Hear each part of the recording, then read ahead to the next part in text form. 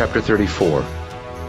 Viktor checked the kill team leader's cell phone as he walked among the consumers and travelers.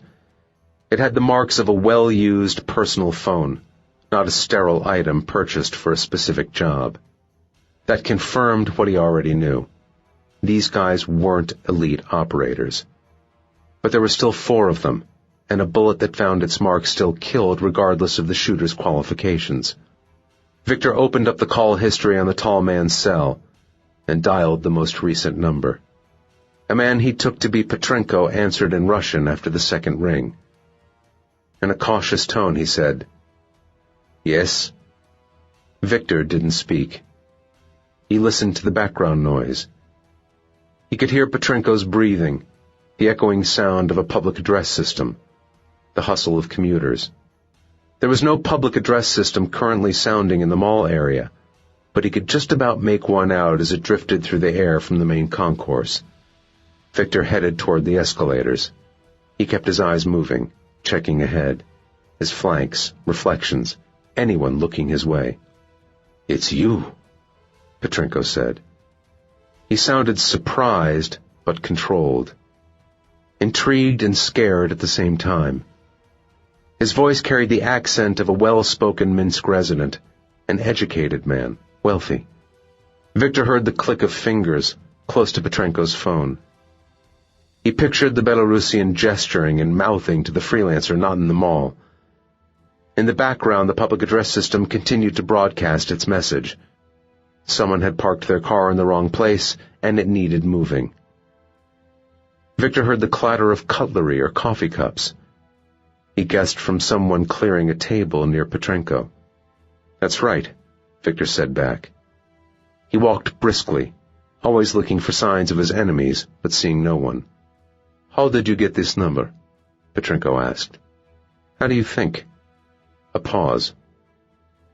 Then, "What do you want?" "To ask you some questions." "Go ahead." Face to face. Petrenko laughed briefly. "I'm sure you do. Why don't you meet me in the parking lot? We can go for a drive and talk in my car. About whatever you'd like." Viktor reached the escalators. He gazed down at the concourse to where a number of cafes and eateries were clustered together. Dozens of people sat at tables drinking. Dozens more walked past in an ever-moving mass. No sign of Petrenko. He held the phone at arm's length in the direction of the concourse for the count of 5. At 4, the announcement through the public address system stopped its broadcast. He heard Petrenko click his fingers again, this time faster, more urgently. Viktor turned away from the escalators and followed the sign for the stairs. "I'd prefer somewhere a little further away," Viktor said into the phone. "Why?" Behind Petrenko's voice, Viktor heard the dull clank of something metal. Then, a few seconds later, he heard the exact same sound again.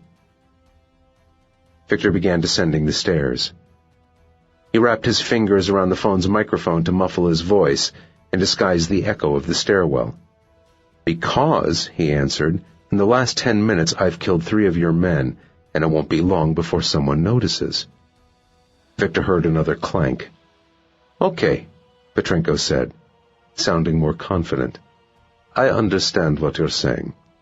I don't want the police involved either." Viktor reached the bottom of the stairs and walked out onto the concourse, alert for signs of a shooter watching, but as expected, there was no one there. He kept his fingers over the microphone. He looked up to the various station signs jutting from the walls or hanging from the roof. He saw what he was looking for and changed direction. "What do you want from me?" Petrenko asked. "I want to get to know you." Viktor walked quickly through the crowd, passing a bank of ATMs and a winding queue of people eager for money. Petrenko chuckled. "Anything else?" "And to convince you not to kill me." "You'll have to give me a very good reason not to." Viktor pictured Petrenko smiling. He walked faster, avoiding a group of young guys standing in a small circle, eating burgers and slurping milkshakes. "I know just the thing to give you." Petrenko laughed. "And what would that be?" "Your life," Viktor said, but not into the phone. Petrenko stiffened. He didn't speak or move. Viktor stood behind him. To the left was a public toilet. An elderly man inserted coins and pushed through the metal stile. It clanked as he did so. "I'm sure I don't need to tell you not to turn around," Viktor said. Petrenko swallowed. "My men are close by." "No, they're not," Viktor said. "3 are in the mall, and while you were talking to me, you sent the 4th toward the escalators.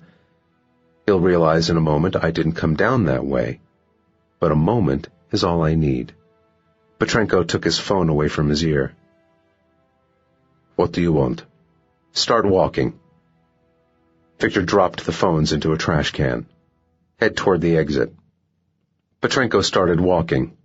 He didn't hurry. Viktor walked behind him, keeping Petrenko in his peripheral vision, while he watched out for his 2 other guys.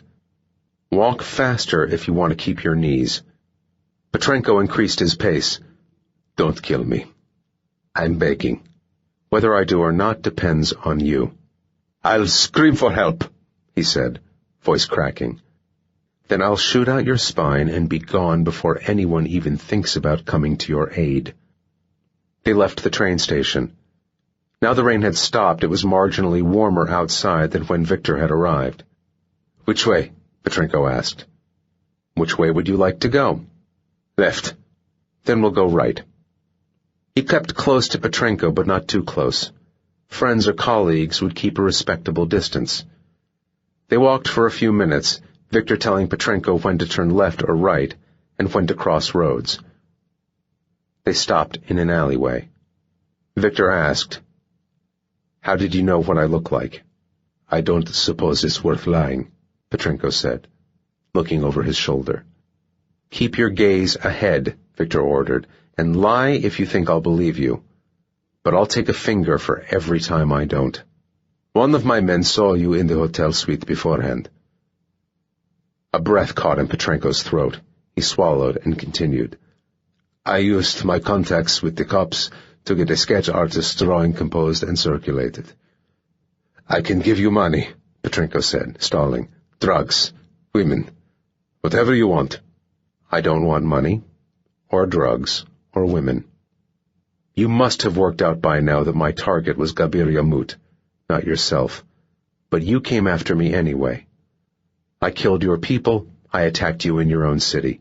You couldn't let that go unpunished and expect to keep your reputation. I understand that, but like you, I can't ignore such actions." "Well, get on with it," Petrenko spat. "You found me. Big fucking deal. Just kill me and be done. You won't get any sport from me." "I'm not here for sport." "Then what?" "If you were going to kill me, you would have done so already." "Very good," Viktor said. "I don't want you dead. I want you alive." "Why?"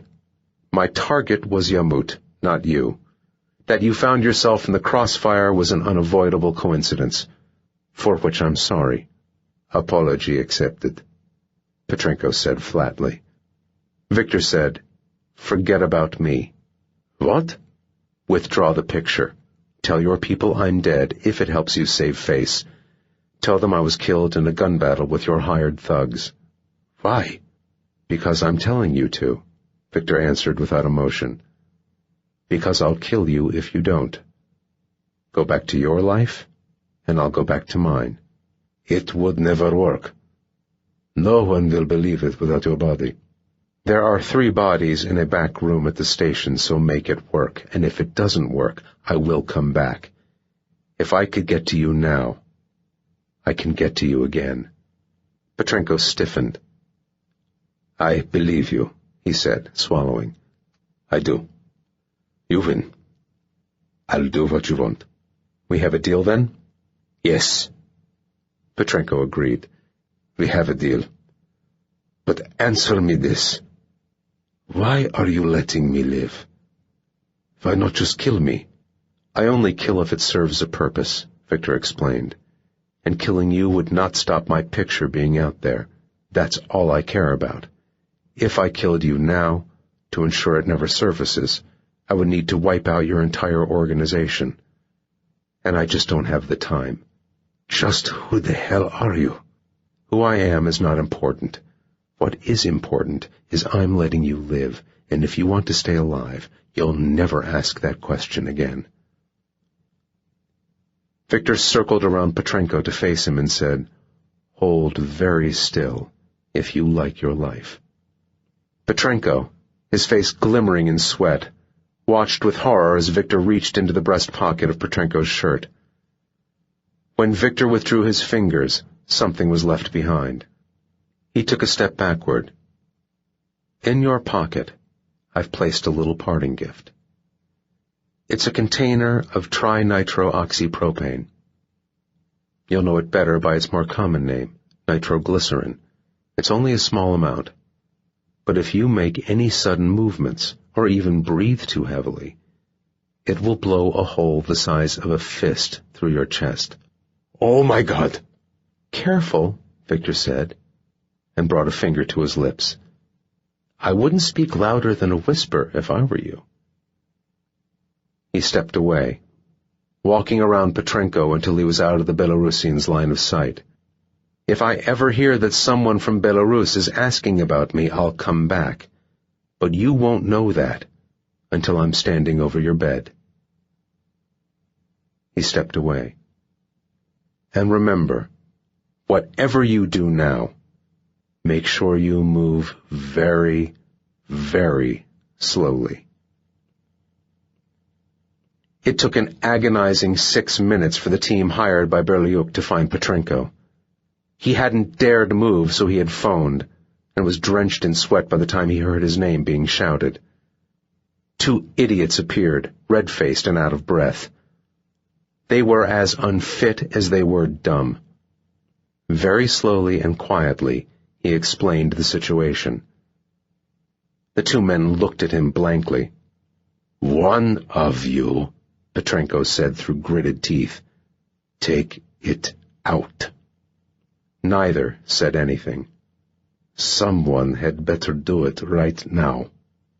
The bigger of the 2 nudged the smaller, and he meekly stepped forward. "Just hold still," he said as he approached. "Shut up and get on with it." When the man was close enough for Petrenko to smell the tobacco smoke on his clothes, he reached toward the shirt pocket. "Do it slower than that, you imbecile," Petrenko whispered. "It's nitroglycerin. Highly unstable. If you don't do it slowly, you'll kill us both." The man's hand was shaking. He was more terrified than Petrenko. The guy extended his index and middle finger and lowered them slowly into the shirt pocket. He gasped as his fingers touched the bomb. "Careful," Petrenko whispered. After a deep breath to compose himself, the man withdrew his fingers. Petrenko couldn't see what they held. "That's it," he said. "Nice and slow. It looks like a cigarette lighter. And it's full of nitroglycerin," Petrenko whispered. "So be careful with it."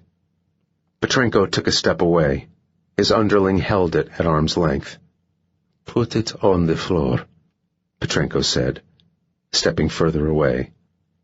The man's face was flushed and sweaty. He squatted down an inch at a time until he could lower the lighter until it touched the concrete.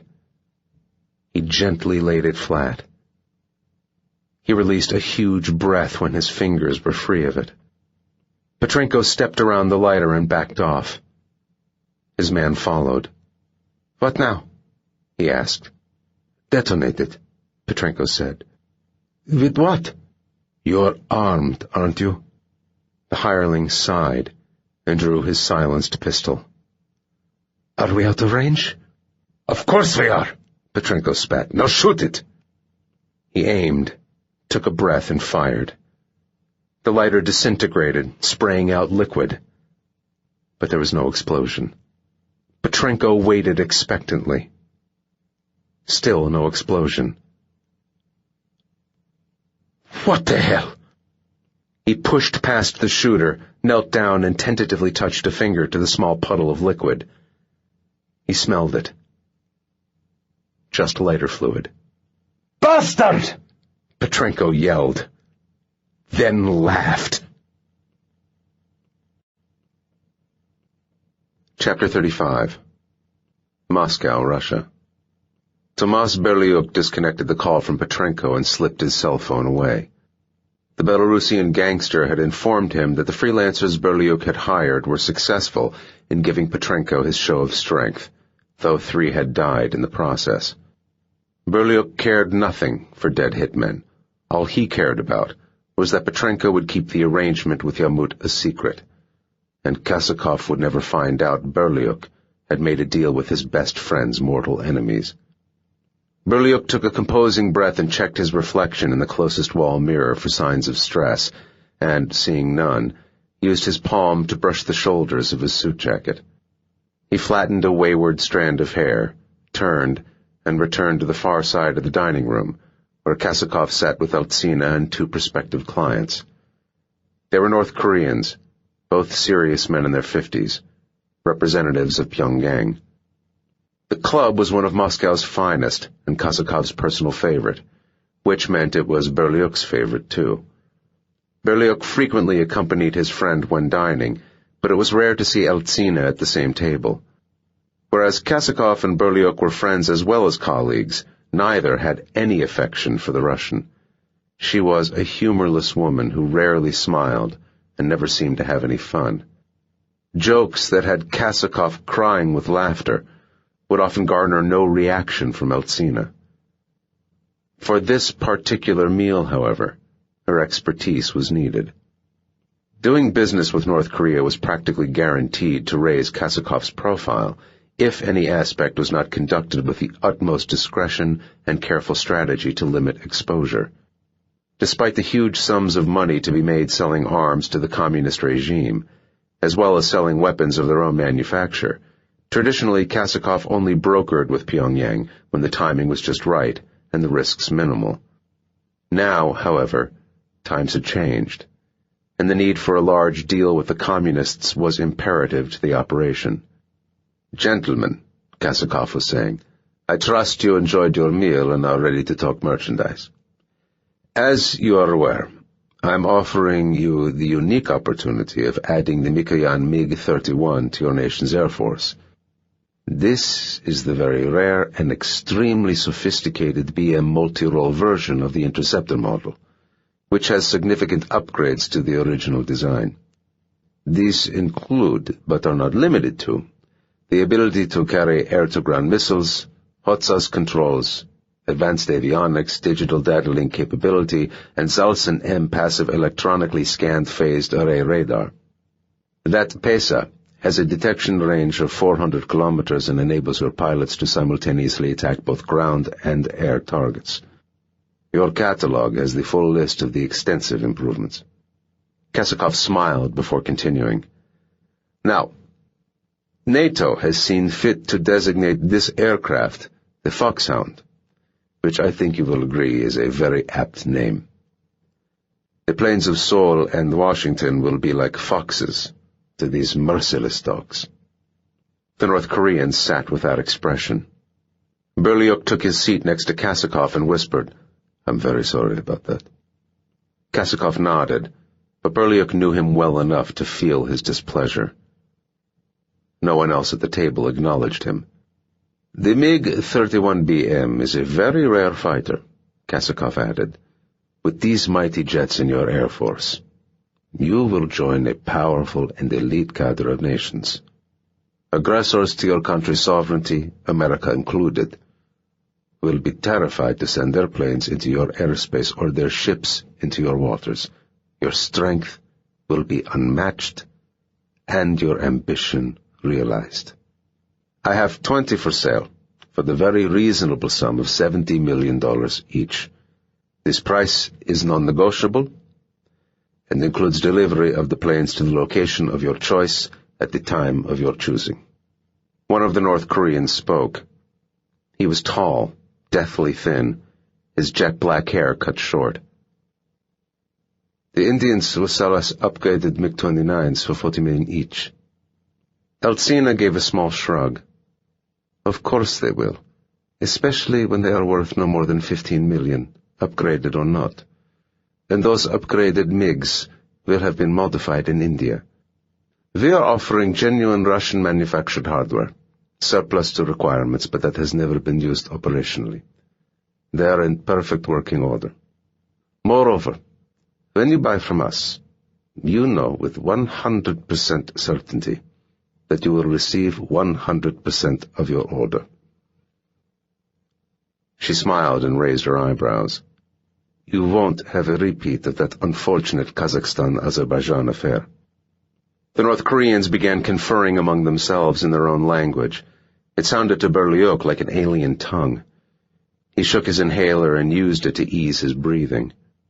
Kasakov turned to Berliuk and gestured for him to move closer. As he did, Kasakov whispered, "Kindly tell me, what was so urgent that you had to leave the table in the middle of a deal that you said yourself we desperately need?" Kasakov's voice was quiet, tone calm and controlled, but Berliuk could feel the malice. "Forgive me, Vladimir, but I assure you it was necessary. I heard a rumor yesterday, from an associate of mine in Minsk, that an assassin would be traveling through the city on his way to Russia to make an attempt on your life. I sent some people to check the validity of the rumor. It turned out to be true. My men intercepted the assassin. Unfortunately, when they tried to detain him, there was a gunfight, and the assassin was killed before he could be questioned." Kasakov looked surprised, buying the lie perfectly, and then even smiled a little. "Then you're forgiven, my friend." He looked at Eltsina. "I thought you were in charge of my security, Yulia. Maybe I should give your paychecks to Tomas from now on." Eltsina smirked, but she didn't respond. Kasakov smiled and reached for his wine. He took a large swallow. "Oh, and on this matter, if either of you would be so gracious as to discover who is so keen to have me killed, I would rather appreciate it." Across the table, the North Koreans were still conferring.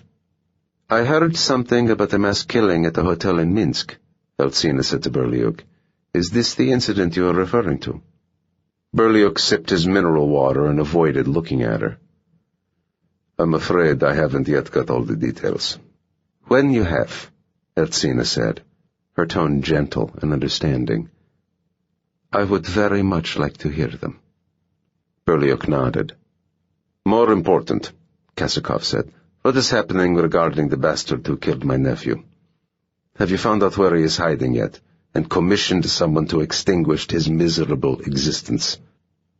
Eltsina said, "We're following leads, but Arif never stays in one place for more than a year or two and takes many precautions to avoid being found. Therefore, it's taking some time, but I promise we will locate him. An American team looks to be the best option to send once we know where Arif is. They come very highly recommended by my associates in the SVR. The team's track record is excellent. The only problem is they are asking for a lot of money." Controlled anger passed over Kasakov's face. "When I said money is no object, what did you not understand?" Eltsina frowned. "I do not sign the checks. It was Tomas's idea to negotiate the price down." Kasakov looked at Berliuk. This time the anger was not controlled. "They're asking for a ridiculously huge fee, Vladimir," Berliuk countered quickly, feeling his lungs tighten. "You expect me to manage your finances, and that is what I am doing. For the money they are asking, we could employ an army. I'm not exaggerating." Kasakov leaned closer to Berliuk. "If they are as good as Yulia says they are, then cease negotiations immediately and pay them whatever, and I mean whatever they want. Each second Arif breathes and Ilarian does not is unacceptable. If they bring me the Egyptian's intact head so I can mount it on my wall, I shall pay them triple. Is that clear enough?" Berliuk nodded. Just make sure that worthless dog and his family are dead. Quickly.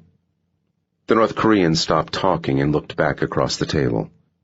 So, gentlemen, Kosakov began, anger gone, back to business. Have you made up your minds?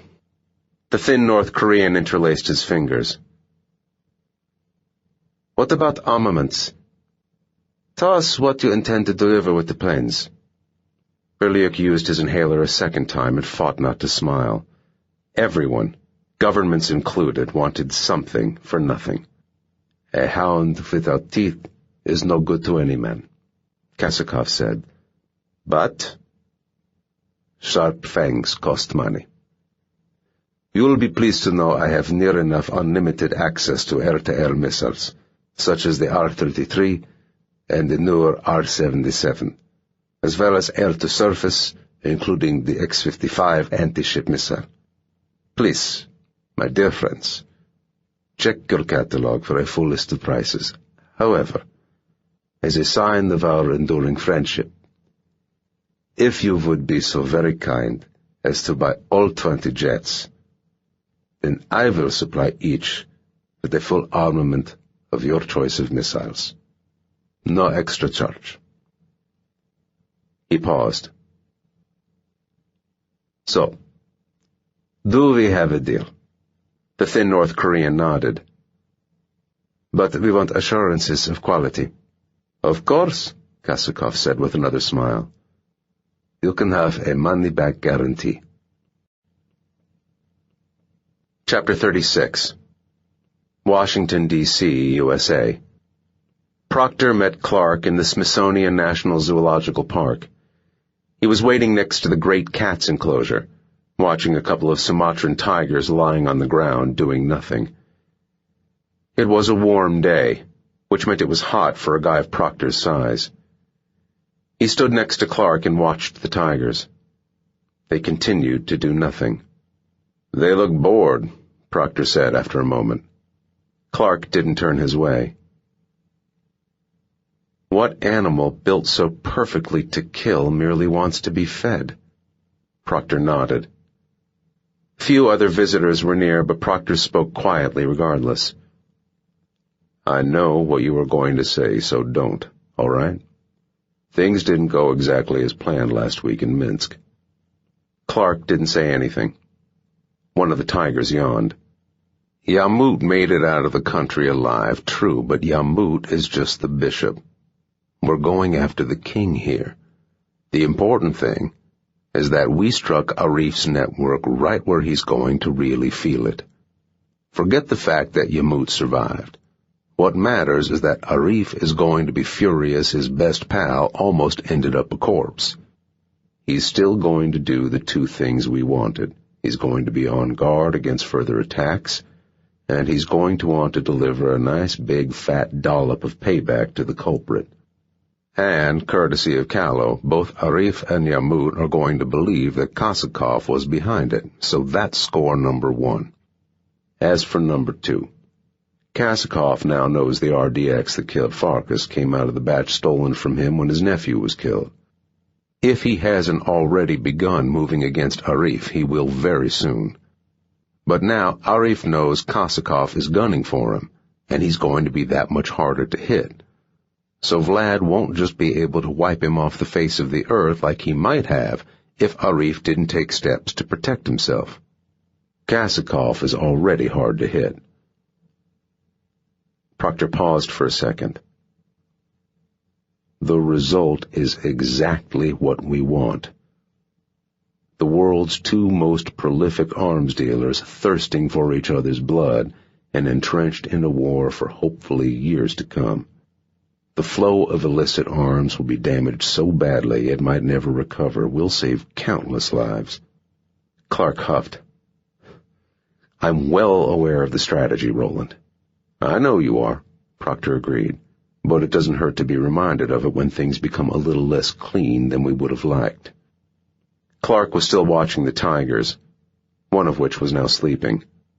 Roland, he began, still without looking Proctor's way, I hate to be the one to break this to you, but it couldn't have been much dirtier. Your boy managed to gun down, 12 people? And if the initial reports are correct, 4 people who had been staying in the next suite along are among the dead.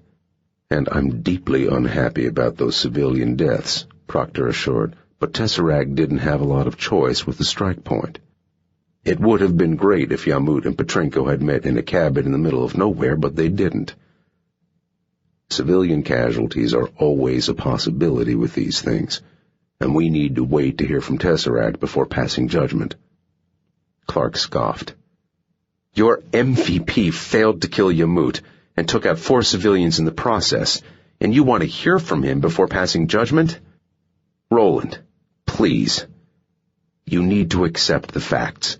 Tesseract is not as good as you hoped he would be, and he's an even greater liability than I feared.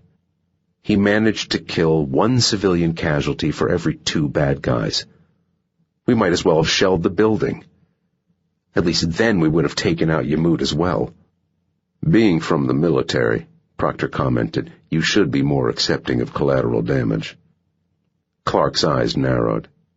Speaking of collateral damage, Proctor said, there's something you need to know regarding Callow. Those Brit contractors we used contacted me after making the call to Yamut's people. Callow tried to escape. Abbott and Blount had no choice but to neutralize him before they were compromised. I'm pissed off about it, but I'm not going to lose any sleep, and neither should you. Callow was a disgusting excuse for a human being. You know that as well as I do. Clark sighed and shook his head. I vouched for Abbott and Blount, so I take responsibility for what happened with Callow. But, like you said, I won't lose sleep over him. I wish I could say the same about Tesseract. Proctor rested his palms against the fence. There is a lot we don't know, Peter, so let's not jump the gun and condemn him without all the facts. When he reports in, we can have a proper debriefing. Our primary objective was achieved even with Yamut alive. That's what I call a success in this game. Clark said, I think it's time we reevaluated our relationship with this assassin.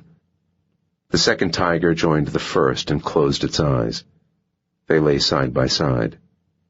Proctor shook his head. I'm having a hard time understanding why you are so quick to write him off. Need I remind you that he completed his first 2 assignments perfectly? If he hadn't saved Kasakov in Bucharest, we would never have been in a position to get our little war. We are only this far into our plans and able to discuss how we continue because of the work he has done. Kasakov is going after Arif, and Arif will be going after Kasakov. All thanks to Tesseract. Exactly, Clark said.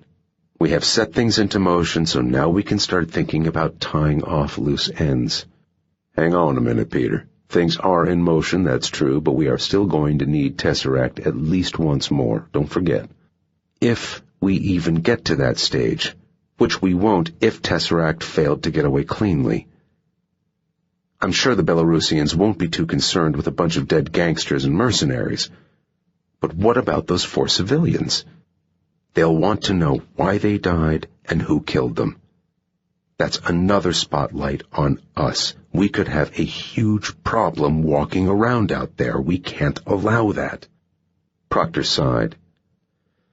I very much doubt he's left his fingerprints all over the damn hotel. Until he has made himself into a genuine problem, then I don't want to hear another word about loose ends. I find this protectiveness for your new pet quite touching, Roland, but if he has or will become a liability, then I expect swift and decisive action. Proctor nodded and said, Of course. You have my word. Chapter 37. Hindu Kush Mountains, Afghanistan. The huge aircraft was 190 feet long with a wingspan of over 200 feet and a height of more than 40.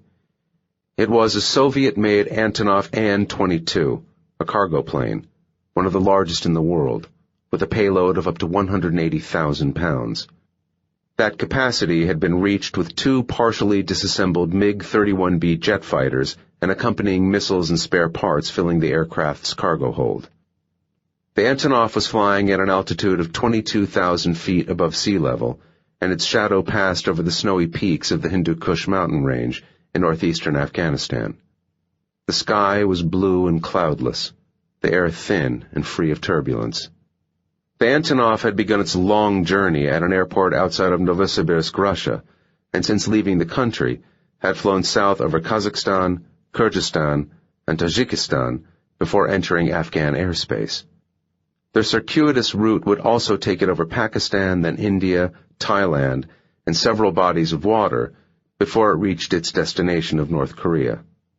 North Korea and Russia shared a border, but the international community paid far too much attention to it to risk flying over directly with illegally traded arms.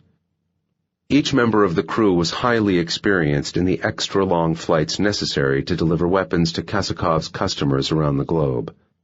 They numbered 5: pilot, co-pilot, navigator, and 2 flight engineers. All Russians, except the Ukrainian pilot. He had flown An-22s in the Soviet Air Force and made almost 100 times more money now working for Vladimir Kasakov than he had for the Communists. The other 4 crew members were too young to have flown for the Soviet Union and had been poached from the private sector. What they flew for the arms dealer and to whom never bothered them. All that mattered was their generous salaries. The plane cruised near its maximum ceiling, but the mountain peaks and ridgelines were only a few thousand feet below. The shaking of the fuselage and monstrous whine of the Anotov's 4 massive engines prevented the flight from being peaceful, but the view of the snowy peaks glowing from unfiltered sunlight was a beautiful one. The pilot was gray-haired, perpetually unshaven, and forever chewing an unlit cigar. He'd flown Anotovs into Afghanistan during the Soviet invasion, and all this time later the country was no different. It was a cursed place, destined to be a battlefield for the rest of time. Why the Soviet Union had ever wanted to add it to the empire was beyond him. Soon the West would finally be driven out, and the land could revert back to its natural barbarism. He glanced casually at his flight instruments for a quick check, but he rarely paid too much real attention to them. For him, flying was more about instincts than dials and levels. It was, and always had been, his life, and he did his job with a confidence born from long familiarity. In his experience, worse things happened on firm ground than in thin air. He popped open a can of his favorite German beer and took a long swig. Wiping foam from his chin, he offered the 2 other men in the cockpit a can each from the 6-pack. The co-pilot grabbed one and had a similarly long drink. The navigator, boring as always, turned down the offer. Both drinkers belched happily. 10,000 feet below, 2 Afghan men with binoculars stood on a mountainside. Despite the hot sun, it was cold 12,000 feet above sea level, and they wore pakol hats and long coats to stay warm. Their binoculars were American-made and donated by the military to be used by the then Northern Alliance. The Taliban had long been overthrown, but the Afghans had kept their useful gifts. A donkey stood nearby, chewing dry grass. "That's it," one said, and lowered his binoculars. "Heading this way." The other Afghan nodded. "Right on schedule." The Stinger was already set up and waiting, carefully leaning against a nearby boulder. The older Afghan handled it easily and hoisted the weapon onto his shoulder. It was just under 5 feet in length and weighed 33 pounds. The Afghan's proudest moment was when he had last used a Stinger to shoot down a Soviet Hind helicopter gunship during the late 80s. This feat was still talked about today, and the young were awed whenever he told the increasingly exaggerated tale. Of the hundreds of Stingers supplied to the Mujahideen during the conflict with the Soviets, around 60% had been purchased back by the U.S. as part of a $55 million program. This Stinger was part of the 40% unaccounted for. The Afghan inserted a battery coolant unit into the handguard and pressed a button. Nothing happened. Cursing but not surprised, the Afghan released the battery and was handed another by the second man, who had spare batteries ready and waiting. Again, nothing happened when he pushed the button. The Stinger and its launcher were decades old, and all of the original battery coolant units had ceased working after a few years. These units had been recently supplied, but were still far from brand new. The Afghan inserted a third battery into the handguard, and this time it worked correctly, spraying argon gas into the launcher tube to cool the missile's seeker head, making it sensitive enough to infrared to stay on target. The Antonov grew larger in the sky as it neared the two Afghans. It took a few seconds for the gyro spin-up to complete and electronics to activate, during which time the Afghan removed the protective lens cap from the end of the launcher and set his eye to the sighting scope. The field of view was narrow, and he searched the sky to locate the plane. "To your right," the second Afghan said to help, "and up." The older Afghan adjusted the launcher as directed. "I've got him." A second later, he heard the distinctive tone telling him the seeker had locked onto the target. The Afghan could taste sweat on his lips as he super-elevated the weapon by aiming it almost vertical. This ensured the launched missile would gain sufficient altitude before the main motor fired. If it didn't, the backblast could take off the user's face. The Afghan had seen it happen. He depressed the trigger, and 1.7 seconds later, the launch rocket propelled the missile out of the tube. The launch engine fell away from the ascending missile, and the forward control fins and fixed tail fins extended. At a height of 20 feet, the solid-fueled main motor ignited. A huge roar and plume of vapor emanated from the missile, and within 2 seconds the Stinger missile had accelerated to over twice the speed of sound. "What the hell is that?" The co-pilot's voice snapped the Ukrainian pilot from his thoughts of home and his wife's ample bottom. He had been lounging in his seat, one hand on the controls, and dropped his can as he straightened up to look where the co-pilot was pointing. German beer sloshed across the cockpit's floor. The pilot's eyes widened in disbelief at the fiery speck in the distance, trailing smoke and vapor that arched down toward the mountains. Behind the pilot, the navigator was on his feet. "Is that—" "Yes," the pilot snapped in answer as he grabbed hold of the controls and heaved them back toward him. "That's exactly what it is, and it's heading right for us." "How long until it hits?" the navigator frantically said as the fiery speck quickly grew larger. The pilot didn't answer. He concentrated on pulling on the controls to make the Antonov climb. The navigator screamed, "Turn us around!" Again the pilot didn't respond. The plane's maximum speed was 460 miles per hour, but they were cruising at around 300.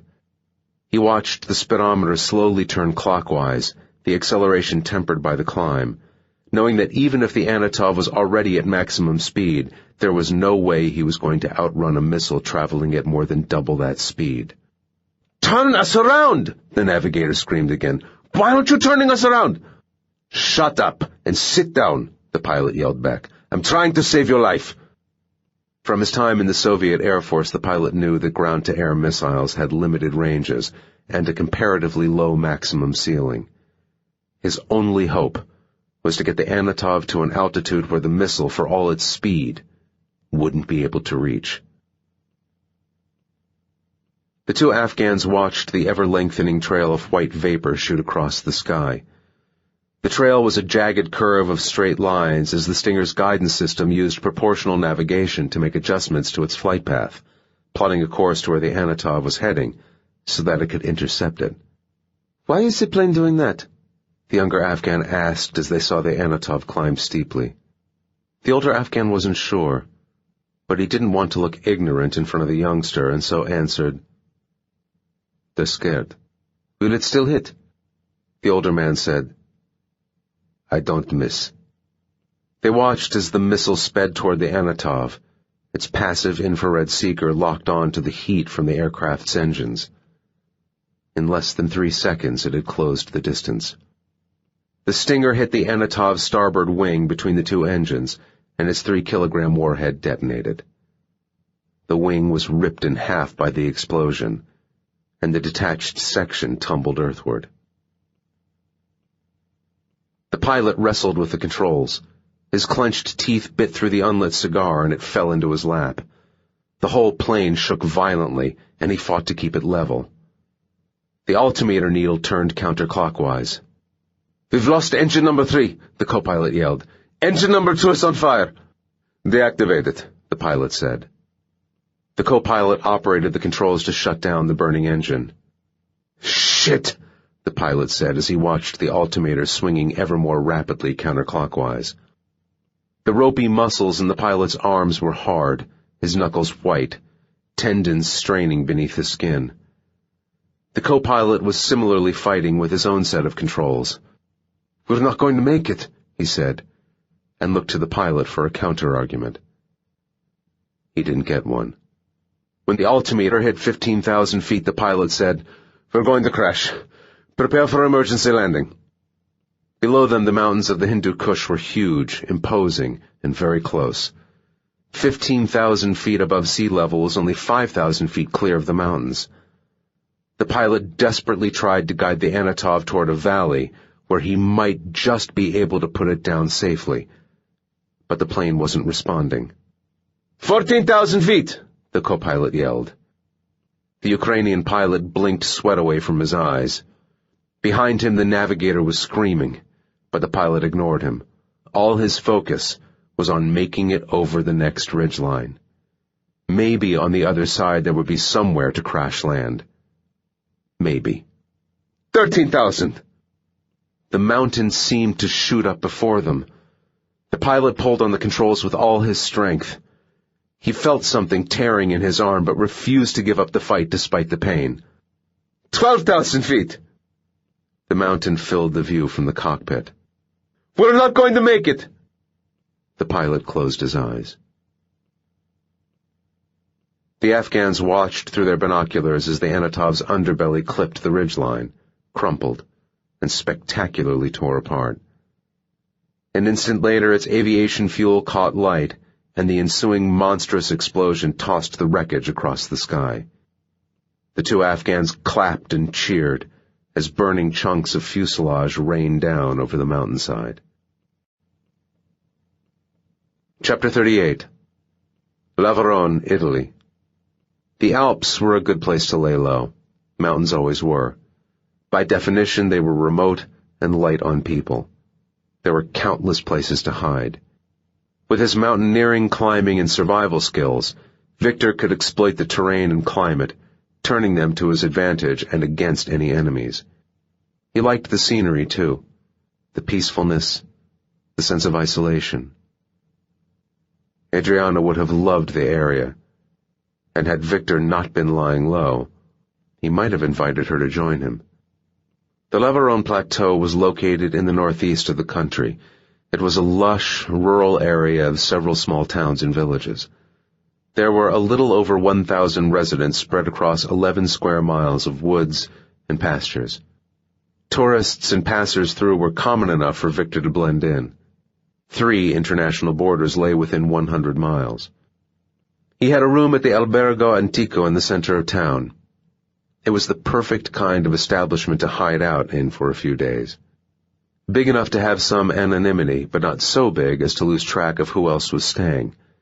Modern enough for decent amenities, but not so modern as to have security cameras everywhere. The lobby was strictly functional, not the kind of open space where people could just hang around. The location was good, too. From his window, he could see the street outside and the main highway passed straight by. Again, not the kind of place where people would loiter without a reason. The proximity to the highway would also aid him in a fast exit if it was needed. The modest rates meant the bribes he paid to the desk clerks were particularly reasonable. Separately, he asked them to let him know if anyone inquired about him, directly or otherwise. The food also happened to be excellent, which always helped make laying low a little easier. Viktor had been in Italy for 2 days, and in Lavarone for 1, which he'd primarily spent in a paddle boat on the lake, and then visiting the huge Belvedere Geschwent. He'd read about the fortress before, and he rarely gave up the chance to see a part of military history if the opportunity presented itself. The Belvedere Geschwend and its museum also made a good place for drawing out shadows, but he'd seen no one suspicious since arriving in the country. Viktor didn't know what to expect, but expecting the worst came both easily and naturally. Hoping for the best was a privilege reserved for regular citizens and dead assassins. There was an even keener edge to his counter-surveillance and precautionary measures than usual. The failure of the Yamut contract was never far from his thoughts, in particular the fact his failure was due to the intervention of a third party. A third party that he had been forced to kill 4 of, and who had shot him in return. He rubbed his arm. Still sore. The injury wasn't too much of a problem, but what the surveillance team's employers might do in response was far more serious. He destroyed their laptop on which they had recorded him via hidden cameras in the presidential suite, but there would be backups of those recordings, he was sure. They had been too skilled in combat to be poor at surveillance.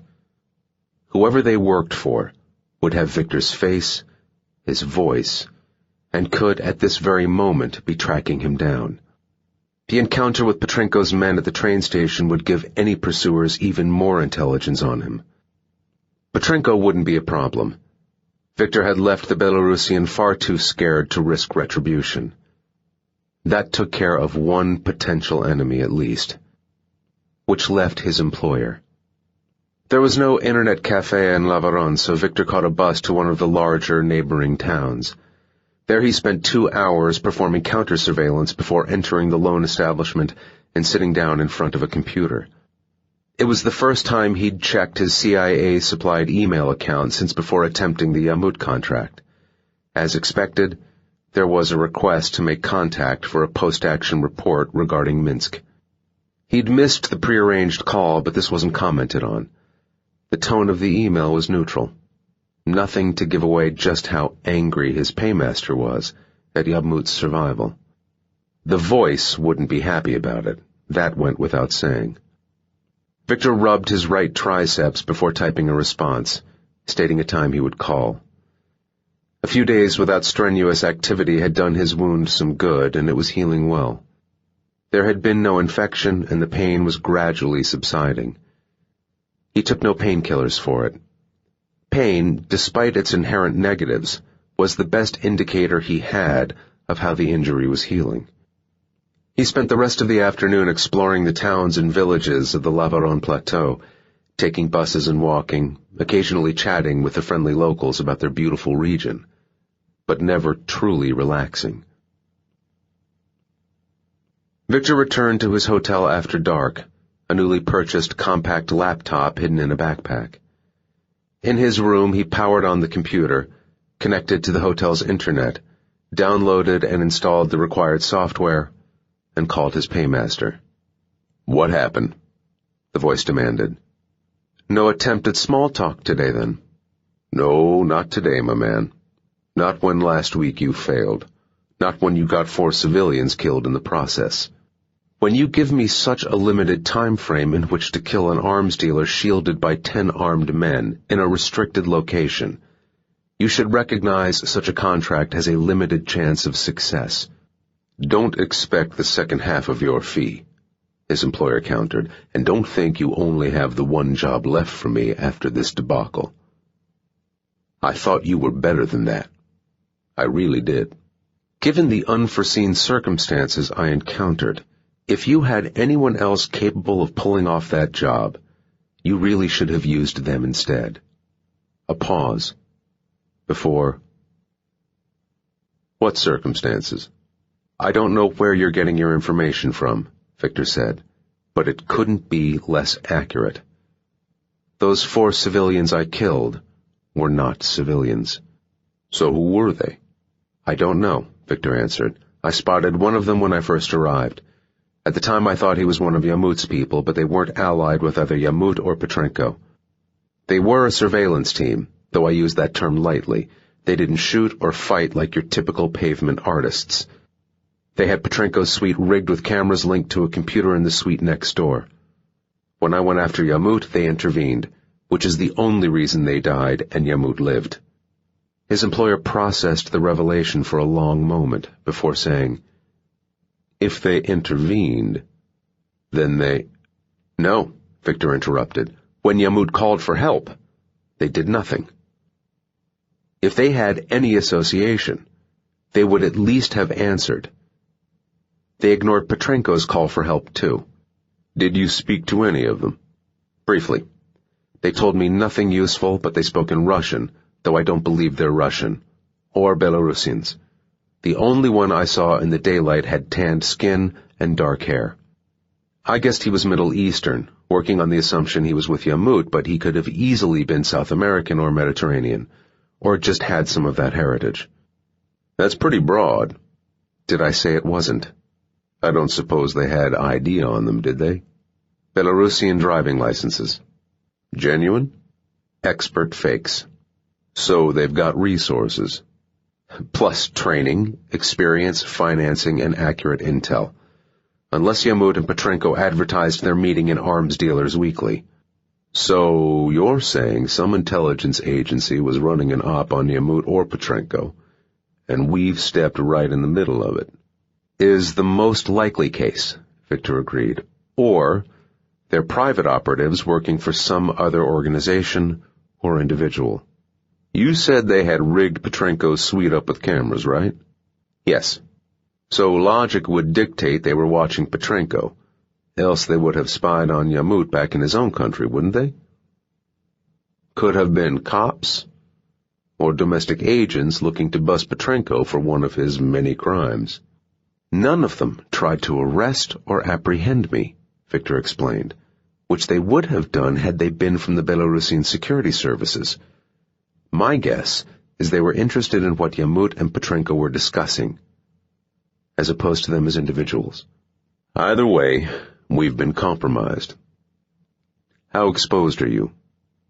Viktor had been waiting for that question. He knew his employer would be paying very careful attention to his answer. "Minimally," Viktor said. "I'm a careful kind of guy. And the 4 team members are all dead.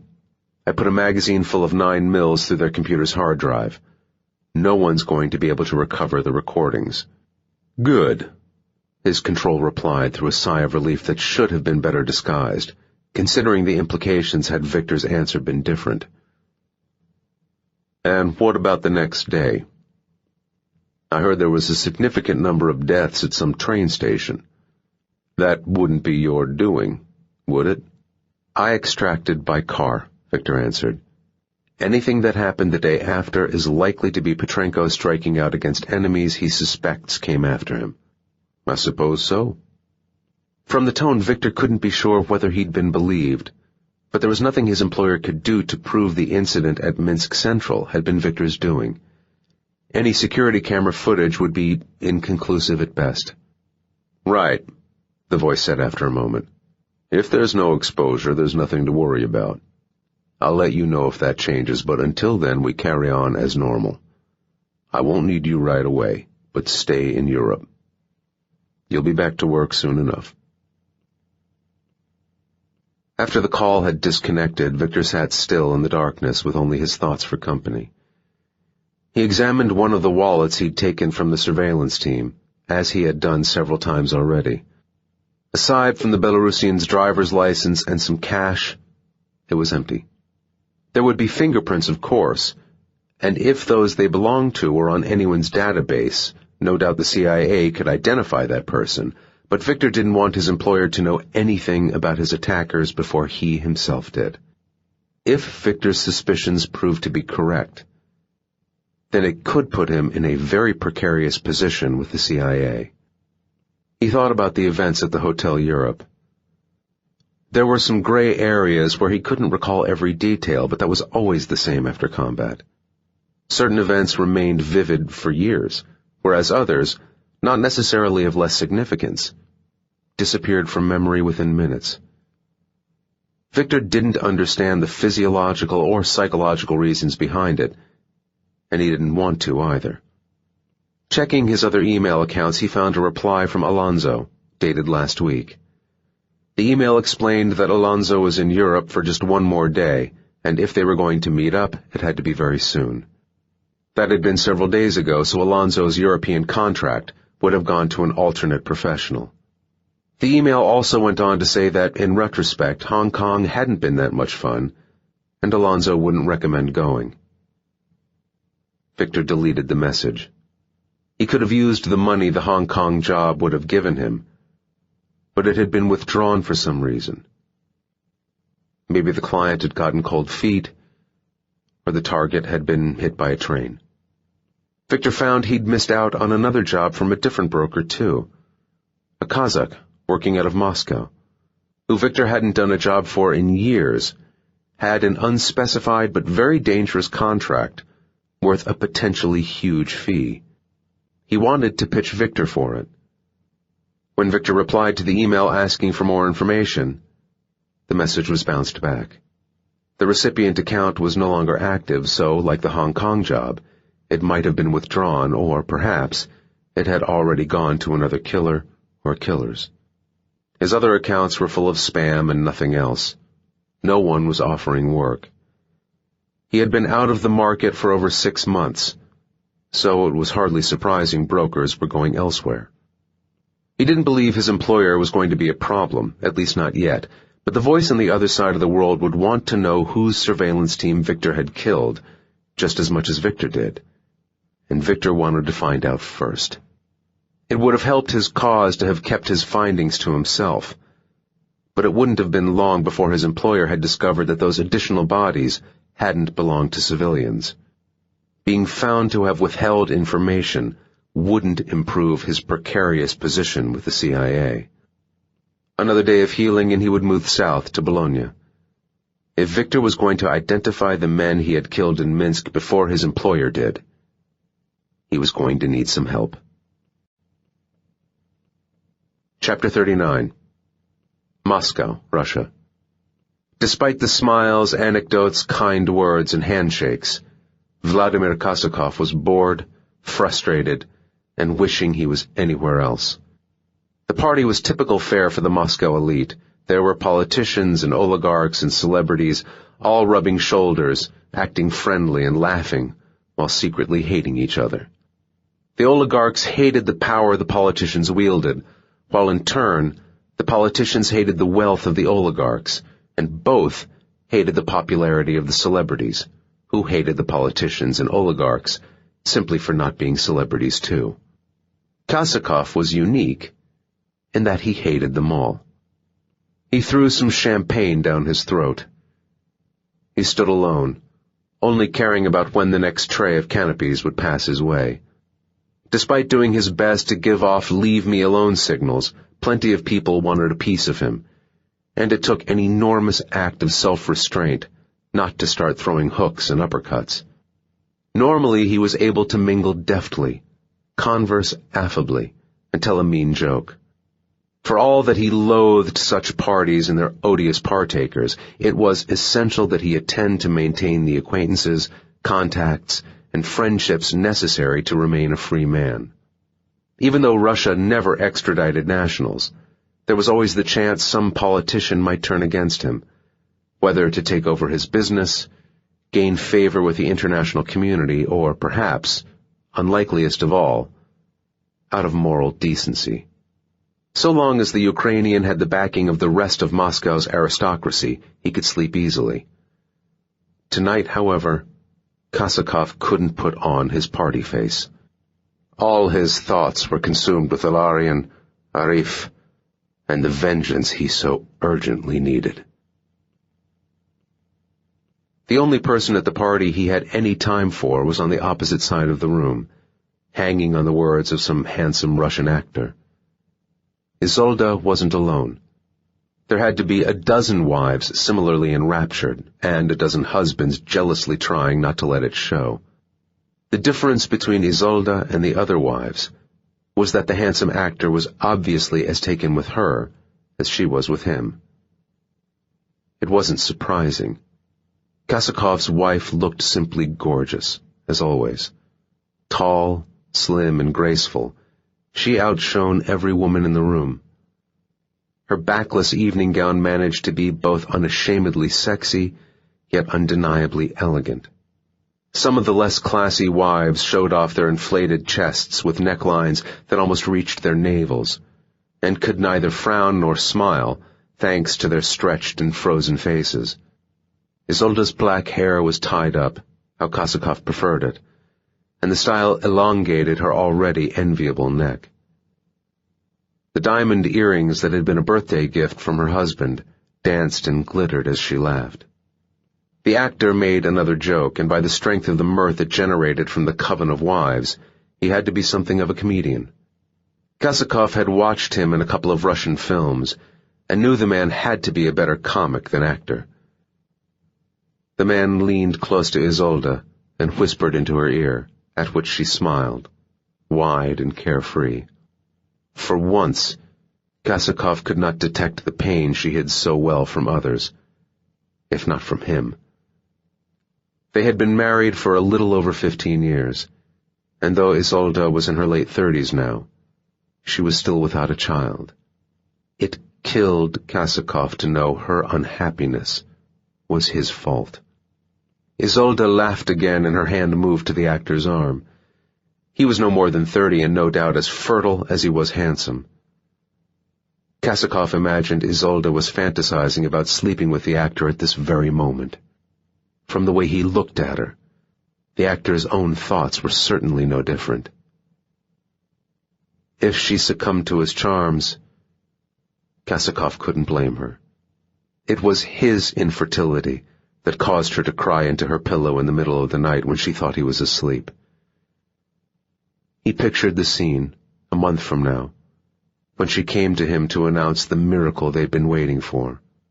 He would hold her, and they would both cry, and he would never comment that their child looked nothing like him, else kill her for the betrayal. Isolde glanced his way and saw him watching. Guilt and fear began stripping the smile from her face, but Kosakov hid his thoughts, smiled and waved back, as if he was ignorant of the scene unfolding before him. She was convinced by him, or convinced enough, to regain her own smile. Maybe it wouldn't be the actor now, but if not, it would be someone else eventually. Kosakov could feel it in the pit of his stomach. "Have another drink," a familiar voice said. "You look like you could use it."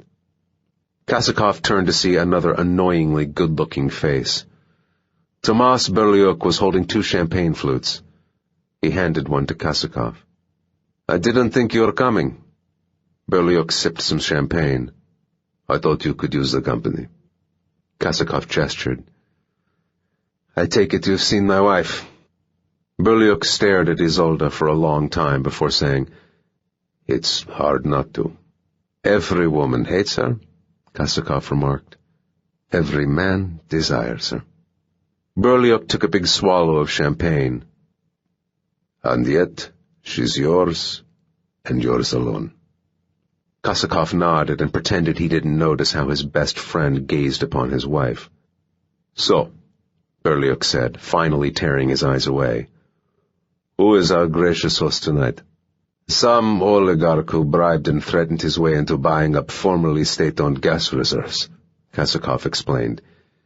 "He now controls most of the supply pipe to Europe. He's a complete prick." "You say that about everyone. With this guy, it's an understatement. He spends money like it's meaningless. I heard he has 50 cars. 50! Can you believe that? And 3 private jets. He makes me look like a peasant. We were peasants once. Which is why we appreciate what we have." Kosakov lightly backhanded Berliuk on the chest for emphasis. Then he sighed and said, "And tell me, my oldest friend, what is the point of any of it?" Berliuk looked confused. "I don't understand. I'm tired, Tomas. I'm tired of living like this, only sneaking out of the country for business, Not able to risk going back to my homeland. I'm tired of carrying the weight of an empire on my shoulders. Some days I honestly do think that... Kosakov's phone vibrated and interrupted him. He checked it. Eltsina, he explained. She's outside. She says it's important, so I'd better go and find out what the bitch wants. Shall I come too? Kosakov shook his head. Stay here, and keep an eye on Isolde. Berliuk looked confused. What do you mean? I don't know. Just keep an eye on her. Kosakov found Eltsina standing on the oligarch's driveway. The petite Russian was not on the guest list, and so security hadn't let her inside the dacha. Kosakov could have got his charmless advisor an invite, but he would sooner give up boxing for embroidery. Eltsina was clearly troubled. The breeze played with the strands of hair that had come loose from her ponytail. What? Kosakov asked. It took Eltsina a few seconds to find her words. Vladimir, I'm sorry. We've lost the North Korean shipment. What are you talking about? How could we have lost it? The plane carrying the first 2 MiGs never made it out of Afghan airspace. It crashed in the mountains earlier today. Kosakov grabbed Eltsina by her blouse. If he wanted, he could lift the tiny woman off the ground with one hand, but instead he pulled her closer. Crashed? She swallowed and nodded. Kosakov released her and let out a cry of exasperation. His huge hands were tight fists, the tendons in his neck pushing out against the skin. He growled through gritted teeth. Eltsina straightened her blouse and jacket. I don't know what to say. He shoved Eltsina in the shoulder. She winced and stumbled backward. You can start by telling me just how we lost $200 million worth of assets, and my most experienced crew. He shoved Eltsina again, harder. She stumbled further backward, only just managing to avoid falling. And when you've done that, you can tell me how I'm going to tell the North Koreans that they won't be getting their first 2 fighters as guaranteed. Kosakov glanced back to the dacha. The security guys were watching but knew not to get involved. He pushed his fingers through his hair, thinking. Something is going on here. This is the 3rd time in the space of a week we've had a major setback. First, we lost that convoy of anti-aircraft guns in Ethiopia to a UN inspector who just happened to check our trucks for the first time in 8 years. Yesterday, our representatives in Syria missed their handover. They were found 2 hours ago in a ditch outside Damascus, Eltsina explained. All dead. Throats slit. He glared at Eltsina. They say once is happenstance, twice is coincidence, 3 times is enemy action. So who the fuck is doing this to us? Eltsina shook her head. Don't you dare! Kosakov spat. Don't you dare tell me you don't know anything when I'm paying you a fortune to know everything. There's no evidence, she began. Obviously the UN wouldn't kill our people or shoot down a plane. But whoever did those things could also tip off the UN to our convoy. Who? Kosakov demanded. Only someone with a considerable knowledge of our business would be able to strike like this. Who? Kosakov demanded again. Bara Arif. He would know enough about us to make these attacks possible. And how would he know? Warlords who buy our tanks and heavy munitions also buy his guns and bullets. We bribe the same officials. Mercenaries who protect our trucks protect his as well. Our people cross paths with his own almost on a daily basis. I don't believe it. Arif is a sniveling, pathetic Egyptian pig. He would never dare start a war with me. You have more balls than he. Kosakov undid the buttons of his tuxedo in an effort to cool down. He pointed at Eltsina. Besides, what's his rationale? Has he learned I want him dead? All but impossible, Eltsina assured. I sought killers only via respected brokers and my contacts in the SVR and FCB. Then why is he doing this? Eltsina said, There can only be one explanation. He seeks your business. He must have sent that sniper to Bucharest, thinking without your leadership he could sell to our clients unopposed. By chance some enemy of the sniper intervenes. Then Arif sends another, only for Tomas to find out and for him to send his men to intercept the assassin in Minsk.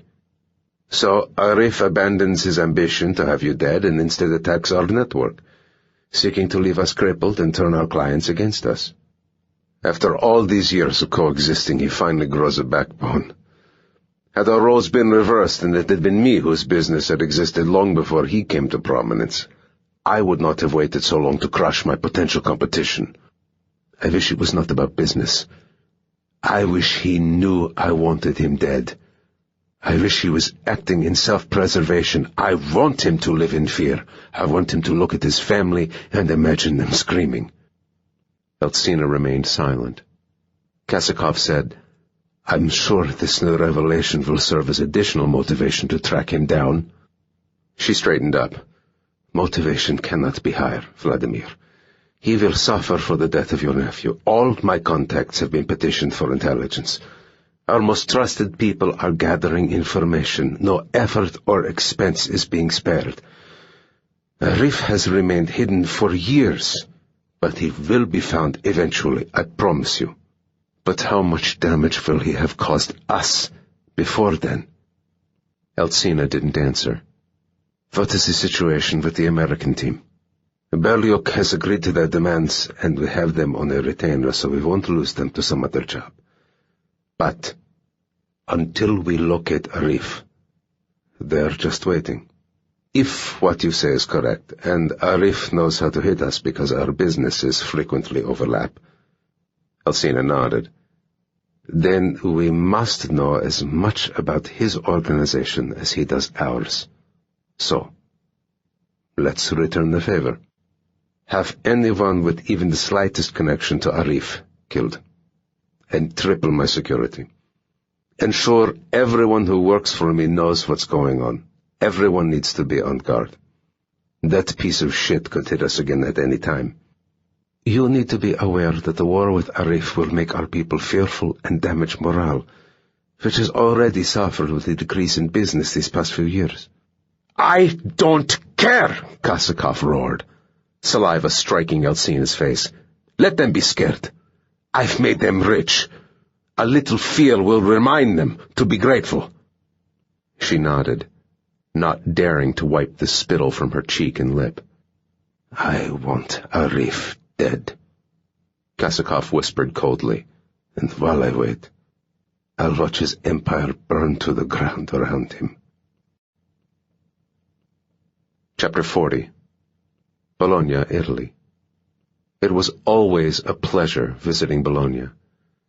It was a city of beauty and history in a country steeped in both. The city's center fascinated Viktor with its architecture, monuments, porticos, and 800-year-old fortifications. He gazed out from the top of the leaning, 330 feet tall Torre degli Asinelli. It was the taller of Bologna's famous two towers, and the expansive cityscape below him was all red rooftops and ochre walls, except where gray medieval towers jutted above the rest of Bologna's low-rise skyline. Nearby Florence drew the tourists, keeping Bologna more authentic and unspoiled, and Viktor hoped it would always remain that way. The comparatively few visitors meant there were fewer foreigners for Viktor to hide among, but the city was all the more pleasant to walk around for the lack of camera-equipped sightseers. The weather was hot and dry. Viktor wore a white linen shirt and loose cotton chinos, and kept cool walking through the shaded maze of the city's famous portico arcades. In all, there were 25 miles of covered walkways, perfect for drawing out and losing any surveillance. He saw none, and continued his walk to the Via Rizzoli, where he perused the many quaint book and antique stores, in between using the plate glass storefronts of fashion boutiques, to further check for shadows. No one registered on his threat radar, but he remained cautious while eating lunch, and he continued to perform counter-surveillance while seeking out the city's Renaissance palaces when the majority of stores closed between 1 and 3 p.m. Viktor had no enemies in Italy, which was one of the reasons he liked to visit when he could. But after the run-in with the surveillance team in Minsk, he had to be especially careful. Whoever they worked for could be tracking him down right now, which was why it was so imperative to find out who they were. When he was content he had done all he could to avoid being shadowed, Viktor walked into a low-ceilinged osteria and surveyed the crowd of strange faces that turned in his direction. He was still within the city center, but the neighborhood was poorer, shabbier, and less welcoming. He made eye contact with those who looked his way to show he wasn't an easy target, but didn't stare long enough to invite a challenge. Conversations began again, and he ordered a Coke from the skinny barmaid and sat down on a stool, shifting his weight a few times to get comfortable on the hard seat. An old man 2 stools along asked if he had a light. Viktor shook his head. He sipped his drink and waited. He had his back to the rest of the bar, but the corner tables were all occupied, and a huge mirror behind the bar let him keep an eye on his flanks. It took a few minutes before someone took a stool next to him. The man was short, slightly overweight, with thick arms and a dark, unkempt beard.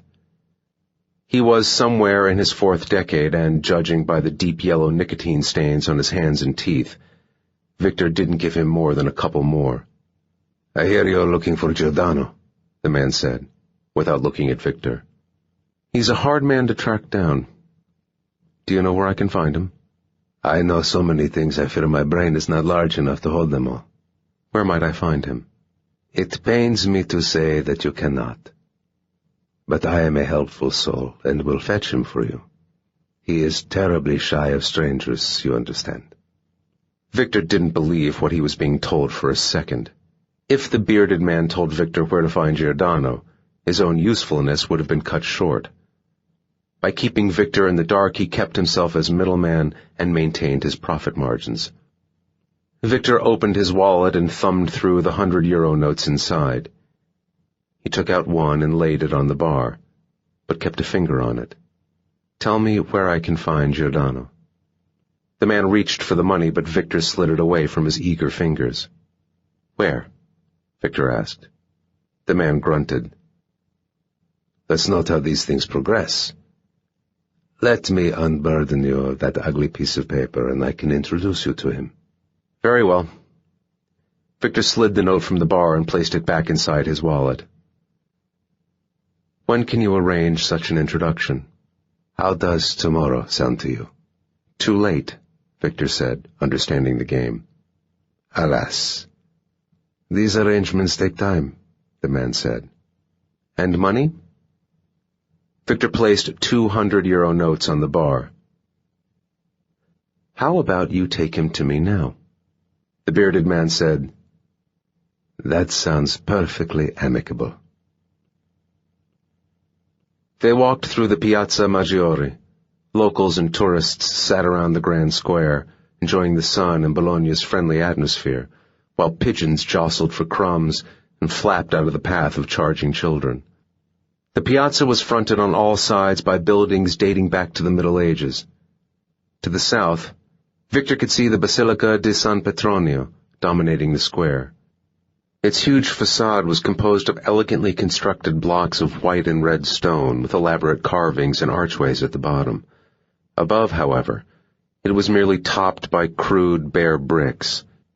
The result was bizarre to most, horrible to some, but Viktor found it strangely appealing, the mix of the beautiful and the ugly. The bearded man maintained a slow walking pace and smoked cigarettes the whole way, lighting a fresh one while the dying embers of the previous still glowed in the gutter. Viktor tried to stay away from the smoke as much as he could, because it was the sweetest aroma he'd smelled in a long time, and one that tested his resolve. The city streets were narrow and notably absent of trees, the one mark he gave against Bologna's beauty. The bearded man led him through several of the meandering porticos, and Victor realized the route they were taking was just as meandering. He was happy to play along and enjoy viewing the array of old terracotta buildings they passed. Modern architecture was rare in Bologna, and the city felt as though time had stood still within its walls while the world changed around it. Eventually, they passed beyond what remained of the medieval walls surrounding the historic center. The streets became more crowded, the traffic louder, the lights brighter. The bearded man led Victor for another 15 minutes before they veered off into an alleyway that ran along the back of a row of restaurants. "This is where we part ways," the bearded man said, taking the cigarette from his lips. "It's been a pleasure. Now, just to walk up there and round the corner." He pointed and held out his hand. "Giordano? That would be far too easy, would it not? You'll find a newspaper under a wooden box. Find the puzzle page. In the crossword is a time and a place. Farewell." The air was warm. Music from a nearby bar drifted over him. Victor walked slowly, gaze sweeping over the area, but there was nothing to concern him. He found the box and the paper and folded the puzzle page into his pocket. The low sun made Victor reach for his shades as he walked back into central Bologna. He passed through the crowds unnoticed, unremembered. When he had been young, he'd wanted everyone to look at him. Now, if anyone did, they were his enemy until proved otherwise. He used the city's punctual buses to get around. For some reason, taxis didn't seem to stop when hailed. Victor spent an hour swapping between buses before heading to the train station, where he sat on a platform bench, thumbing through a classic car magazine. When the 1850 train to Rome arrived, he waited until 1848 before boarding. A few people boarded after him. On the train, he stood in the vestibule, his hand on the door, counting each passing second. Through the window, he watched for the attendant on the platform give the train driver the all-clear. Then he flung the door open and jumped out. He slammed it shut behind him and heard it lock a moment later. Out of the corner of his eye, he saw the attendant shake his head. Victor ignored him, looked back and forth along the platform. No one else had disembarked. The cafe was small, elegant, with round white tables and stools instead of chairs. The walls were smooth and white with lots of mirrors. Victor liked that. For once he could sit anywhere he chose, and with mere flicks of his eyes see the entrance, counter, restroom doors, even the long, perfectly toned legs of the blonde sitting to his right. Though the distraction the latter caused was certainly more of a hindrance than a benefit. The scent of freshly ground coffee perfumed the air. The establishment was spacious but full, vibrant and noisy. Victor sat with a newspaper spread out before him and a tall glass of orange juice sitting next to it. Condensation beads hung from the glass. The hands on the clock above the counter said that it was 9 p.m. He would give it another 10 minutes. Enough time to explain some bad traffic. If he hadn't shown by that time, then it would be too bad. He came through the door as Victor was finishing off the last of the orange juice. He looked the same as he always had. Slim, tanned, blonde, flawlessly groomed, perpetually young, unshakably confident, impossibly good-looking. He smiled at Victor as he approached and said, "Vernon, my favorite shark, come all the way to Bologna to see me. This whole city is honored by your presence." "A shark?" The blond man sat down opposite. "It seems to me the metaphor fits quite aptly.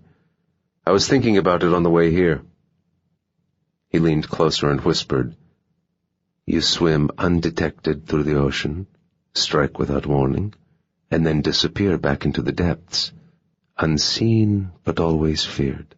"Nice imagery," Victor said, without inflection. "I know, right? You're late, Alberto." Alberto Giordano shrugged, didn't say anything. The action itself the explanation for his tardiness. "I almost left," Victor continued. And not see me? Preposterous. People always wait for me. Giordano's smile suddenly disappeared as he noticed Victor's right hand was under the table. "What's that about, Vernon? What do you think?" Giordano made a face.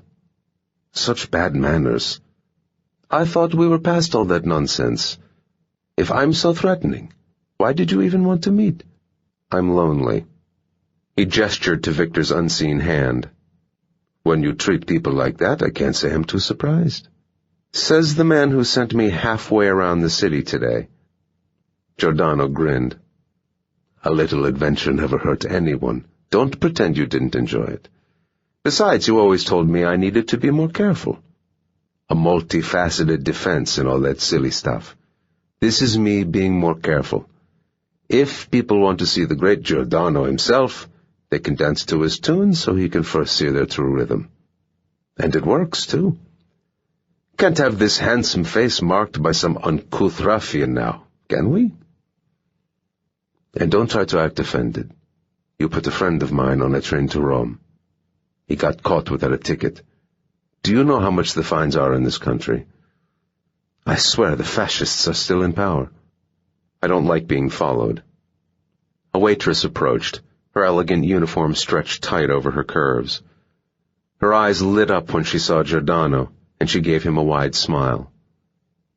If she noticed Victor, she didn't show it. Giordano ordered an espresso for himself and another orange juice for Victor. "I assume, despite the obvious pleasure of my company, you'll be requiring the usual product," Giordano said. "Yes." "What nationality?" "I'm thinking Italian this time."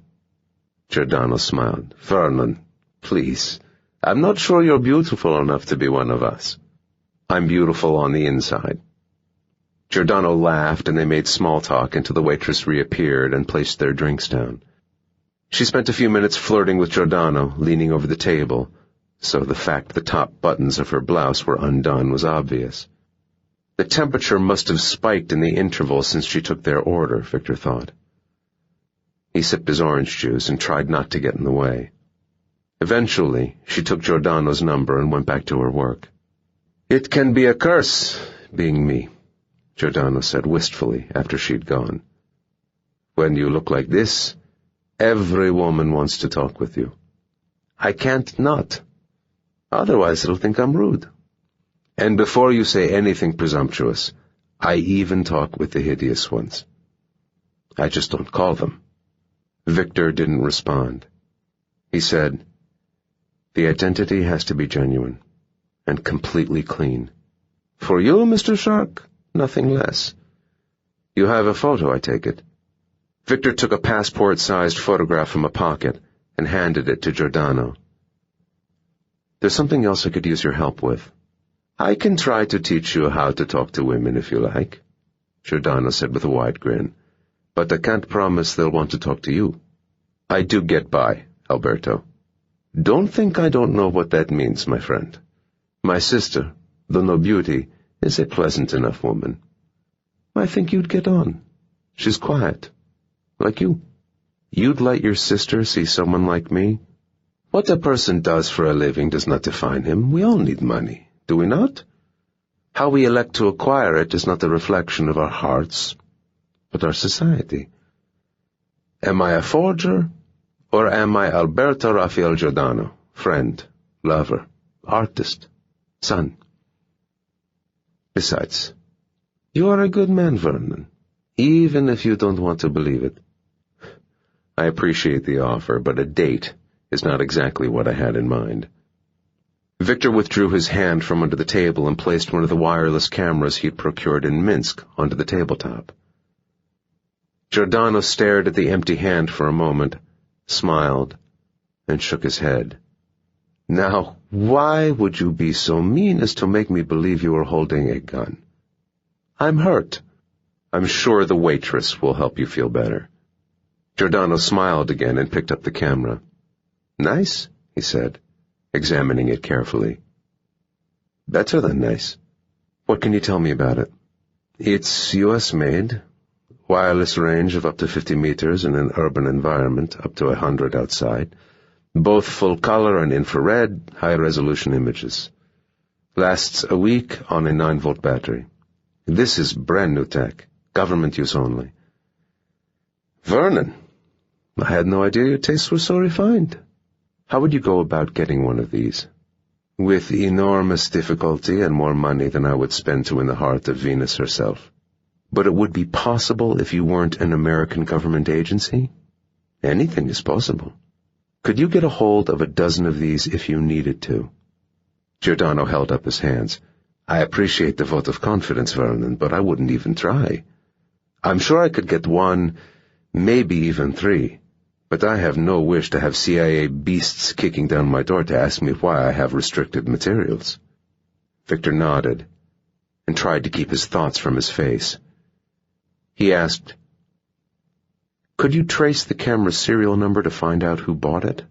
"For you, I will happily try." "See what you can do," Viktor said, "but be discreet. Don't take even the slightest risk for this, please. Whatever the outcome, you can keep the camera." Giordano glanced in the waitress's direction. "I might test it out later." Viktor shook his head. "How long until I can collect the passport?" "A few days," Giordano said. "Call me the second it's ready." "I detect an urgency that is most unlike you." Viktor didn't respond. "In some trouble, Vernon?" "You could say that." "Then why not leave that trouble far behind you and retire while you're still young and relatively good-looking? Live. Don't just exist." Viktor took a sip of orange juice and said, "When I was first starting out, I used to think about what I'd do when I'd put away enough money to retire. I worked out a figure and promised myself I wouldn't do this for a day longer than I needed. Sensible and commendable. How long until you reach this number?" "I reached it a long time ago." "Retire, then. Enjoy your life." He smiled and sat back. "Like me." Viktor shook his head. "If only it was that simple, Alberto. I've been doing this too long. I've made too many enemies. If I retire, I'll get soft. I'll get slow. I won't see them coming when they finally track me down." The smile left Giordano's face. "You were right. What you said before. I am a shark. As soon as I stop swimming, I'll drown." Chapter 41. Zurich, Switzerland. The man who met Zam had a low center of gravity.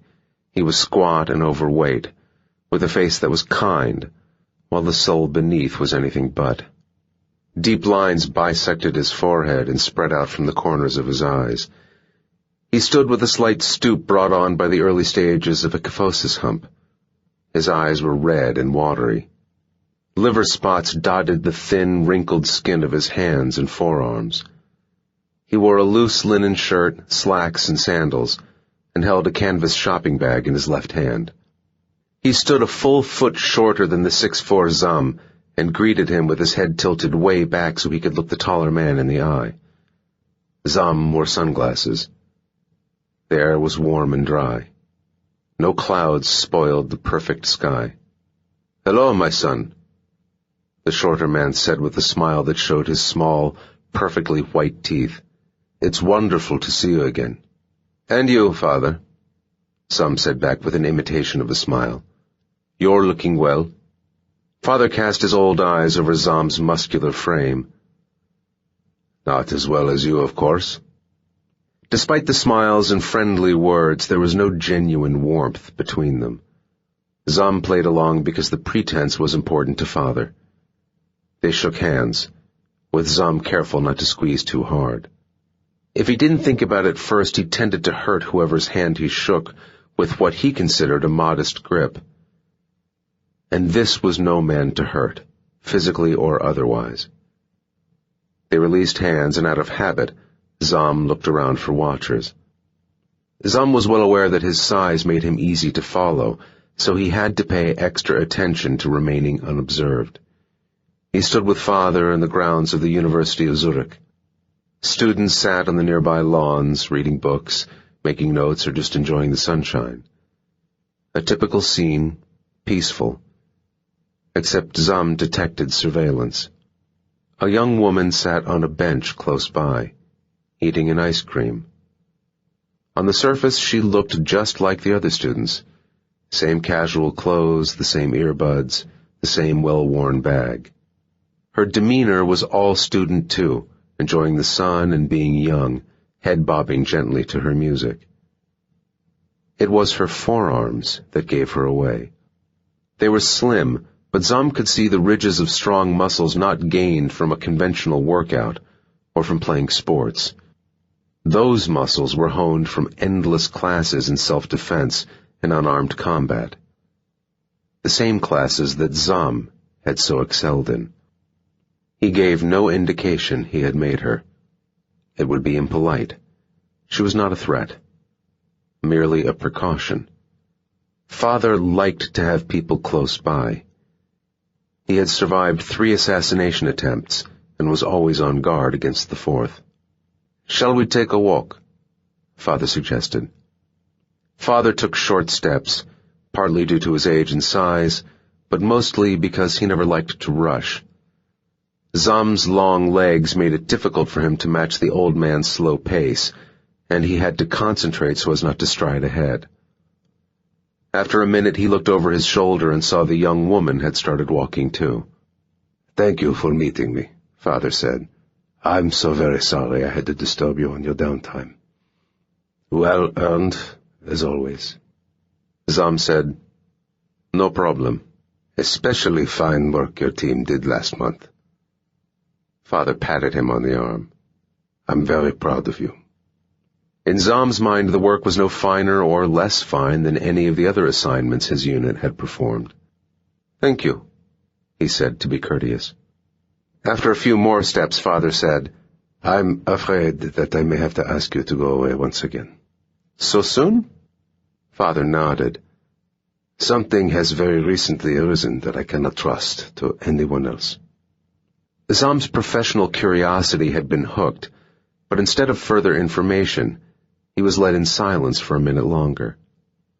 Father never liked to rush. When they were in a quiet corner of the campus, Father stopped walking and turned to face him.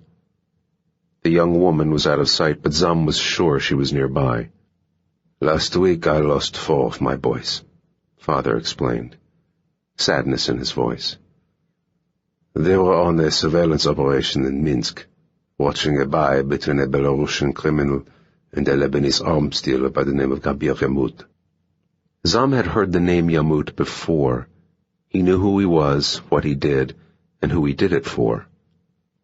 Zam frowned at the wasted opportunity. Father smiled sadly. "I can see your thought process, my son. Your operational skills may be exceptional, but we really must work on your poker face." Zam looked away. "Yes," Father said.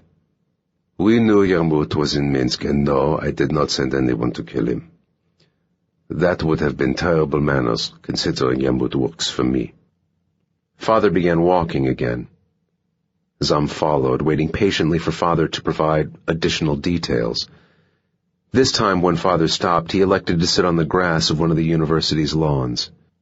He removed his socks and sandals and let out a satisfied groan as he made fists with his bare toes. Zam squatted on his haunches, his shoulders to the sun. The young woman was back, this time in a light jacket, wearing sunglasses, no earbuds or ice cream, and with her hair tied back in a ponytail. To a casual observer, she would look like a different person, but not to Zam's trained gaze. "Yarmut works for me," Father said again, "but without his knowledge, of course." Father gave another little smile, and his white teeth shone in the sun. "We've had people watching him and his business partner, Bara Arif, for over a decade, at their homes, where they go out for dinner, when they take their children to the zoo, and especially when they meet with the clients. The logic is very simple. Our enemies will always desire weapons, and if it is not Arif and Yarmout who supply them, others will. Arms dealers are middlemen. Eliminating them solves nothing. Father paused. But with Arif and Yarmout alive, we can watch them and their people, and find out who they supply, and in doing so identify our enemies long before they put those weapons to use. Zam nodded, understanding the strategy and feeling annoyed with himself for being so quick to anger before he knew the facts. Father said, "There's that poker face again." "What happened to the surveillance team?" Zam asked. Father waited while two male students walked nearby, talking loudly and gesticulating in the way only those under 20 found acceptable. When they were out of earshot, he continued, Yarmout was in Minsk to buy weapons, not to sell them, though we did not know that in advance. While he was meeting a supplier, an assassin attempted to kill him. My boys, passionate and selfless as they were, did not hesitate in intervening to preserve our link to Arif's network. We've protected both Yarmout and Arif in times past, always without their understanding. And in this instance, my boys acted most courageously. But 4 out of the 5 were viciously murdered by the assassin. Father took a moment to compose himself and wipe his eyes with a patterned handkerchief. He said, Yarmout survived the attack. So my brave boys succeeded in protecting one of our most valuable sources. But their sacrifice is no less tragic for that. Who were the shooters? Father shook his head. Singular. We have him on film. He worked alone. I've never seen so much death so quickly. He reached into his shopping bag and produced a file folder. He handed it to Zam, who looked through stills of the incident. At this time, we don't know who the assassin represents, but as he went after Yarmout once, he could again, or others might in his place. Perhaps Arif will be targeted too. If they die, one of their many lieutenants would likely take over, and it might take us months to adapt to the new leadership, all while losing opportunities to track our enemies. An even worse outcome would be that some unaffiliated arms dealer or dealers steps into the void left behind, and we would know nothing of them. We can't allow that to happen. Zam nodded. Father said, But there is more for us to consider than the need to protect the operation. I have lost 4 of my heroic children, and in dying they saved the life of the very worst kind. He paused, revulsion and anger taking the place of grief in his sagging face. That fact sickens me to my stomach. What would their families think if they knew who their loved ones had died to protect? He paused again to compose himself. My son, I want your unit to avenge them. Of course, Zam said without hesitation. I appreciate your enthusiasm, but don't be so hasty to commit yourself and your people to this mission. Who knows how many others were involved in this, or how long it could take to find them all. And don't forget, the assassin himself is a dangerous target. Like yourself, he is an exceptional killer. Zam gave a placatory nod. Regardless, I still accept. My team is the best I've ever worked with. One man, however dangerous, is still one man. Our people deserve vengeance, and I can promise you my team will share these sentiments. We will be honored to kill this killer and those who sent him. Father took Zam's hands in his own. I knew I could count on you, my son. Do we know who this assassin is, or where he is? No to both, Father answered. He reached into his canvas shopping bag again and handed Zam a file containing another series of photographs. But these were taken at Minsk Central train station the day after the attack. As you can see, there are 2 men walking together, one a little way behind the first. We do not see the face of the second man, but I believe him to be the assassin we seek. The first man has been identified as Daniil Petrenko, the Belarusian crime boss Yamut went to Minsk to meet with. Zom examined the photographs. He looks like a captive to me. Father nodded. Yet, he flew out of Belarus later that day with his girlfriend on a flight to Barcelona. I think it might be worth you having a quiet word with Mr. Petrenko. Chapter 42. Bologna, Italy. Victor had a room at the Via Relea Valfiore, a charming hotel about 6 miles southeast of Bologna. While he waited for Giordano to complete his work, Victor had explored the acres of vineyards near the hotel and the rolling countryside beyond. He walked and lay in the sun, giving his wound as much time to heal as possible, and the sun a chance to stain his skin.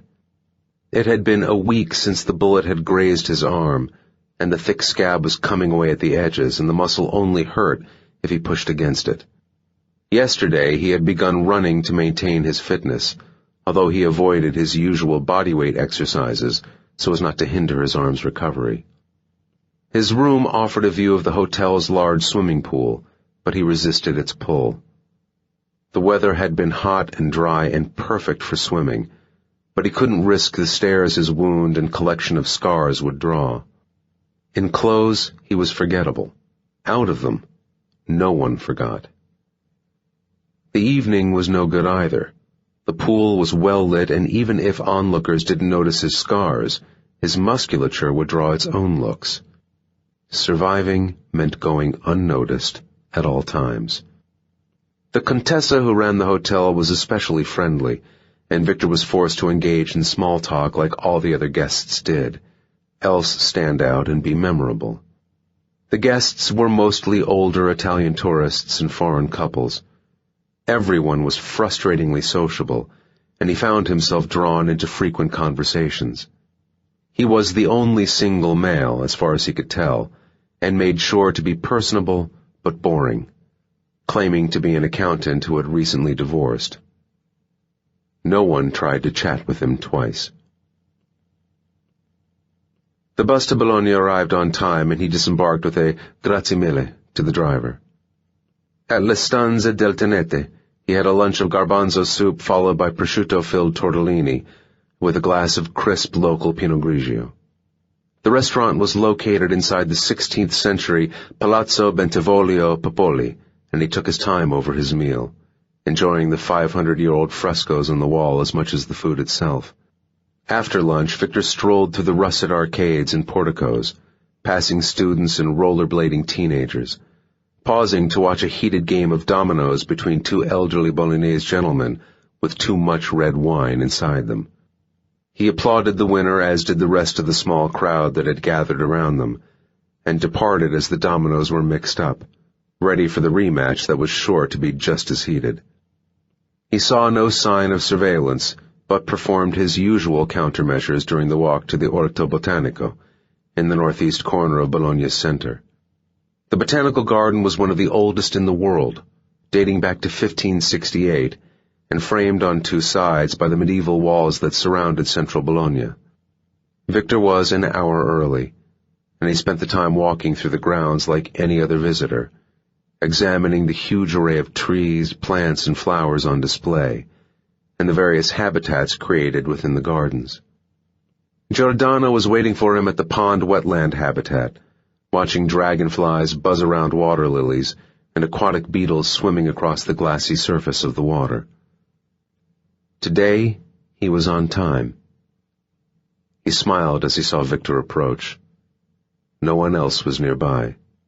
"Vernon, you do look better with a little color on your face." Victor returned the smile. "How's your new waitress friend?" Giordano blew out some air and said, "Exhausting. I trust the last 2 days haven't been all pleasure." "Of course not. I've been hard at work when I haven't been hard at work." He winked, and reached into an outside pocket of his jacket. He produced a padded envelope. "My best, as promised." He handed it to Viktor, who opened the envelope and removed the Italian passport it contained. Viktor thumbed through it, unsurprised to find it every bit as genuine as Giordano promised, except that it now had Viktor's photograph instead of the original owner's. Tolento Lombardi, Viktor read aloud. He's a construction worker, Giordano explained. A construction worker who borrowed money off the wrong people. He sold them his passport to help clear his debt, and they were then kind enough to sell it on to me. Mr. Lombardi is a most clean citizen, not even a parking ticket, and he's never been out of the country. He's painfully boring, and therefore perfect for your purposes. Viktor nodded and ran a fingertip over the image of his face. This is even better than the last one I bought from you. How do you switch the photograph without leaving marks? Giordano grinned. Well, that's my secret, is it not? Else everyone could do what I do. But, as I like you, Vernon, I will tell you I have refined my techniques. So I'm glad you noticed the improvement. Passports are getting harder to modify all the time. It's almost as if they want to stop people like me. Fascists. But my method of using solvent fumes to strip wafer-thin layers of laminate away, one at a time, is quite ingenious. Modest to a fault. Giordano bowed his head briefly. Once the laminate has been stripped, it's child's play to insert your photo and relaminate. Result, no trace of modification. Sounds simple, does it not? Yet no one else can do it like I can. Viktor pocketed the passport. Which is why you charge such a competitive rate. Giordano laughed. And I'm worth every cent. As I've no doubt you too are value for money. When you use this passport, I'd like you to carry your new self in the appropriate manner. Remember, Vernon, people are going to think you are Italian. I don't want you letting this side down. Viktor would have smiled, only he knew Giordano wasn't joking. A family of 4 were drawing near, so Viktor and Giordano walked to the tropical hothouses. Inside was an expansive collection of orchids and bromeliads. The air was very hot and very humid. Viktor asked, "Did you find anything out about the camera?" "I did what I could, which wasn't as much as I would have liked, but I only know so much. That kind of tech is closely watched, as I told you before, but anything sold is traceable. In this instance, there isn't much to tell, but maybe it will help you anyway. I managed to track the serial number from a source in America to the United Kingdom. But that's where the trail stops. Officially, at least. Who bought it? A company called Lancet Incorporated purchased that camera and 29 like it about 8 months ago. They were one of the very first 2. Who are they? Giordano's face shone with perspiration from the heat and humidity. I figured you'd say that, so I asked some associates to check them out. They're registered in Switzerland, own some property in a few different countries, some stock in other companies. Seems like they aren't being run too well, as they've been making a loss for the last few years. So they're a front. Giordano shrugged. I'm just passing on what I was told. It's up to you what you make of it. Viktor nodded and handed the Italian a padded envelope. Giordano thumbed through the cash inside. He said, "Overpaid again, I see. Generous to a fault." They exited the hothouse and left the botanical gardens. On the street outside, Viktor said, "Thank you for your work and your assistance, Alberto." He held out his hand. Much appreciated. Giordano shook it. "A pleasure, as always. Don't leave it so long next time." "I won't." They walked their separate ways. After a moment, Viktor heard Giordano call him, and he turned in response. Giordano looked serious for once. "Vernon, don't stop swimming." Later, Viktor sipped brandy in his hotel room while the voice on the other side of the world said, "The suite next to the presidential was rented out by a couple of men with Belarusian IDs, but unsurprisingly those identities have turned out to be bogus. As for who they are, I haven't got enough intel to even hazard a guess. What I can tell you is they are not Belarusians and aren't from this side of the Atlantic. When I know more, you will. What about you, my man? What about me? Viktor asked, as if he didn't understand. That's a nice try, pal. But do you expect me to believe you've been sitting on your behind this last week? Because if you do, then you're either seriously underestimating me or seriously overestimating your ability for BS. You kill a four-man surveillance team, you're going to want to know who they work for. Or have you survived this long by burying your head in the sand? I've followed some leads, Viktor admitted. There we go, the control replied in a pleased tone. Honesty and trust and all that. So, why don't you share those leads with me, and we'll see if we can't get an answer to this. The sound of air and saliva being sucked through teeth followed. Excuse me, the voice said. Steak sandwich for lunch. Happens every day. Viktor took a breath. He wasn't used to sharing intelligence. He wasn't used to sharing full stop, especially with an employer that could prove to be his worst enemy. But all he had was the name of a front company, and he wasn't going to find out more without a large investment in time. And the longer he was in the dark about who sent the surveillance team, the longer he was exposed. If they were who Viktor thought they were, he couldn't afford to waste time on ignorance. He said, I've got a name. Which is? Lancet Incorporated. They're based in Switzerland, and shipped some of the surveillance equipment from the U.S. to the U.K. They're a front for someone. That's all I know. That's all? There's no need for false modesty. Viktor sipped some brandy. I've never heard of them, the control said. But pretty soon I'll know how they take their coffee. Chapter 43. Beirut, Lebanon. Arif sighed as he left the Spanish girl's apartment, unsatisfied and frustrated. Her Arabic vocabulary was expanding, and with it she had become increasingly vocal during his recent visits. Today had reached new heights of annoyance. He would give her one last try before seeking out a new creature to take his pleasure from. If only he knew a mute. The apartment was owned by Arif and located on Alhambra Street, in one of Beirut's most cosmopolitan districts. The Egyptian arms dealer had lived in many cities across the Middle East, but he was particularly fond of Beirut for the unique warmth and almost coziness of its tree-lined streets and distinct neighborhoods. There was so much concrete in the city that on an overcast day, Beirut could look dull and lifeless. But when the sun was out, which was thankfully more often than not, the city was bright and vibrant. Arif ignored two of his people standing as sentries on the street outside and climbed into the passenger seat of the waiting BMW. Yamut was in the driver's seat, two more bodyguards in the back. Ever safety-conscious, Arif had increased his security considerably after Kasakov's attempt on Yamut's life and the subsequent attacks across the network over the 2 weeks since. Two sentries climbed into a black Range Rover parked in front of the BMW. The driver signaled to Yamut and then pulled away from the curb. Yamut followed. Arif closed his eyes. It was a long drive through Beirut from the Spanish girl's apartment to his villa on Mount Lebanon. Bara, Yamut said.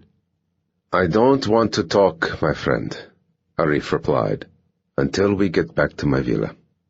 Arif could tell that Yamut wasn't going to be satisfied with that, but the Lebanese waited a few seconds before speaking again.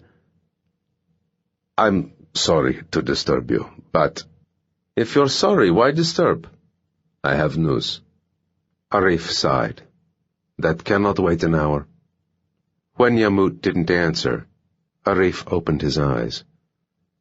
Yamut was sitting very still, face pensive. I thought you'd want to know straight away, Yamut explained. The shipment of weapons for the Sudanese has been ambushed by rebels.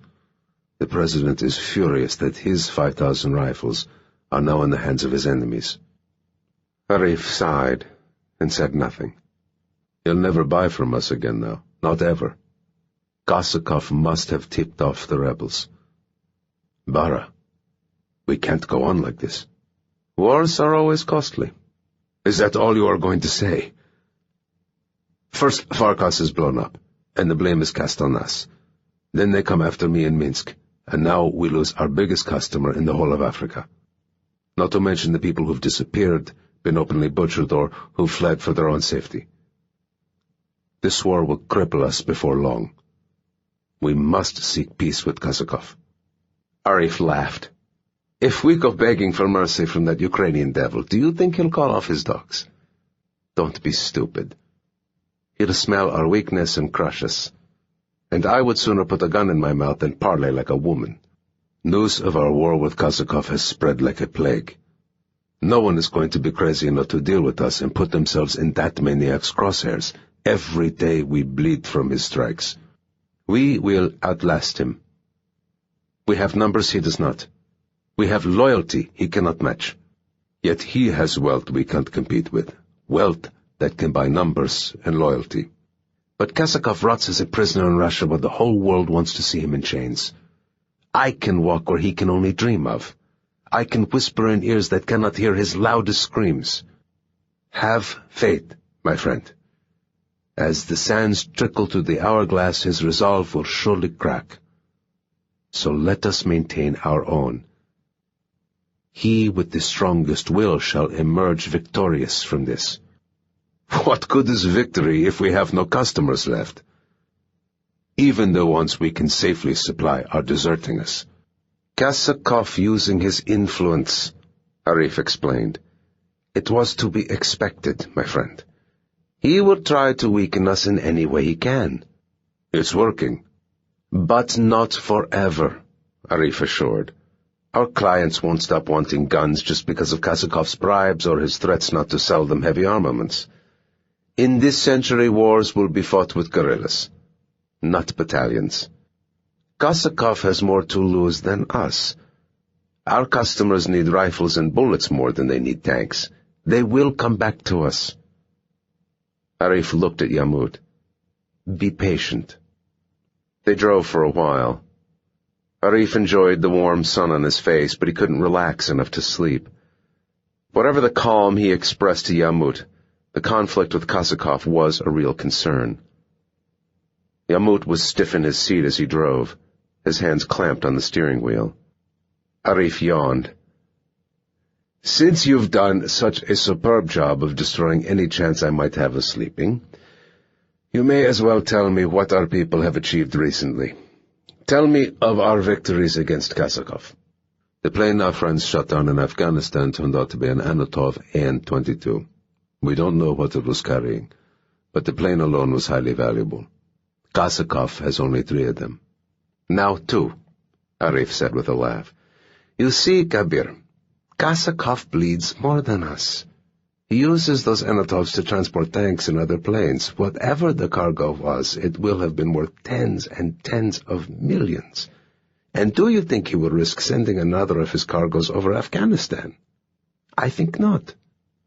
Blocky 7-story buildings overshadowed the road, which was jammed with slow-moving one-way traffic. Brightly colored signs promoted stores lining the sidewalks. A brave guy on a scooter was defying the system by driving the wrong way between the 2 lanes of cars, and received a chorus of horns in response. Yamut said, I've told you all about the attacks in Syria and Tripoli, haven't I? Arif nodded. Since then, we've managed to sabotage a deal and kill some more of his traffickers. In Tunisia this time. From what they admitted before they died, they were important members of Kosakov's organization. Arif grinned. Excellent, Kabir. Truly excellent. That Ukrainian bastard will be enraged at himself for ever believing he could move against us. Regardless of how or why this war began, it is us, not him, who are winning. Take comfort in our victories. Yamut nodded, sufficiently convinced by Arif's assurances to relax for the moment. He turned on the radio, and Arabic pop music thumped through the BMW's speakers. Yamut tapped his fingers on the steering wheel. Arif smiled to himself. The big man had absolutely no rhythm. The highway took them across the city. The traffic was fast-moving. Experience and quick reflexes were required to keep up with the flow safely. Palm trees lined the central reservation. Ahead was a giant billboard advertising McDonald's, complete with a huge yellow arrow pointing out which turn to take. With the world's finest cuisine available in Lebanon, Arif couldn't understand why anyone would ever opt for a simple burger. But sheep always followed the shepherd. The BMW drove Arif through one of Beirut's older districts and down a narrow street overlooked by grand sandstone buildings. Shining SUVs and sedans were parked along both curbs. The space between was barely wide enough for 2 cars to pass each other. The traffic stalled at the intersection some 10 cars ahead. Horns were sounded. The BMW stopped behind the bodyguard's Range Rover. Neither Arif nor Yamut could see the cause of the holdup, but Yamut added his own horn to the chorus. Pedestrians used the pause in the flow of traffic to dash across the street. A small old man squeezed between Arif's BMW and a Toyota SUV behind, while 2 big women covered in burqas and veils stepped off the far curb 2 cars ahead and made their way over the road. They walked slowly, awkwardly, and disappeared out of sight. Arif shook his head. No matter how many times he witnessed such oppression, he knew he would never get used to it. "What's a religion?" he said to Yamut, who nodded. The explosion was deafening. The concussion shook Arif's whole body, and he let out a cry of pure surprise. Yamut was just as shocked. Smoke rose from the bodyguard's Range Rover directly in front. Arif and Yamut looked at each other, disbelieving, confused, scared.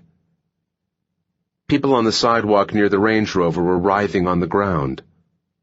A woman screamed. Gunshots. Both men flinched at the sound.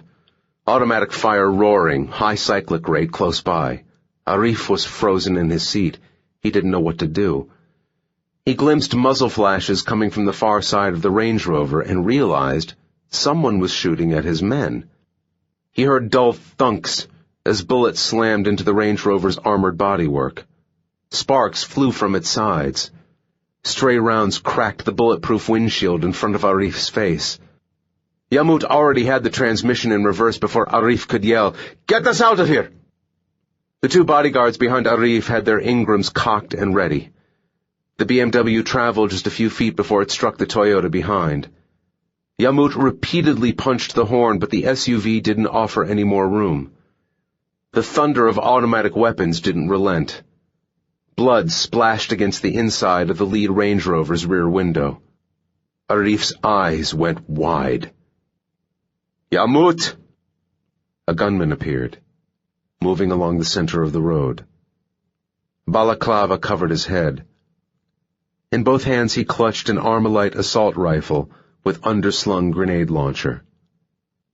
A black burqa was draped over his shoulder like a cape. He gestured at Yamut with his weapon before firing off a burst into the air. People on the street outside were screaming and running away. Drivers and passengers fled their cars. Yamut tried to execute a turn to get out of the line of traffic and onto the sidewalk, but there was no room.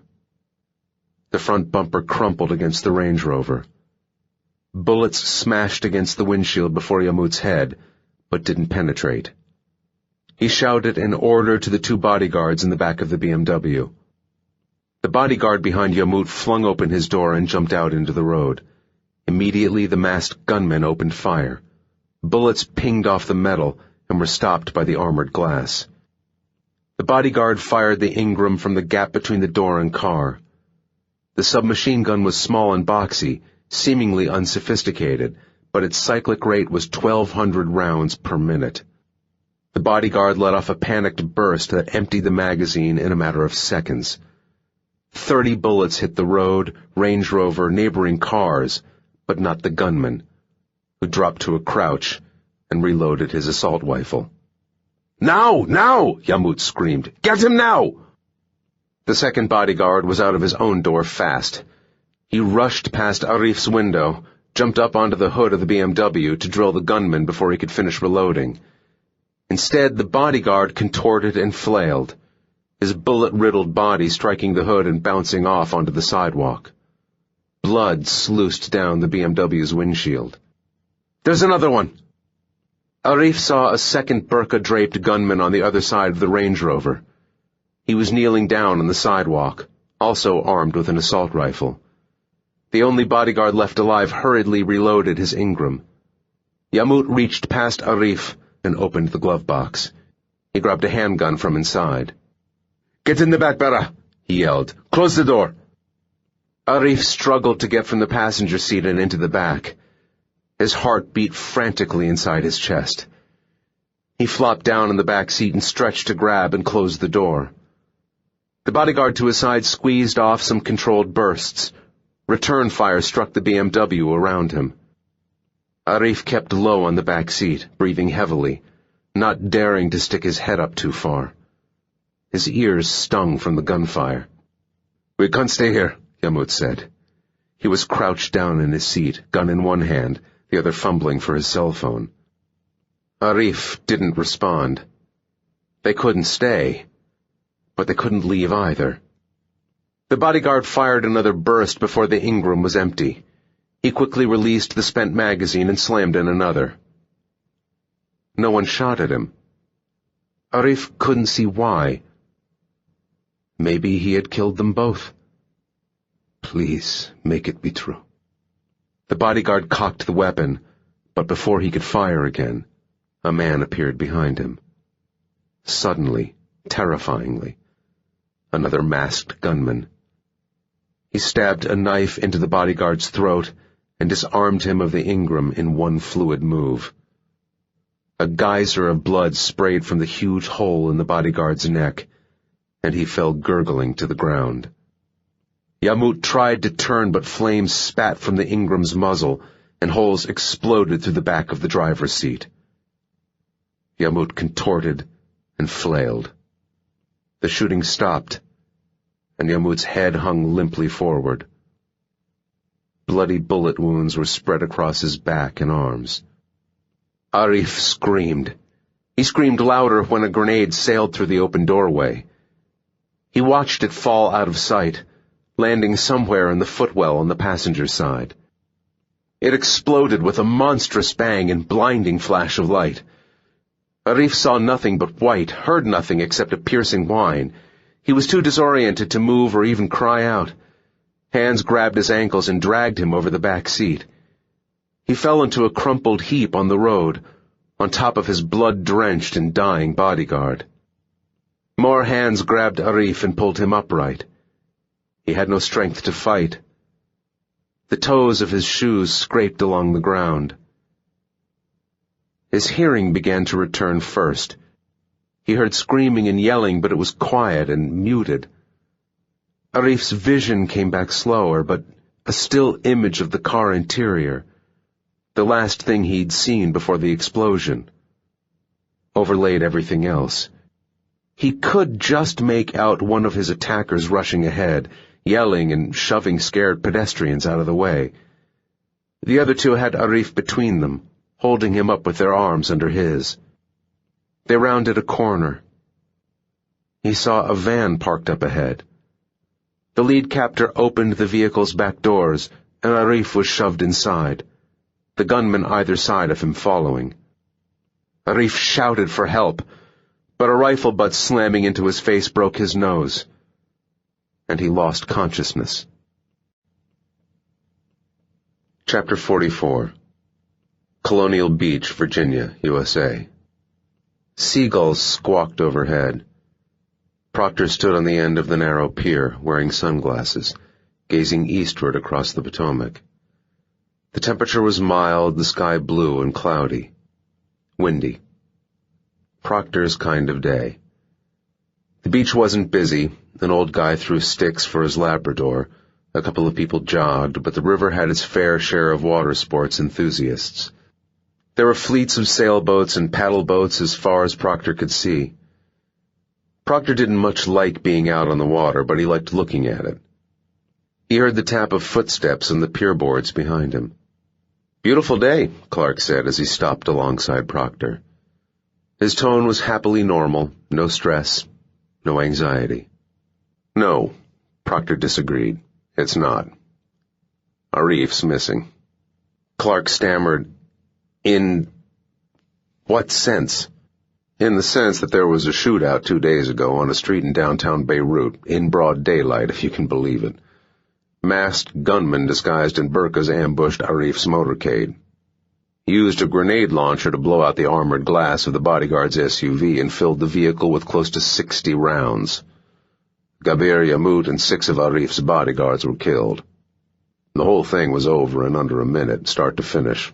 Arif was not among the dead, but a man fitting his description was seen being dragged away by the attackers." Clark looked paler than usual. "Jesus Christ. But eyewitnesses are notoriously unreliable. We can't know for sure if Arif isn't—" "That's not all," Proctor said, turning to face Clark. "Soon after Arif was snatched, his villa was attacked. Several more bodyguards were killed. The wife and son of Gabir Yamut were shot dead. Arif's own wife and his 3 daughters were kidnapped. A nanny hiding in a closet heard everything. Neither they nor Arif have been heard from since." "Jesus," Clark said again. "How the hell did Kasakov get to Arif so damn fast?" Clark didn't attempt to answer. "I just don't get how he could have found Arif in a matter of weeks. I mean, even the agency didn't know where Arif was hiding out. It took us months to establish Callow as a solid link to Arif's organization. Then we had to kidnap and interrogate the prick to find out what city Arif was in, and even then we had to put bodies on the ground to establish where in Beirut Arif actually lived. Yet Kasakov gets the same intelligence in 1/10 of the time." He sighed, shaking his head. "That man is something else." They stared across the water for a moment. A college-age kid thrashed past on a jet ski. "I'm as surprised as you are," Clark hesitantly began. "But our plan relied on the fact that Kasakov and Arif knew enough about one another to inflict damage." "To their networks," Proctor corrected. "There's no reason why Kasakov would know where Arif, who has been under the radar for 20 years, was living. They've crossed paths with their businesses, but never personally. Arif's exact whereabouts was the one thing that Kasakov would certainly not have known before this began. But he found it out." Proctor clicked his fingers. "Just like that. He may well be the devil himself. He's just a man. Arif will be dead by now, or wishing he was. I don't even want to think what happened to his wife and kids." "That's not our fault," Clark stated, as he poked Proctor in the chest. "Arif put them in danger by living his life the way he did. He signed their death warrants with every rifle he sold, with every bullet fired at the innocent, with every IED that killed and maimed with explosives he supplied. He did this to them, not us." Proctor nodded. He pushed a palm against his forehead. "I know, Peter. You're right, as always. But our war is over a mere month after it began. All our work, all that careful planning to ensure Kasakov and Arif tore each other's empires apart, it's all been wasted." Clark looked away. "We haven't yet got an accurate figure on the damage Arif caused Kasakov's network, but when we know, I'm sure we'll find that it has been substantial. And remember, Arif and Yamut are dead. Their network is leaderless, and will be in disarray from the war with Kasakov. The flow of small arms has been effectively cut off, until more dealers take over." "Yes," Clark agreed, "but even if we've only hampered the flow of weapons for a few months, we might have saved dozens of lives, maybe more. And it's not just Americans who will be saved. Think of all the death squads and terrorists across the world who won't be getting guns, ammunition, and explosives. Proctor let out a growling sigh. But this thing should have lasted months, maybe even years. Arif and Kasakov should have pummeled each other down until there was nothing left of either of them. There was always the chance this would end sooner than we wanted, even if we didn't believe it could be this early. No plan ever works perfectly. Clark patted Proctor on the shoulder. Take comfort that it hasn't blown up in our faces.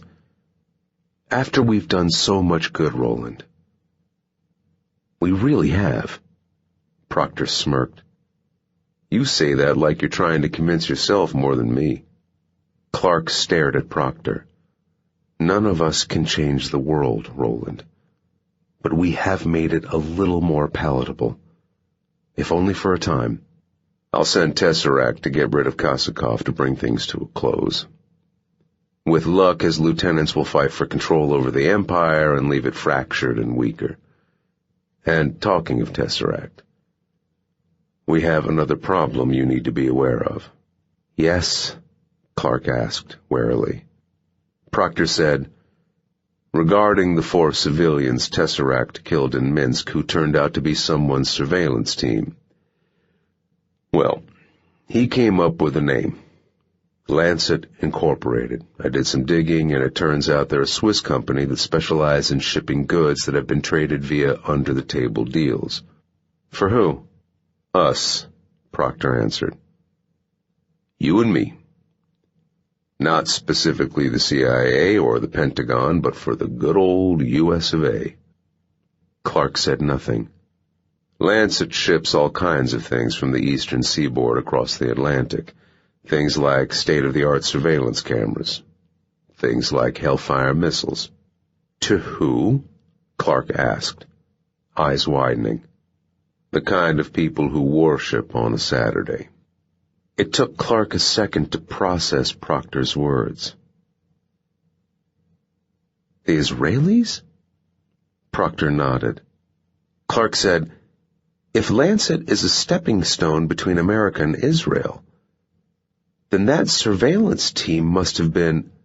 There's no must have been about it. That's exactly who they were. Tesseract only tangled with 4, but in total there were 5 Mossad agents running a surveillance op on Yamut. They were part of an ongoing initiative to keep tabs on Arif's organization. It's simple, but very smart.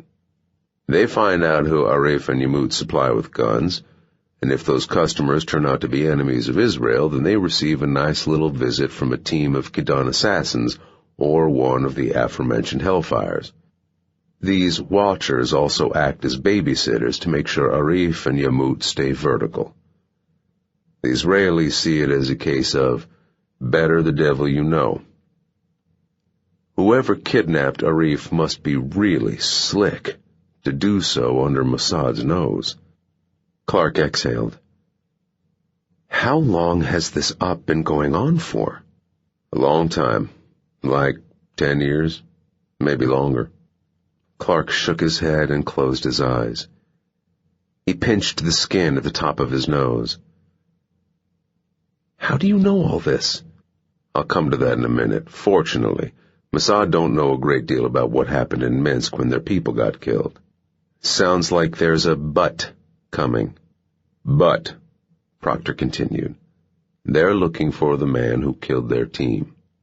Clark picked up the significance of the wording instantly, just as Proctor knew he would. Not men? Proctor shook his head. If they know it was just one man, then they must have spotted Tesseract. Proctor nodded but didn't respond. He looked away. If they're looking for Tesseract, Clark said, they'll want to know who sent him. And he knows your face, if not your name. And even if he doesn't know your CIA, he's smart enough to guess. Proctor slowly nodded. But Europe is a big place, and, as you keep saying, Tesseract is a special kind of guy. They're not going to be able to find him, right? Proctor didn't answer. He toyed with the change in his pocket. "What aren't you telling me, Roland?"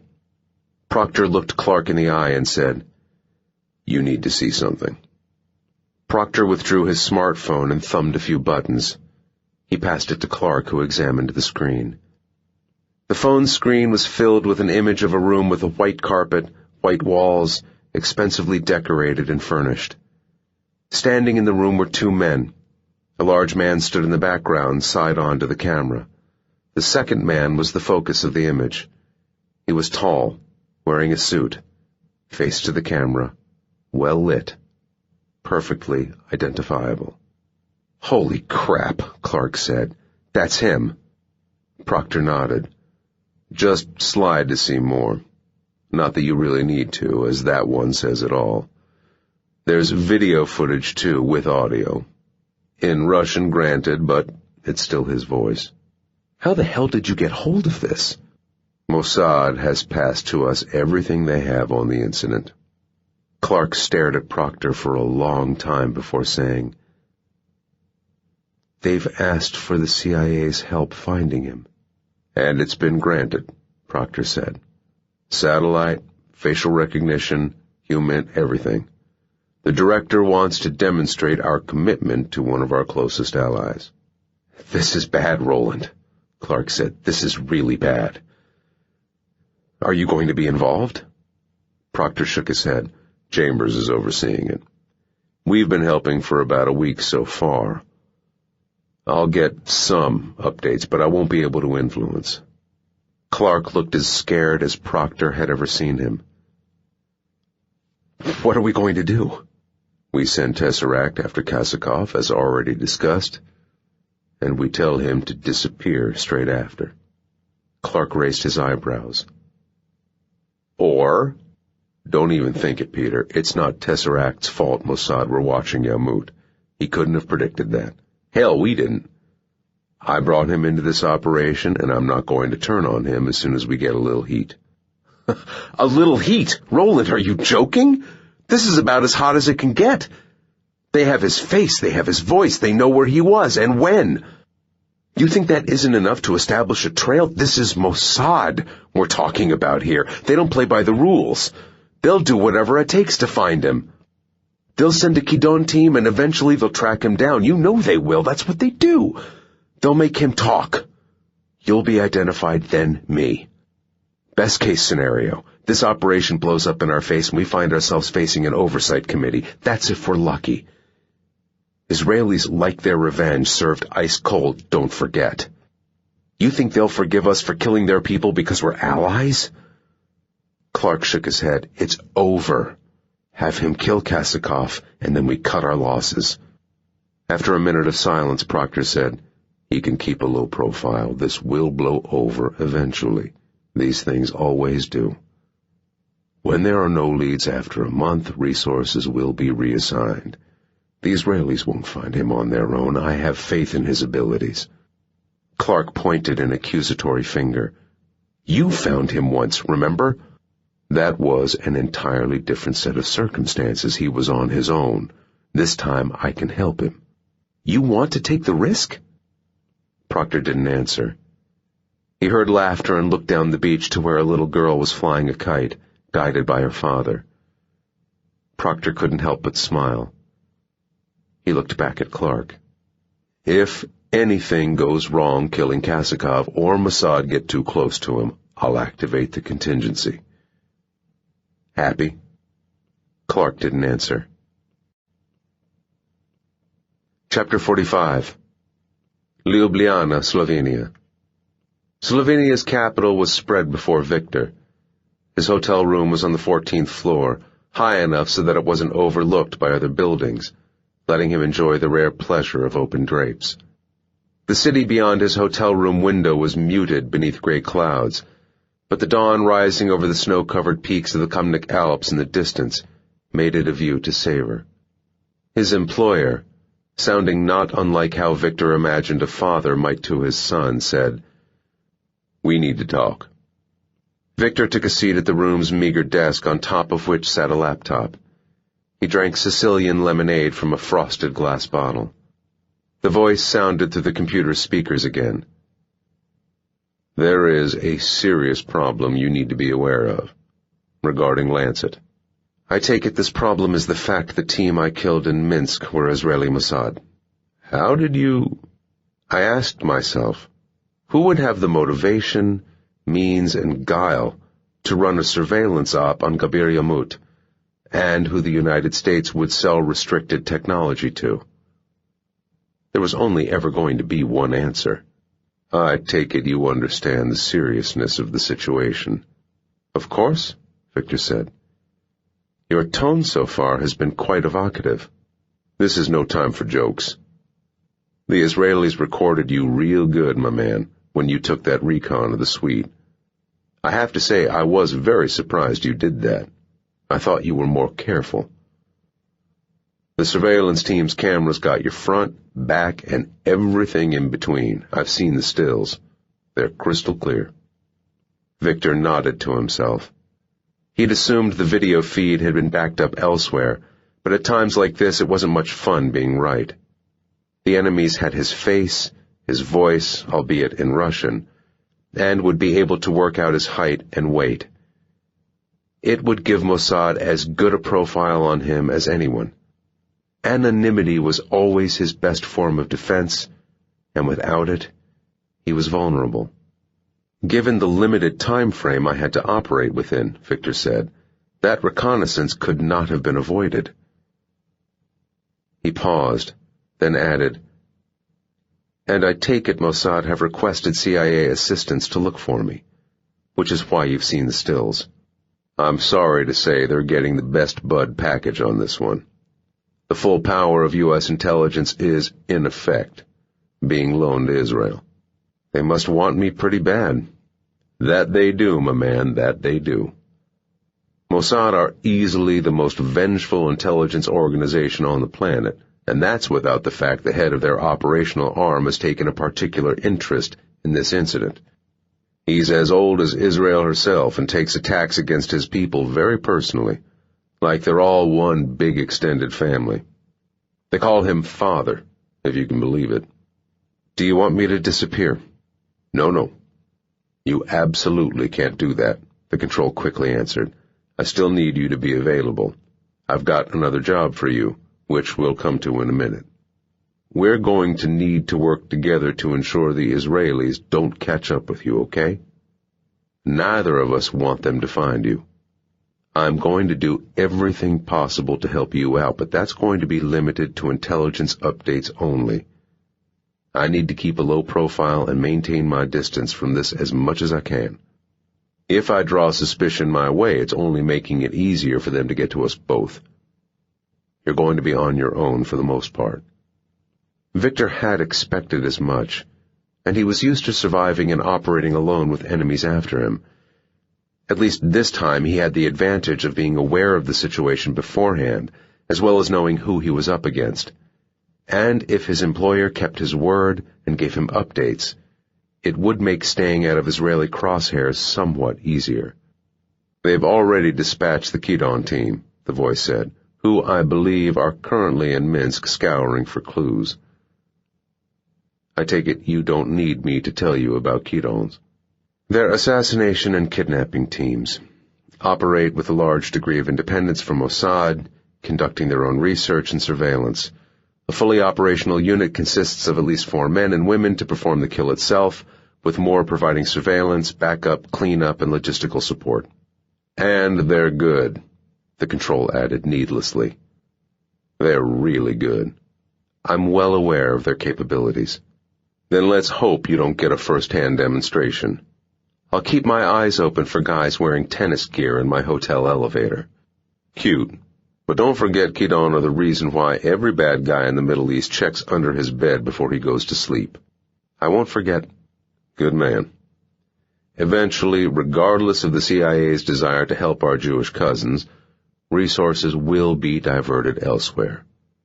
No offense, my man, but there are bigger fish to fry than you. And when we turn our focus elsewhere, the Israelis will be stumped. On their own, Mossad don't have the manpower or the technology to find you unless you do something stupid and help them out. which I know you won't be doing. Call me if you notice anything suspicious, and I'll pass on all information about the Kidon's progress that comes my way." "Of course," Viktor said. "Because if they do find me, they're going to take me somewhere for a private chat, and we both know the result of those kinds of conversations. They'll extract everything I know about you, which isn't a lot, but it will be enough to point them in the right direction. You'll help me as much as you can, because you don't want to be next." "No, I most certainly do not. You're very right about that. All of our necks are on the line." "All of our necks?" "The two of us are not the only ones involved in this operation." "So it's an operation now? Not simply unconnected targets?" "I never said they were unconnected." "You never said they were connected either." "You didn't need to know," the Control said. "Just keep your head down, and this will blow over before you know it." Viktor wasn't sure if he believed that, but certainly the first month would be the most dangerous. If the Kidon team hadn't found him by then, Viktor would be able to relax a little, though never fully. Israelis had long memories. He hadn't shaved in the 3 weeks since Minsk, and now had a short beard to help disguise him. His hair hadn't been cut since Romania, but it hadn't grown long enough to change his look significantly. He could cut it shorter than it had been in Minsk, but with more length he had more options to change style. He would need to buy himself some non-prescription eyeglasses and colored contacts. The tan he'd gained recently would also help. The disguise wouldn't get him past facial recognition software, but might help him avoid being ID'd by a watcher. "Now we're on the same page with the Israelis," the Control said. "We can move on to your next assignment. I'm sending you through the dossier." When the new email arrived in his operational inbox, Viktor opened the message and downloaded the attached document. It opened to show a square-faced man with Slavic features and short black hair, somewhere in his late 40s. Viktor would have recognized the face, even without the distinctive scarred ear. It was the face that had looked at him with such intensity in the Grand Plaza Hotel in Bucharest over a month before. The face of the man who had offered to buy Viktor a new suit. The face of the man whose life Viktor had saved.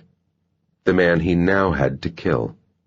"You'll recognize him from Bucharest, of course," the voice said through the speakers. "His name is Vladimir Kasakov, a Ukrainian arms dealer. If there really is an Antichrist, this guy could be him." "I know who he is," Viktor said through a tight mouth. "Then you know you'll be doing the world a huge favor by putting Kasakov in the ground."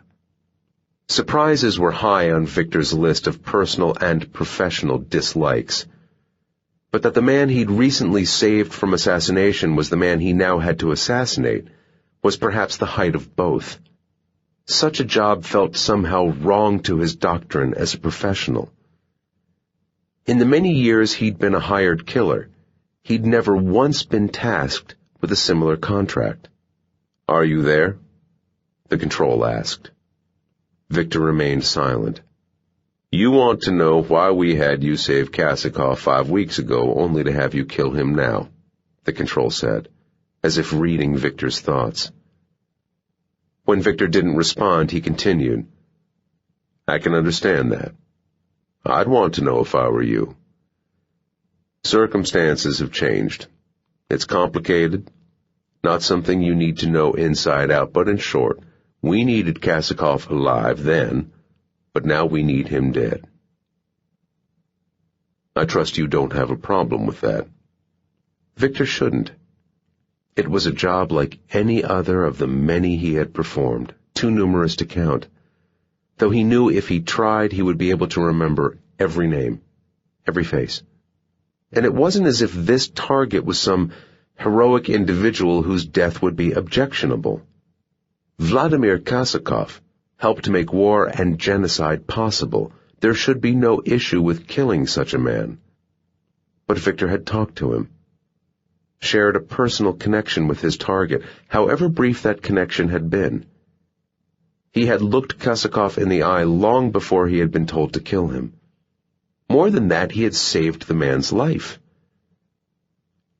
It shouldn't matter. but it did. "Well," the control said, "do you have a problem with this?" "No," Viktor said carefully. "Good. What I do have a problem with is that Kasakov and his bodyguards have seen my face. I walked straight past them, and they noticed me. They knew a shot had been fired, so they were checking out everyone. Had I known that Kasakov would be, or even just might be, a target, I would have made sure that didn't happen. Now I won't be able to risk getting close to Kasakov in case I'm recognized. That limits my options, and less options makes the job considerably more difficult and more dangerous." "Ah, I see," the control said. "I'm sorry about that." "Sorry isn't good enough." "Listen, my man, this is not a partnership. I'm your boss. You're an employee. If I say sorry, you should feel immensely fucking privileged. I told you before not to curse in my presence. My mistake. But you're making a mistake if you think I care about your prudishness for bad language. I've apologized for the Kasakov situation, so you had better accept it and move on. You've got a target to familiarize yourself with, so do it. This time the dossier had better contain everything I need to know, not just what you think I need to know. If I find out that this isn't the case, or if there are any more of these kinds of surprises, then I will not be happy." The control's voice dropped a few decibels. "I don't take too kindly to threats. I don't make threats. It's a statement of fact. Whether you take kindly to it is not my concern." The sound of heavy breathing lasted for some seconds. Viktor waited for the control to say something. "Let's both of us just calm down," the voice eventually said. "Okay? I'm always calm." "Well, I'm not," the control added, "but I'm big enough and ugly enough to admit when I get it wrong. I've said I'm sorry already. I should have told you before Bucharest that Kasakov could be a target further down the line." Viktor said, "I've done 3 contracts so far for you, in Bucharest, Berlin, and Minsk, and each one has been rushed, or I've gone in without the full facts. Now I have Mossad after me, and you're asking me to kill a man who knows my face. And once this job is out of the way, you expect me to fulfill yet another contract for you, one that is in addition to our original agreement. Are you refusing to do this?" his control asked. "Because for a man who has so many enemies, that probably isn't the smartest move." "I'm not refusing the contract. I'm telling you that once Kasakov is dead, our arrangement is over. This is my final job." Silence. Viktor stared out of the hotel room window. The rising sun cleared the mountains. Eventually the voice said, "Fine. You win. Kasakov is your last hit. After that, you're a free man. You can go sell flower baskets on the streets of Bangkok for all I care. But you don't go back to being a freelance shooter. No way. You take contracts from me, or you retire and stay retired. If there is so much as a hint that you're involved in a kill, then I'll do everything I can to bring you down. Do we understand each other?" "I understand you. I hope you understand me." "So," his control said, "can we get back to the Kasakov assignment?" "That depends," Viktor answered, "on one final condition. If I'm going to kill him, it has to be how I choose. You can do it any way you like. In a couple of weeks' time, he's taking a vacation at his Dachau on the Black Sea coast. He'll be guarded, but he should be easier to get to than when he's at home in Moscow. I'll have more details on the location soon, but you have enough to be going on with for now. He'll be there for 2 weeks, so you've got all the lead time you could want." "Good," Viktor said, and finished his lemonade. "And this time," the voice assured, "I guarantee there won't be any surprises." Chapter 46. Heathrow Airport, United Kingdom. The flight from Dulles had been long. Clark had spent the first 4 hours working, reading reports, signing documents, compiling his own reports, and the rest of the time sleeping. He woke up to the gentle tones of a stewardess telling him they were approaching Heathrow, and he needed to fasten his safety belt. The sky outside the plane's window was blue and mostly clear. There wasn't a rain cloud in sight. So much for the stereotype. As soon as the plane had touched down, Clark was switching on his phone and checking his messages and emails. He had a couple of dozen, which was about average for the time period, but he paid attention to only one. It told him he wasn't wasting his time crossing the Atlantic, which was good because Clark didn't much like the English or British or whatever the hell the correct term for the self-righteous population was. The Scots weren't too bad if they could be understood, and Clark had never met anyone from Wales, but the rest of the UK, he didn't have a whole lot of time for. The official reasons for his visit encompassed a trip to the Ministry of Defense, SIS headquarters, and GCHQ. He was representing the Pentagon at his own request, and if anyone ever decided to look particularly closely, they might conclude that Clark never really had to go to Britain himself. Intelligence could be shared through other means, and there was no need to put a friendly smile on anything. There was never any need to encourage or coerce cooperation. Whatever his personal dislikes, Clark respected Britain's loyalty to her allies. Heathrow was predictably horribly busy. Clark walked through the terminal at a relaxed yet focused pace. He had an overnight bag but no other luggage to collect, as he would only be staying the night if absolutely necessary. Clark passed a store that sold soft drinks, confectionery, newspapers, and books. He made for the books and spent a few minutes perusing the covers of the bestsellers. In the hardcovers were lots of biographies of British celebrities, most of whom looked too young to have a life story worth telling. He sidestepped to the paperbacks, which were mostly fiction. Clark was an avid reader, but he rarely had time for novels. History and politics were his subjects. He saw a few books he recognized from the shelves in the States, and selected a paperback with a cover he liked the look of. He noted that novels in the UK tended to have much more arty jackets than their US counterparts. He skimmed the book's blurb, something about terrorists and a plot to destroy America. A woman to the right of Clark said, "I've heard that one is very good." "I'm going to take a wild guess and say the good guys managed to stop the terrorists at the end and saved the day," Clark replied, without looking at her. The woman chuckled. "Not your genre." Clark shook his head and put the book back on the shelf. "I prefer fact over fiction." "A cerebral man, then." "I have my moments," Clark said.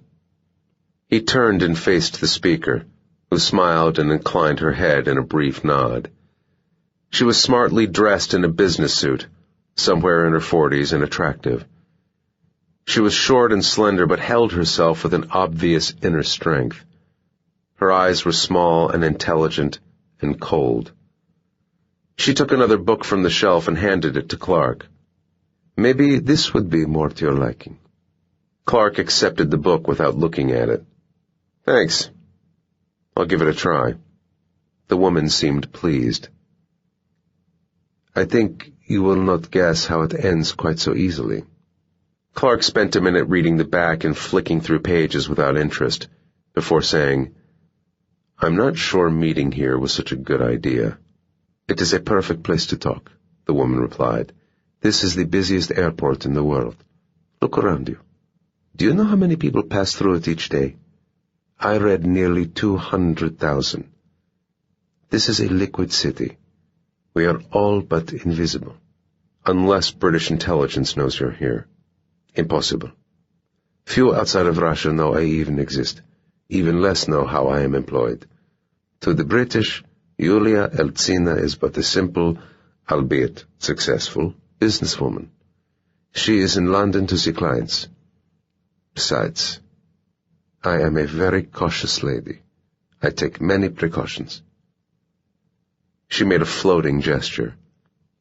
"I am but a ghost gliding among the living." Clark thumbed through the book to maintain the act.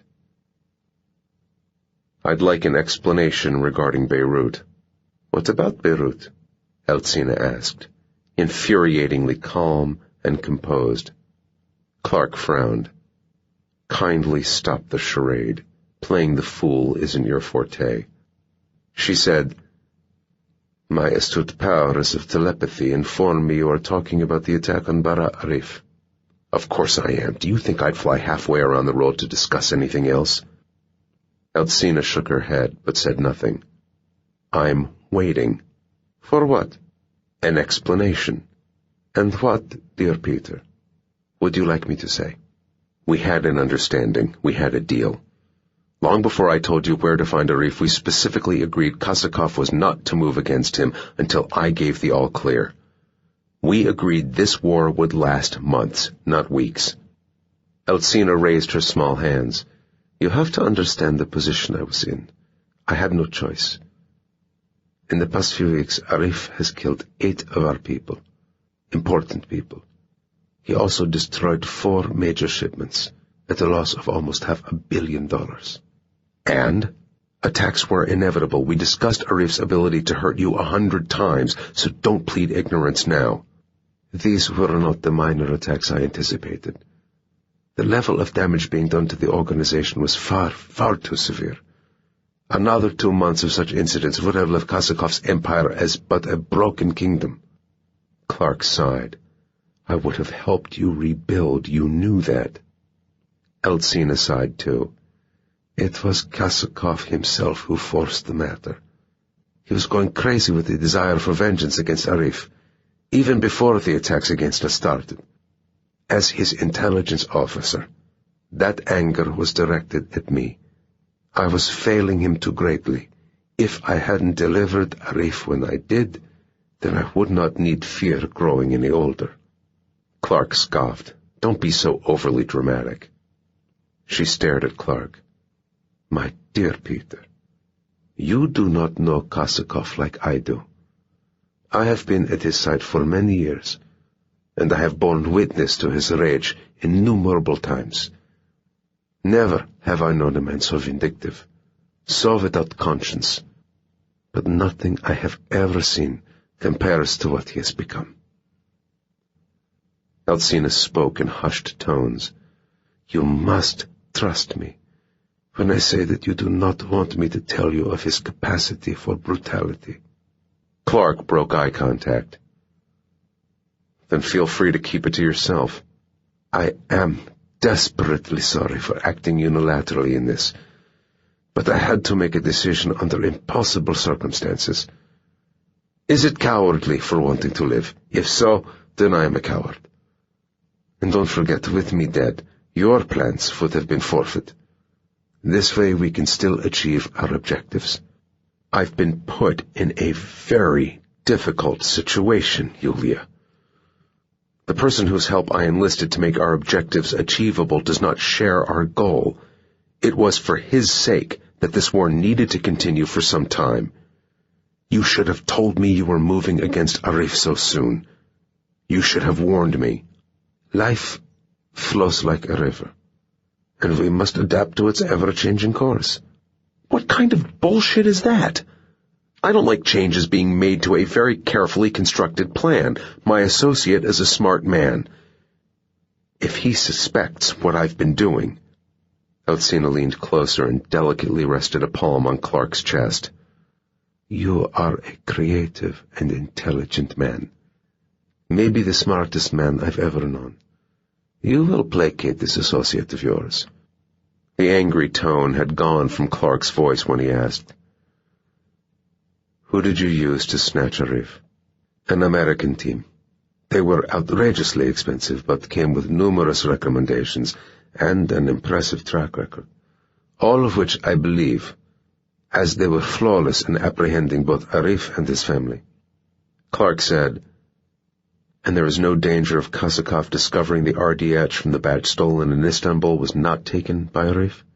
None whatsoever. Vladimir does not like me, but he has absolute faith in my abilities. I have told him the BK analysis of the bomb that killed Farkas matches that of the stolen RDX, and he believes it. I am his chief intelligence and security officer. There is no one else in his organization with my sources. And Kosakov has no reason to look into the matter further. And Kosakov will still vacation at his Black Sea dacha? Eltsina nodded. Good, Clark said. Then you need to be in a position to seize power very soon. As I told you, the network has been struck very hard. Morale among our people is the lowest it has ever been. They have lost money from this war and will continue to lose money from its repercussions. They know Kosakov has risked their lives for personal motivations. They resent him, and I have whispered enough poison to ensure that resentment is aimed at Berliuk too. They are ready for new leadership and will accept anyone who can repair the damage done, even a woman. When Kosakov is dead, I will have enough support to resist Berliuk's natural ascension. And this new leader had better not forget who helped give her the throne. I will not forget. You really need to have a little more faith in your friends. I shall be your puppet princess of arms, dealing only with factions that you have approved. And with Arif out of the way, I will incorporate his business into mine, so that the world's supply of small arms and heavy munitions is controlled by me alone. Then America's enemies will find their flow of weapons has run dry. We both win. And together, we are about to turn over a new page in this world's history. Clark left the book aisle and waited for Eltsina to join him outside the store. She appeared with a candy bar and took a bite. Brits sure know how to make this stuff. Clark said, What do I need to know about Kosakov's vacation plans? Kosakov and his wife will be traveling with 5 of his top security personnel. He usually only takes a couple, but expecting revenge attacks from Arif's people, he is taking appropriate precautions. The dacha will be unoccupied prior to his arrival, but a local woman will clean it beforehand. I'll pass on his exact schedule the moment I have access to it. Perfect, Clark said. I'll also need some more funds. Of course. I shall make another donation to your account upon my return to Moscow. Eltsina checked her watch. If that is all, Peter, I must be going. Clark glanced around before saying, There is something else I need. Eltsina's perfectly plucked eyebrows arched. Is this one of those changes to a careful plan you are not fond of? Touché. Clark stopped and took a slim file from his overnight bag. He handed it to Eltsina, who finished her chocolate before opening the file. She spent a minute examining the file's contents. And who might this be? A problem. He's the assassin my associate has used to get us to this point. He's been very useful to all of us. However, that usefulness has expired. And while he continues to breathe, he is an extreme liability to everything we've worked for. And you want me to get rid of this problem? Clark nodded. And just how am I supposed to have it done? Use your new American friends, Clark said. They've proved themselves perfectly capable. Why don't you take care of him yourself? We are old friends, but this seems like you are burdening me with your own trash, when you should be the one disposing of it. I can't be connected to it, Clark said, and I just don't have anyone who can take care of something like this. Remember, he's not just a liability to me, but a threat to you also. Clark put a hand on Eltsina's arm. And don't forget my understanding in your need to alter our arrangement in regard to Arif's premature demise. Getting rid of this problem for me is the price of that understanding. Eltsina frowned, but nodded. You're a hard negotiator, Peter. But you have my agreement. How do you want it done? Let's keep it simple, shall we? As soon as Kosakov is dead, have your American friends kill his killer. Chapter 47. Winfield, Louisiana, USA. The American was 40 years old, average height, average weight, brown-haired, brown-eyed, skin-tanned. He wore sneakers, jeans, a white T-shirt. A ball cap covered his quarter-inch-long hair. Sunglasses hid his eyes. He had shaved that morning, but already he could use another. His watch was a Casio G-Shock. His arms were hairy and hard with lean muscle. A faded tattoo was visible on his outer left bicep, half covered by the sleeve of his t-shirt. A hilt of a dagger sat between the fletches of two crossed arrows. Across a banner beneath ran, De Oppresso Liber. He was in the garden of his Winfield ranch, enjoying Johnny Cash on the radio and the smell of the 20-ounce steak sizzling over a charcoal grill. The sun was hot and his white t-shirt was damp beneath his arms. In his kitchen, he mixed up a jug of Kool-Aid and added some to a waiting glass of Jim Beam on the rocks. Back in the garden, he sipped his concoction and turned the steak. Juices hissed. The cell phone in his back pocket beeped. He had a new email. He read it, then read it again. At his study computer, he opened up an internet browser to check the balance of an offshore bank account. He was pleased to see a very large donation had recently been made. The American loaded up another web page and entered an alphanumeric password into a dialog box. He waited for a few seconds before the details of a shipment appeared. He entered a destination and was glad to see the shipment would arrive at the new location in adequate time. On a third website, he booked the flights. By the time he returned to his steak, he found it was overcooked. He liked it rare, but he ate it well done regardless. He wasn't a wasteful man. In his garage, he pushed aside the refrigerator and entered the 9-digit code into the digital lock face of the safe sunk into the concrete floor. He reached inside and removed 2 pre-packed sports bags and threw them into the passenger side of his pickup. He climbed behind the wheel and took out a charged cell phone that had never been used before, and never would be again. The American composed a message and sent it to 2 numbers. Chapter 48. Sochi, Russia. Fine rain fell from a sky the color of ash. Aside from the patter of raindrops, the forest was quiet. Viktor knelt in the undergrowth. The ground was soft beneath his knee. He was on a high point that protruded from the slope of the hill, enabling him to see over the canopy that blanketed the hillside below. Mist enshrouded the trees. The rain was fine, but relentless. Viktor preferred the weather from an operational standpoint, even with the cold water trickling down his back. Better to be wet and unseen in the mist and rain than dry and visible. Binoculars provided him with a clear, albeit limited, view of Kasakov's vacation dacha, some 700 yards away to the west, at the base of the hill. The mansion was located about 300 yards inland from the eastern shore of the Black Sea. Woods surrounded the walled 22-acre grounds, which included a guest house, swimming pool, and the Grand Dacha itself, according to the plans Viktor had been supplied with. From his vantage point, Viktor could see only the rear side's roof and some of the building's second story, but most of the house, as well as the swimming pool and guest house that stood beside it, were hidden by the trees that dotted its grounds. They formed a useful privacy screen and a highly effective security measure. A narrow road led from the house, twisting northwest through the forest until it joined the highway running parallel to the coastline. The dacha was isolated, with no other buildings for at least half a mile in any direction.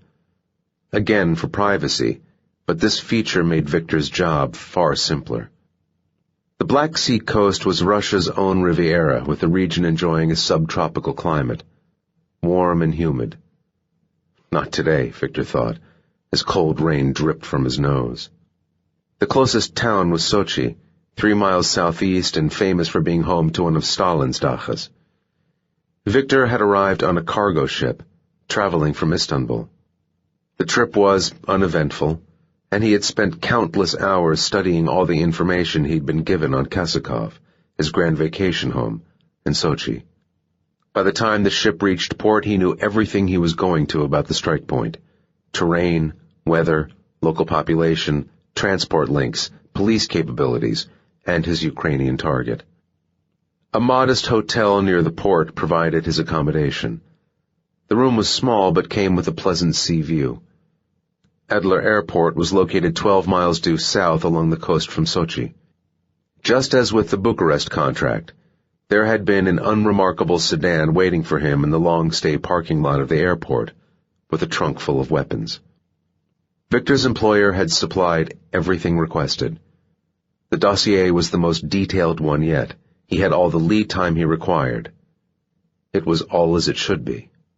But the best way for the voice on the other side of the world to protect himself from Mossad was if Viktor wasn't alive to tell them anything. And even if his employer wasn't planning on betraying him, the Kidon unit was still out there looking for him.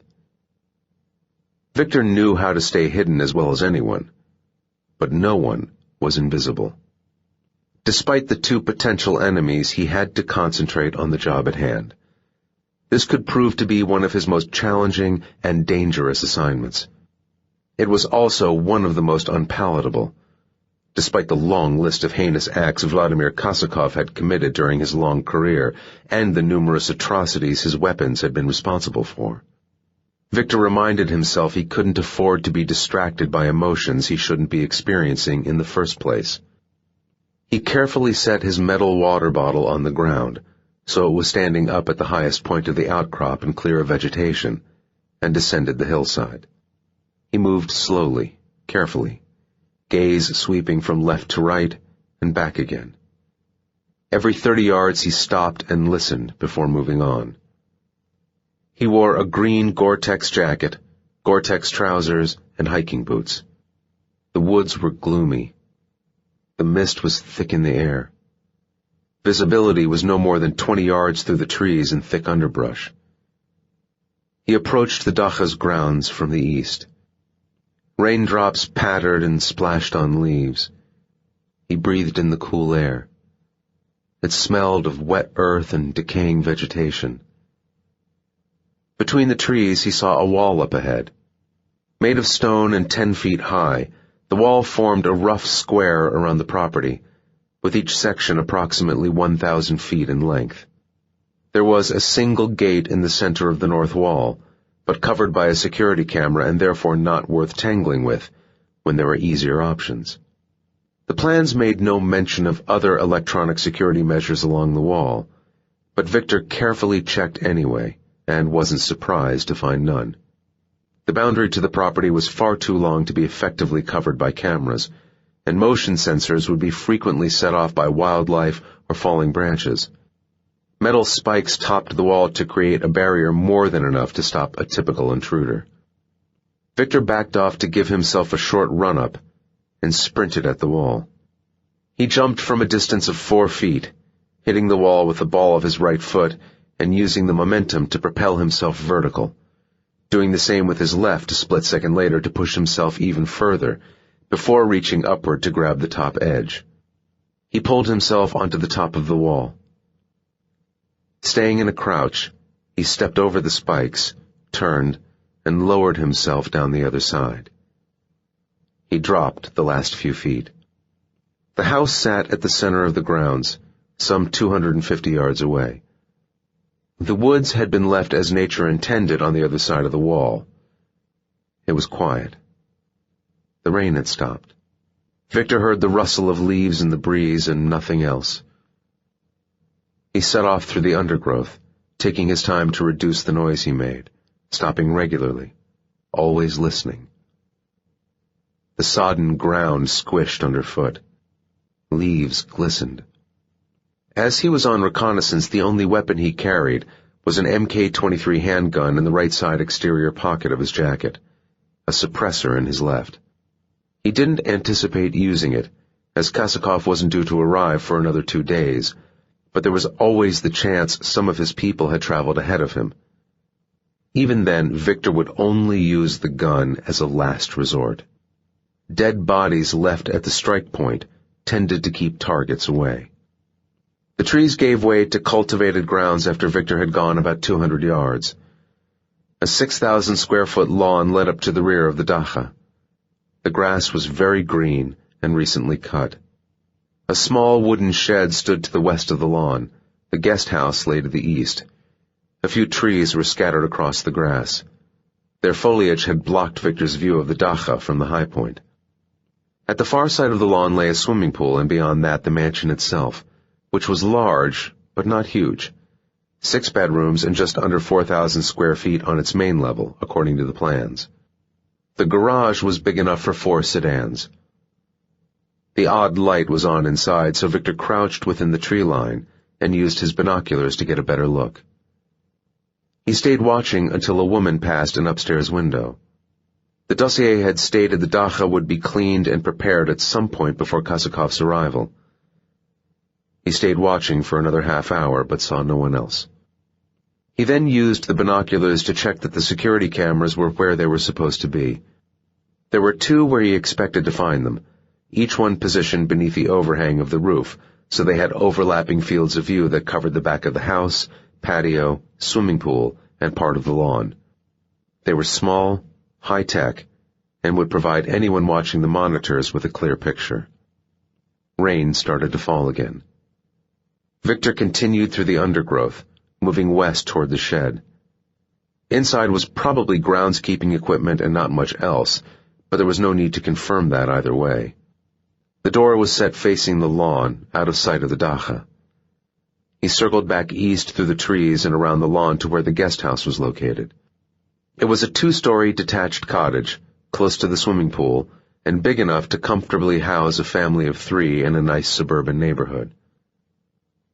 The rain started back up. Victor approached the rear of the cottage, emerging from the cover of the woods at the point with the least amount of open ground. He hurried across the 20-foot wide corner of lawn and paused with his back to the exterior wall. Listened. There may have been no cameras here, but the cottage had its own alarm system. He peered through a few windows. Nothing of note. He circled the dacha through the woods surrounding it.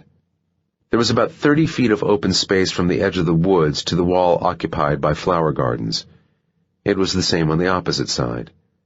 At the front of the house there was a big driveway and lawn and then more woods. Victor found a small car, most likely the housekeeper's, on the driveway.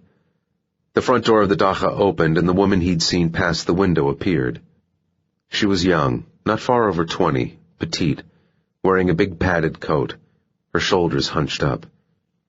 The coat had no hood, but she held a folded newspaper above her head as a shield against the rain. She rushed over to her car, leaving the mansion's front door open behind her.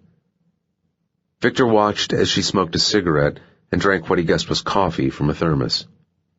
She wasn't facing the dacha, and Victor knew he could easily sneak inside without her noticing, but not without taking off his muddy boots first, and there wasn't time for that.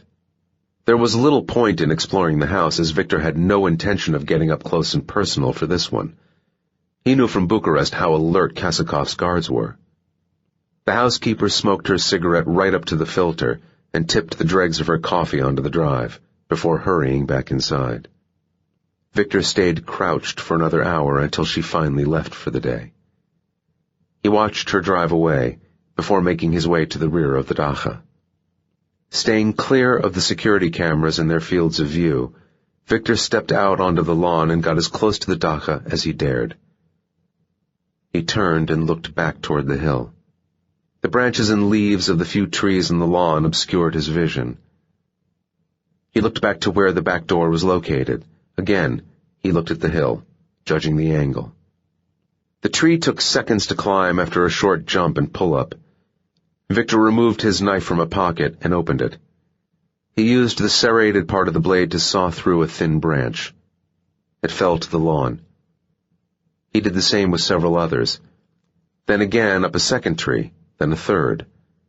When he was done, there were over a dozen thin branches scattered across the grass.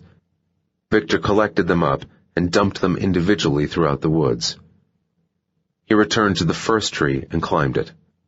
Squatting to achieve the right angle, he peered down to his left and saw the mansion's back door. He then took out his binoculars and looked right and up, through the tunnels of gaps he'd created in the foliage of the trees, until he located his metal water bottle sitting on the protruding high point halfway up the hill. He cleared a couple of thin branches to improve his field of view and descended the tree. From the ground, The trees looked no different from before he'd tampered with them. With his preparations complete, Viktor headed back into the woods at the rear of the grounds. He followed his original trail back toward the wall. The paths he had made through the undergrowth were obvious to him, but would be invisible by the time Kosakov and his bodyguards arrived. Until then, no one would be around to notice them. Someone noticed. Chapter 49. Isolde Kosakov awoke from a nightmare with her heart thumping and her throat dry. She reached across to the other side of the bed to touch her husband and feel the safety of his presence, but instead found only empty bedclothes. She switched on a lamp and squinted against the light. She put her wrist to her forehead. It was damp with sweat. "Vladimir?" There was no response, no sound from the adjoining bathroom. She checked the time. They had gone to bed 2 hours before, and she had been asleep soon after. The cool pillow next to hers told her Vladimir had been gone for a while. It wasn't like her husband to have trouble sleeping. He was a big bear of a man who slept easily and noisily. For the first few years of their marriage, Isolde had used earplugs to block out his snoring. Now she was so used to the loud, rhythmic sound that she sometimes couldn't sleep without him next to her. Given his recent behavior, Isolde wasn't wholly surprised he was having trouble sleeping. Something was going on, something he wasn't telling her about. He had not been his usual jovial self for several weeks now, and seemed always moody, self-absorbed and quick to anger. She had asked what was wrong, but he kept assuring her it was nothing. She guessed it was about work, but didn't pry further, just as Vladimir kept his distance from Isolde's private life. They both had dark secrets the other didn't want to hear. Her pulse finally slowed down to a normal beat. She couldn't remember the nightmare, only the fear it had evoked. Maybe the stress between her and Vladimir was doing more damage than she thought. Or perhaps it was the new guilt she carried. Either way, she was unlikely to get back to sleep just yet. Isolde slipped on her dressing gown and ventured out onto the landing. She loved Sochi, which was fortunate, as it was one of the few vacation destinations that Vladimir was able to travel to without risk. The mansion was a large, lavish building, but nothing compared to the home she shared with Vladimir outside of Moscow. That house was huge beyond need or luxury. They had an entire wing that housed the full-time maid, chef, butler, driver, groundskeeper, and bodyguards. The rest of the Moscow dacha was shared by just herself and Vladimir. She didn't know how many rooms there were, and sometimes weeks could go by without her using some of them. Those bedrooms she and Vladimir had once designated as nurseries, she hadn't ventured into for years. Isolde switched on lights as she went.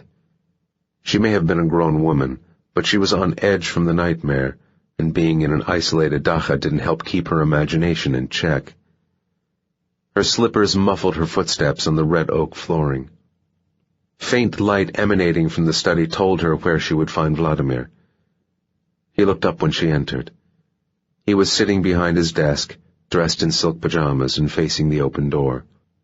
Some men looked better as they aged, though Vladimir was perhaps not one of them. The gray in his hair did lend him a certain dignified presence, and the lines in his face added character to his somewhat blunt features. But he was still as strong and powerful as he had ever been. It was the computer monitor that provided the light. Vladimir clicked the mouse and removed his earbuds. "Izzy," he said, "I thought you were fast asleep." She leaned against the doorframe. "I had a nightmare, my poor baby." He looked so concerned. "What was it about?" "I don't remember." "Isn't that the best way?" She shrugged. "What are you doing up at this time of night?" An expression passed over Vladimir's face that was both happy and sad at the same time. "Just work, my love. Just work. Can't that wait until morning? We're on vacation, aren't we?" "It's not urgent," he said, "but I couldn't get to sleep and thought I might as well make use of my insomnia. I hope I didn't wake you when I got out of bed." Isolde shook her head. No. I didn't realize you weren't there until the nightmare woke me." "How long have you been up?" "Not long." "Oh, I thought—" Vladimir smiled and said, "You looked so cute when I left. You were snoring." "I was not." "You were." "I don't snore." She smiled shyly. "I'm a lady. A very beautiful lady." She couldn't help but smile wider. "I can't sleep if you're not there. Come back to bed, please. Give me 5 minutes to finish up and I'll be in. How does that sound, my love?" Kosakov watched Isolde turn and leave. He didn't like lying to his wife, but sometimes it was unavoidable. He was not working. Berliuk and Eltsina were running the business in his absence, and he'd left instructions he was not to be disturbed under any circumstances. Berliuk had been opposed to Kosakov taking a vacation when they were in the middle of trying to repair the damage done by the many attacks the network had suffered in the past few weeks. But Kosakov had gone regardless.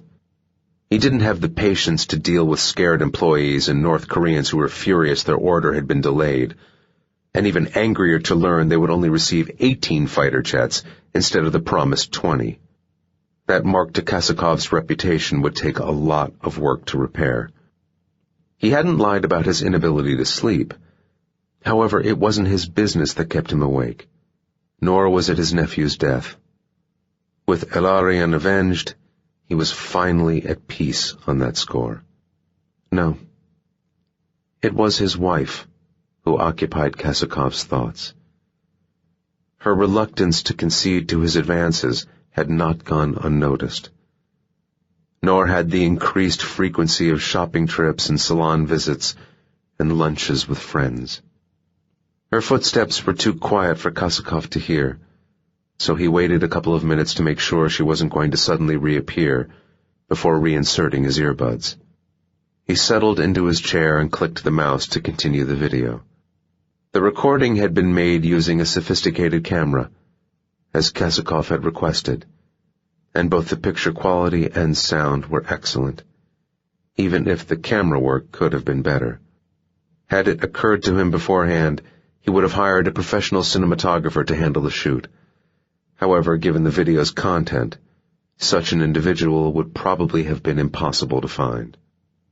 Kosakov had watched an hour of footage already, and there was another 2 hours to go.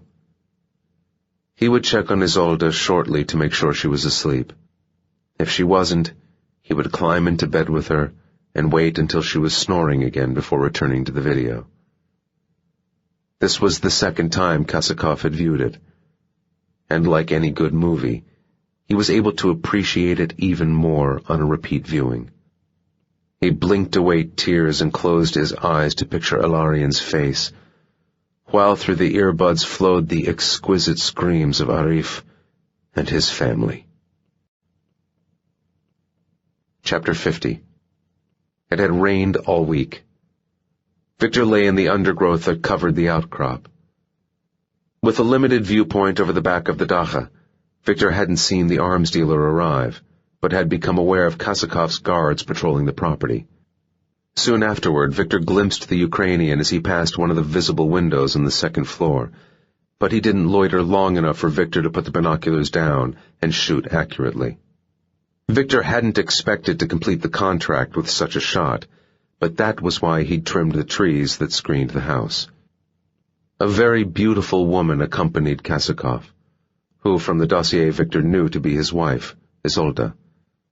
She was tall and slim, carrying herself with the confidence of a runway model.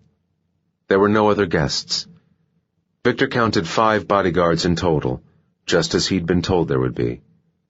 They slept in the guest house in shifts, so there were always at least 3 awake and ready. As in Minsk, they weren't particularly big, but spec ops and intelligence guys usually weren't. Each had the gait and manner of a serious operator, and the dossier stated that Kosakov had a penchant for hiring ex-Spetsnaz soldiers. Viktor's last run-in with the Spetsnaz was not something he was eager to repeat. He lay in a shallow between two trees on the high point. With binoculars, he continuously watched the rear of the dacha. The branches he'd cleared provided a small corridor of space through the otherwise overlapping foliage of the three trees. The line of sight was far from ideal, but he could see the back entrance and a thin sliver of ground outside of it. A limited view, but enough to put a bullet into Kasakov should he use the door. Viktor had prepared the ground by removing stones and branches from where he would be lying and landscaped the soil flat. He knew he could be in the same spot for several days, and every annoying lump and bump on the first day would be agony by the fifth. Any distraction had the potential to throw a shot, and he wanted to squeeze the trigger just once and be gone. Birds chirped above his head. They were used to his presence now, not scaring even when he was forced to move. A waterproof sheet stretched across the two trees formed a makeshift shelter. It only partially covered him, due to where he needed to lie, but it kept some of the rain off and allowed him to keep his weapons and equipment dry. The CIA-supplied rifle Viktor planned to kill Kasakov with was a Dakota T-76 longbow, chambered for .338 caliber Lapua Magnum ammunition. Viktor wanted to be able to kill Kasakov from as far away as possible and, short of using a huge .50 caliber, a .338 offered the best range and power. The .338 Lapua Magnum was designed to penetrate 5 layers of military body armor at 1,000 meters and have enough force left for a one-shot kill. Viktor knew from painful experience the round's effectiveness against supposedly bulletproof glass. As well as generating over 5,000 pounds of muzzle energy, the longbow was extremely accurate. The manufacturers even guaranteed 0.5 minutes of arc at 1,500 meters. It was an impressive claim, but Viktor would be shooting from half that. As long as he did his part, the longbow would deliver. He wouldn't be using a suppressor to guarantee accuracy and killing ability, and a .338 made a lot of noise. The back door was 720 yards away, so the sound of the shot would reach the dacha a little under 2 seconds after the bullet left the barrel. He could potentially get another 2 shots off before the noise reached the area, but Viktor favored doing things right the first time. The longbow came with a matte black finish he'd sprayed with green and brown paint. He was dressed in the same green Gore-Tex clothes as he'd worn for his reconnaissance of the dacha's grounds. They hadn't been washed, and Viktor hadn't bathed. He didn't want the smell of soap and shampoo to alert the local wildlife and give him away if Kasakov's bodyguards were extra diligent and patrolled outside of the mansion's grounds. A nearby rucksack contained rations and other equipment. In the pockets of his tactical harness were full magazines, a flashlight, waterproof matches, binoculars, compass, GPS reader, and a combat knife. He had a bottle and plastic bags to serve as a toilet. There was no way of knowing when Kasakov might appear within Viktor's limited target area, and he couldn't afford to move in case the call of nature coincided with that moment. Should things go wrong, either with the kill or the extraction, Viktor had 2 other guns to assist him. Strapped to his right thigh was a tactical holster containing the Heckler & Koch Mk-23. Near the rucksack was an MP7A1 with a 40-round box magazine. The Mk-23 was a fine handgun, designed to meet the requirements of U.S. Special Operations Forces. It fired the .45 ACP cartridge and had a 12-round capacity. The gun was very accurate, considered match grade, capable of 2-inch groups at 50 yards. The .45 ACP also struck with substantial stopping power, but was naturally subsonic and almost silent when shot from a suppressor. The MP7, also made by Heckler & Koch, fell somewhere between a submachine gun and an assault rifle, and had the designation of a personal defense weapon. In Viktor's opinion, such a designation was an awkward one. There was nothing defensive about the gun. The MP7 was all about offense. Lightweight at 4.19 pounds, and just over 23 inches in length with the stock collapsed, the gun was effective beyond 400 yards. It was chambered for the high-velocity 4.6 by 30 millimeter round, which dismissed lead and brass in favor of a hardened steel penetrator, making it better suited for use against targets in body armor than the traditional pistol-caliber ammunition used in regular submachine guns. Kasakov's men had worn body armor in Bucharest, and if Viktor had to tangle with them, he didn't want his bullets lodging in their vests. Using a suppressor would have been pointless with the high-velocity ammunition, and using subsonic rounds would have countered the benefits of using the MP7 in the first place. So far, Kasakov hadn't stepped outside the back door, which wasn't surprising as it had rained continuously since the Ukrainians' arrival. Lying in wait for hour after hour was boring, but Viktor did not let his concentration lapse. With his restricted line of sight, he needed to stay focused at all times. The second after Kasakov fell, he would be fleeing northeasterly through the trees, hiking 2 miles around the hillside to where his getaway vehicle was hidden off-road, beneath a net covered with leaves, branches, and earth. His diet consisted of nuts, chocolate, and supplement pills. He wanted maximum calories and protein in a minimum of food to limit time spent with a plastic bag. He had brought a 1-gallon water bottle, which was set up with a funnel to catch rainwater to top up as he drank. Water purification tablets would be mixed with his urine if it didn't rain enough to keep him hydrated. He flexed his muscles regularly and adjusted his prone position every hour to keep from getting too stiff and to help against the inevitable aches. As Kasakov was less likely to emerge through the back door during the night, this was when Viktor slept. He had a small air cushion to lay his head on, but no sleeping bag or tent. Such things were great for keeping warm and dry, but not for aiding fast movement if surprised.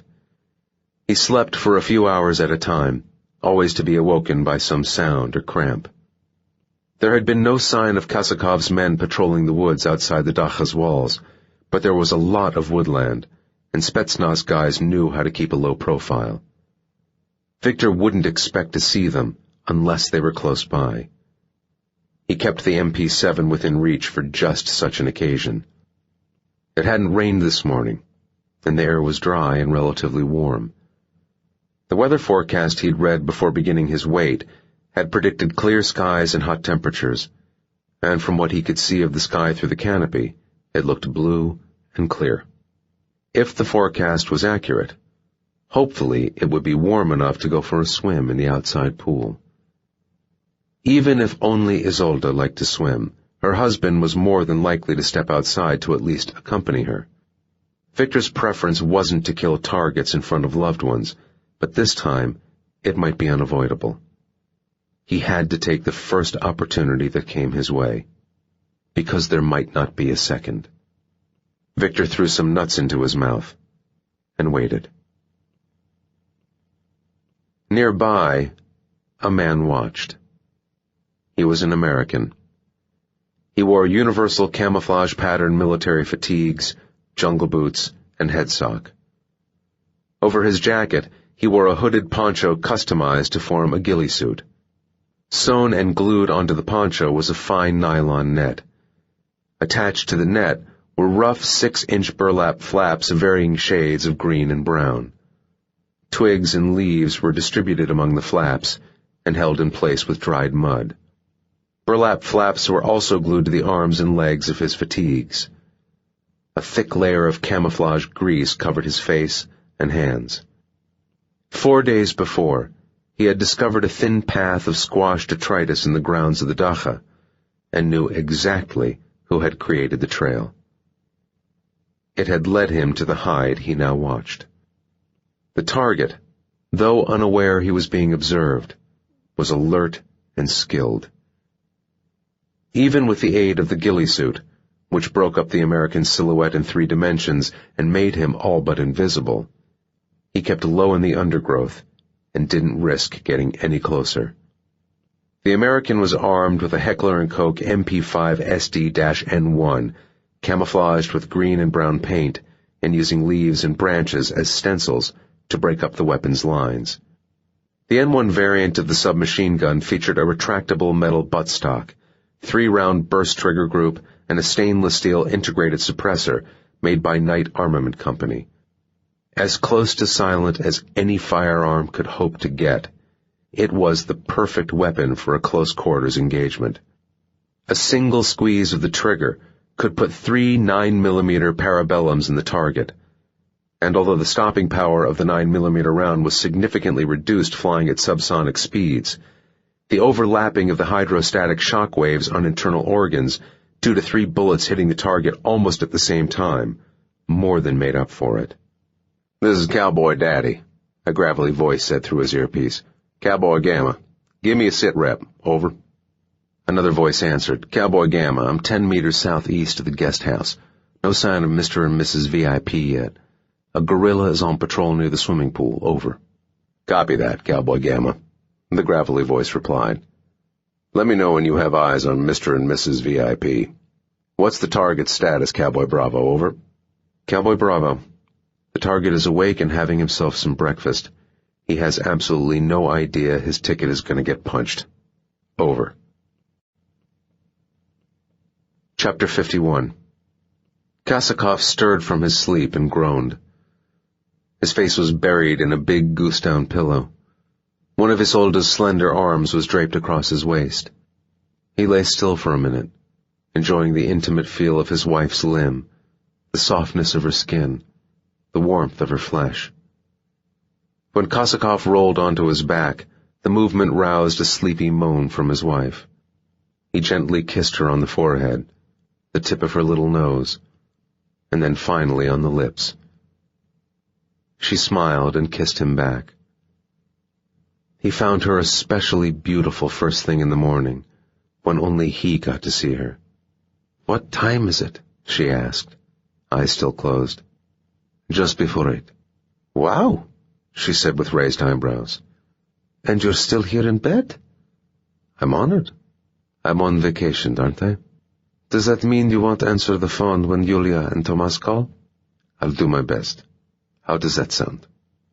She grunted. They kissed again. Kosakov sat up and yawned. "What would you like for breakfast, my love?" She stroked his wide chest. Your famous scrambled eggs, please, plus orange juice and some melon. And coffee. Lots of coffee. A veritable banquet." He scratched the back of his head. "What might I receive in return for preparing such a feast?" Isolde gave a cheeky grin. "You get the pleasure of making it and bringing it to your gorgeous wife." "Ah," Kosakov said, "sustenance enough for any man." "You had better believe it." He climbed out of bed and opened the drapes. The Dacha's master bedroom was at the front of the house, and the window provided a breathtaking view of the Black Sea. Kosakov stretched as he stared outward at gulls circling near the shoreline. This was his favorite part of the country. Sochi had sandy beaches, the climate was as hot as it got in Russia, and the nearby Caucasus Mountains offered excellent skiing. Kosakov came with Isolde at least a couple of times a year, though he kept away from the tourist-heavy city itself, as well as the havens where Russia's elite frivolously spent their wealth. He preferred the isolation his dacha provided. It had its own private beach, accessible via a path through the woods, where he could relax without the bother of other people, and especially their children. He'd bought the house when the international efforts to bring him down started to pick up momentum. He hadn't left the country for any purpose other than the most important business trips since then. The risks were so great that even those trips were growing less frequent, and only then to nations who wouldn't go running to the UN. "What's the weather like?" Isolde asked. "Blue sky, sunshine," Kosakov answered. "It's going to be nice for once." "Great," Isolde said. "I think I might have a swim after breakfast." Viktor glimpsed a blur passing by one of the mansion's visible upstairs windows, which he recognized to be Kosakov's wife by the slightness of the silhouette. Kosakov's large frame followed a moment later, but again did so too fast to risk a shot, especially when the temperature was continuing to rise, and the sky remained clear of rain clouds. Another 10 degrees, and it would be perfect weather to use the swimming pool. The Dakota longbow lay directly next to Viktor, shielded from the elements by a waterproof sheet weighed down with small rocks. When the time came, it would take but a split second to whip the sheet away and prepare for the shot. The sight was already set for the distance. There was little wind at the moment, maybe 2.5 miles per hour. Aside from the pleasant chirping of the birds above his head, there was no other sound. In other circumstances, Viktor would have enjoyed camping in the forest. Maybe one day he would come back to Sochi and do just that. Only far away from here. He used a straw to drink some water while he watched the dacha. Soon the job would be complete, and Viktor's obligation to his nameless employer finally over. One squeeze of the trigger, and he would be a free man again. The American using the call sign Cowboy Bravo remained kneeling in the undergrowth approximately 20 yards to the right of the target's position. From his elevation and angle, the man in the ghillie suit could only see the target's legs, elbows, and half of the binoculars. The rest of him was hidden by the undergrowth, trees, and rain sheet, but there was no need to keep a more complete view. The American saw enough to maintain eyes on the target. He only needed to see more when the order came to complete the kill. The American's earpiece crackled. "This is Cowboy Daddy. Give me a sit rep, Cowboys, over." Another voice whispered, "Cowboy Gamma, I'm 8 meters southwest of the main building alongside the shed. I can see Mr. and Mrs. VIP through the kitchen window fixing coffee. 2 gorillas are out and about. Mr. VIP is wearing a swimsuit, over." "This is Cowboy Bravo," the man in the ghillie suit answered. "I'm exactly 19 meters north of the target, ready and waiting, over." "Copy that," Cowboy Daddy replied. "Cowboy Gamma, maintain your visual on Mr. VIP. When he drops, you let us know and we can finish up here. If our boy is waiting for Mr. VIP to step outside, today could be the day. Maintain focus, Bravo. Out." The American was patient, but looked forward to fulfilling the mission. It would be simple. One squeeze of the trigger, and the target was a dead man. Isolde finished her breakfast and kissed her husband on the cheek. They were sitting side by side at the breakfast bar of the dacha's kitchen. "That was divine, Vladimir," she said. "Thank you." Kosakov nodded and slurped some coffee. "Always a pleasure." She wrapped her thin arms around his huge shoulders, stretching to lock her fingers together. She kissed him again. "I'm so glad we came away. I wasn't sure it was such a good idea with how strained things have been between us recently, but it's been wonderful. And now the sun is shining. It will only get better." She grinned. "It's a shame we can't live here. It's much nicer here than in Moscow. There is no noise, no stress, no distractions. Just the two of us. In Moscow I have to share you with all of your business associates. And you've been so busy lately, it's as if you'd forgotten I even existed." He covered her hands with his. "I could never forget about you." "I didn't mean it quite like that. I just meant you've been so distracted. It's lovely to have your full attention again. I finally got you all to myself, and I'm going to make the most of it." "Is that right?" She raised her eyebrows. "Oh, yes." "Well," Kosakov began, "I'm glad it's nice to have my attention again, because you're going to be getting a lot more of it." She eyed him suspiciously. "And what does that mean?" He took a deep breath and said, "I think it's about time I took a step back from the business." She released him from the hug and turned on her stool to better face him. Instead of looking happy, the way he'd hoped she would look, she appeared unconvinced. "Really?" Kosakov nodded. "Why not? We have so much money it would take forever just to count it all, and besides, I'm tired of it all. I'm so tired." Isolde was shaking her head, not in disagreement, but disbelief. "I don't know what to say." This is so sudden. I've spent my whole life planning for every last detail. It's about time I was spontaneous. What will you do with your company? Kasakov shrugged. Tomas and Yulia can handle things without me. I'll still own it, of course, but they can run it. I've got a horrible feeling they could do a better job than me anyway. You really mean this, don't you? He nodded. It's taken a long time, but I've come to understand that some things are really more important than money or power. I never want to lose you, Izzy. She was silent for a moment. You're not going to lose me.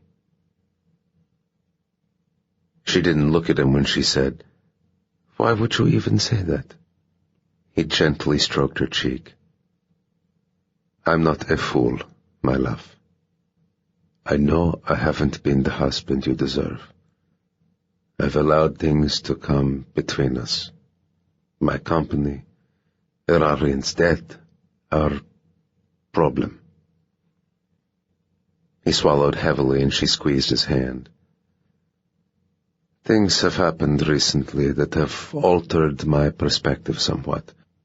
I won't go into the details. All you need to know is that I've changed. And I think it's about time I acknowledge that our problem is really my problem. These days, doctors can fix anything, and if not, there are other ways to conceive. It's not too late. Kasakov pulled Isolde close to him and held her tightly. I'm so sorry I pushed you away. He felt her tears on his shoulder. Just after 9 a.m., Viktor watched Isolde Kasakov emerge through the Dacha's back door. She was a vision, wearing a patterned silk kimono, wide-brimmed hat, and large sunglasses. Her feet were bare, toenails ruby red. She carried a glass of what looked like iced tea with a slice of lime. She sucked the iced tea through a long straw and approached the swimming pool, disappearing from Viktor's line of sight. He imagined her taking a seat on one of the sun loungers while she finished her tea. No sign of Kasakov. Viktor cracked his neck and sipped some more water. The temperature was in the low 70s by now, even under the shade of the forest canopy. The breeze was still light and helped keep Viktor cool. Birds sang overhead. Viktor's ornithology knowledge was basic at best, and he had no idea of the species, but he found their chirping especially pleasant, and it helped relax him while he continued his long wait. An hour passed, then 2.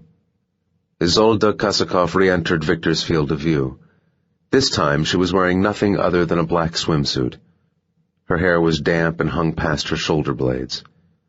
She entered the house, closing the back door behind her. As midday came and went, the temperature continued to rise. Viktor wiped the sweat from his eyes with a sleeve. The breeze had picked up, but it was still hot. The heat made him feel tired, but he remained focused. At random intervals, he grabbed the rifle and centered the reticule over the doorway, so when it came to it, the movement would be fast and fluid. At 2 p.m., Isolde appeared again. She was in her swimsuit still, but now a shawl wrapped around her waist covered her legs. She carried a plate topped with a salad. Again, no Kasakov. Isolde left the back door open, perhaps for her husband to follow. Viktor hadn't seen Kasakov since he passed the window hours before.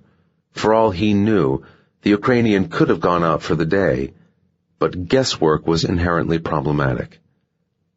Viktor had faith in his plan. Whether it took an hour or a week, Kasakov would eventually step out of the Dacha's back door. 20 minutes later, Isolde stepped back into view and stood in the open doorway. A bodyguard walked past her, patrolling the grounds, doing circuits of the mansion. He was armed with a compact AK-74 SU and wearing a level 3 Kevlar vest over his t-shirt. He spent longer than was tactically prudent checking out Mrs. Kasakov as he went by. Viktor couldn't help but smile. Even the best bodyguards money could buy were still only human. From the way Isolde was leaning against the doorframe and gesticulating, Viktor could tell she was talking with someone he took to be her husband. With his spare hand, Viktor pulled the sheet off the Dakota and drew the rifle closer. A silhouette appeared on the far side of Isolde. Immediately, Viktor examined the sway of the tree branches on the lawn behind the house, estimating there was a 10-mile-an-hour crosswind. He knew that with the .338 caliber round, that would equate to around a 25-inch displacement at 700 yards. He exchanged the binoculars for the rifle, adjusted the windage dial on the longbow's scope to compensate for the displacement, and positioned himself so his right eye was an inch from the eyepiece. He closed his left.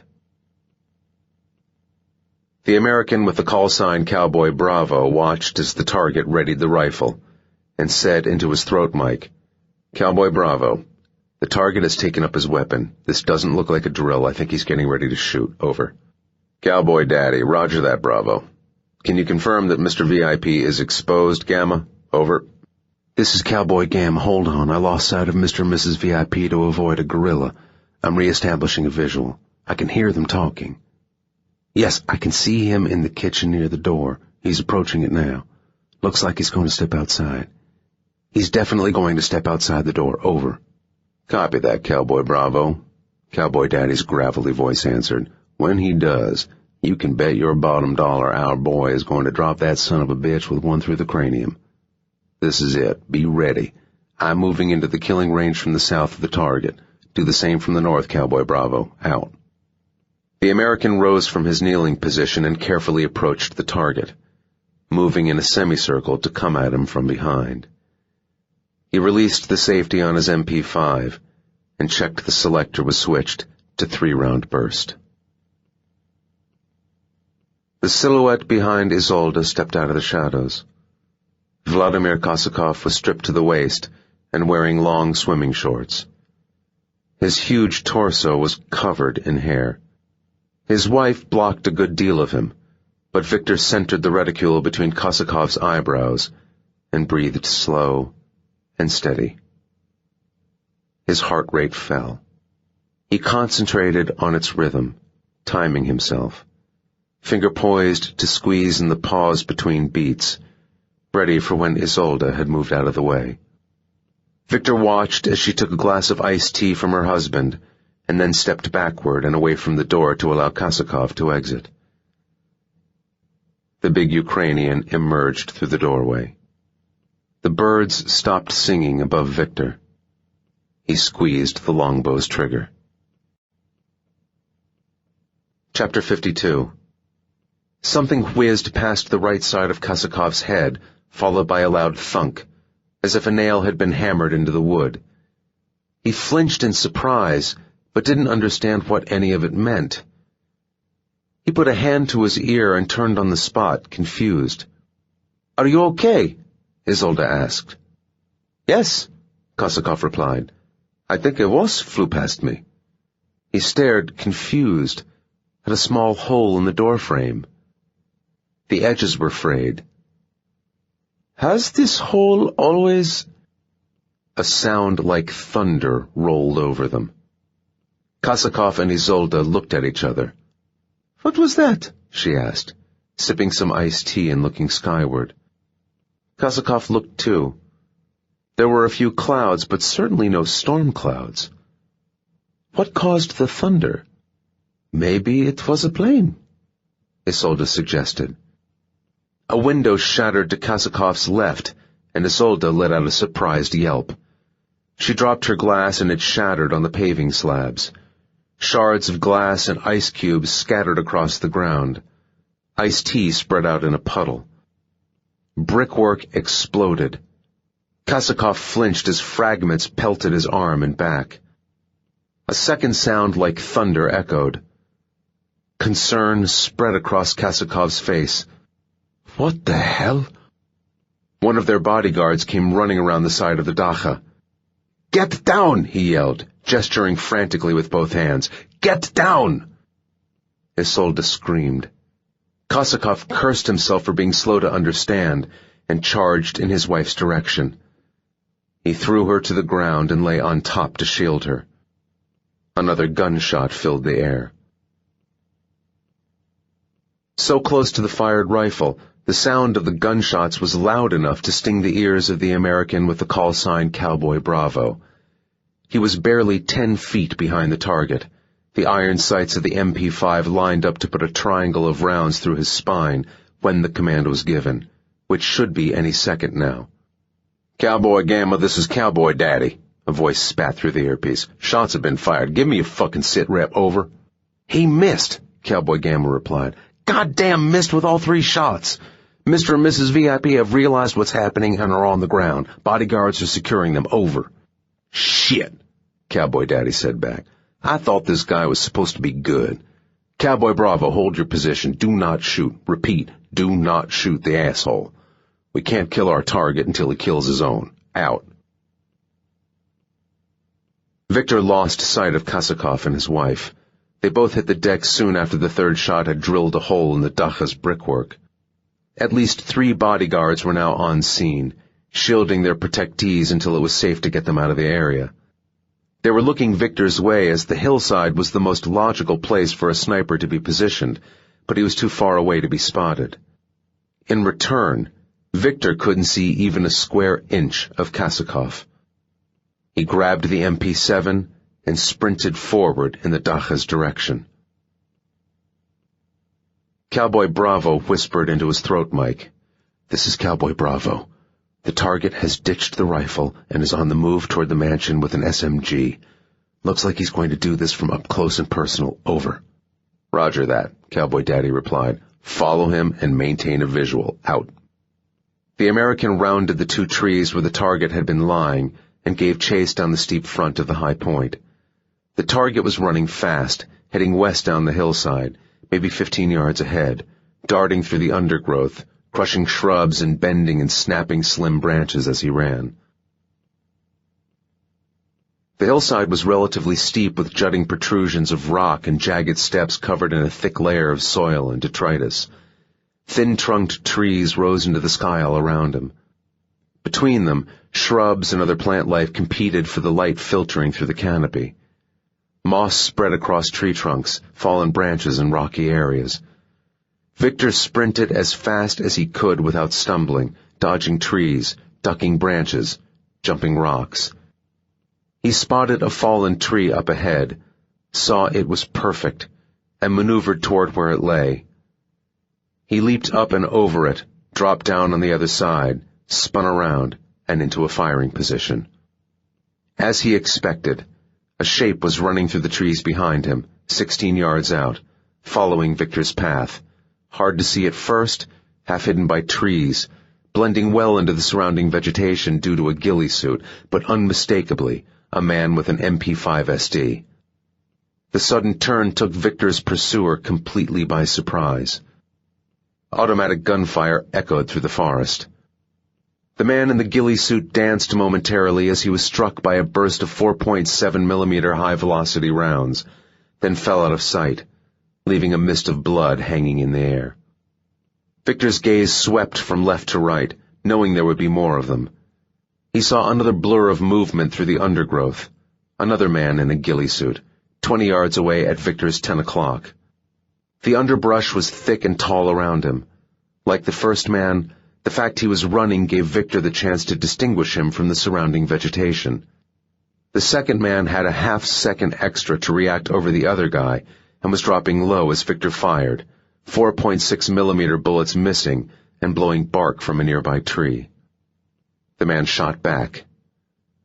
There was virtually no noise or muzzle flash due to the fat integrated suppressor of the MP5 SD. Bullets zipped over Viktor's head. He crouched lower, maximizing the cover of the fallen tree.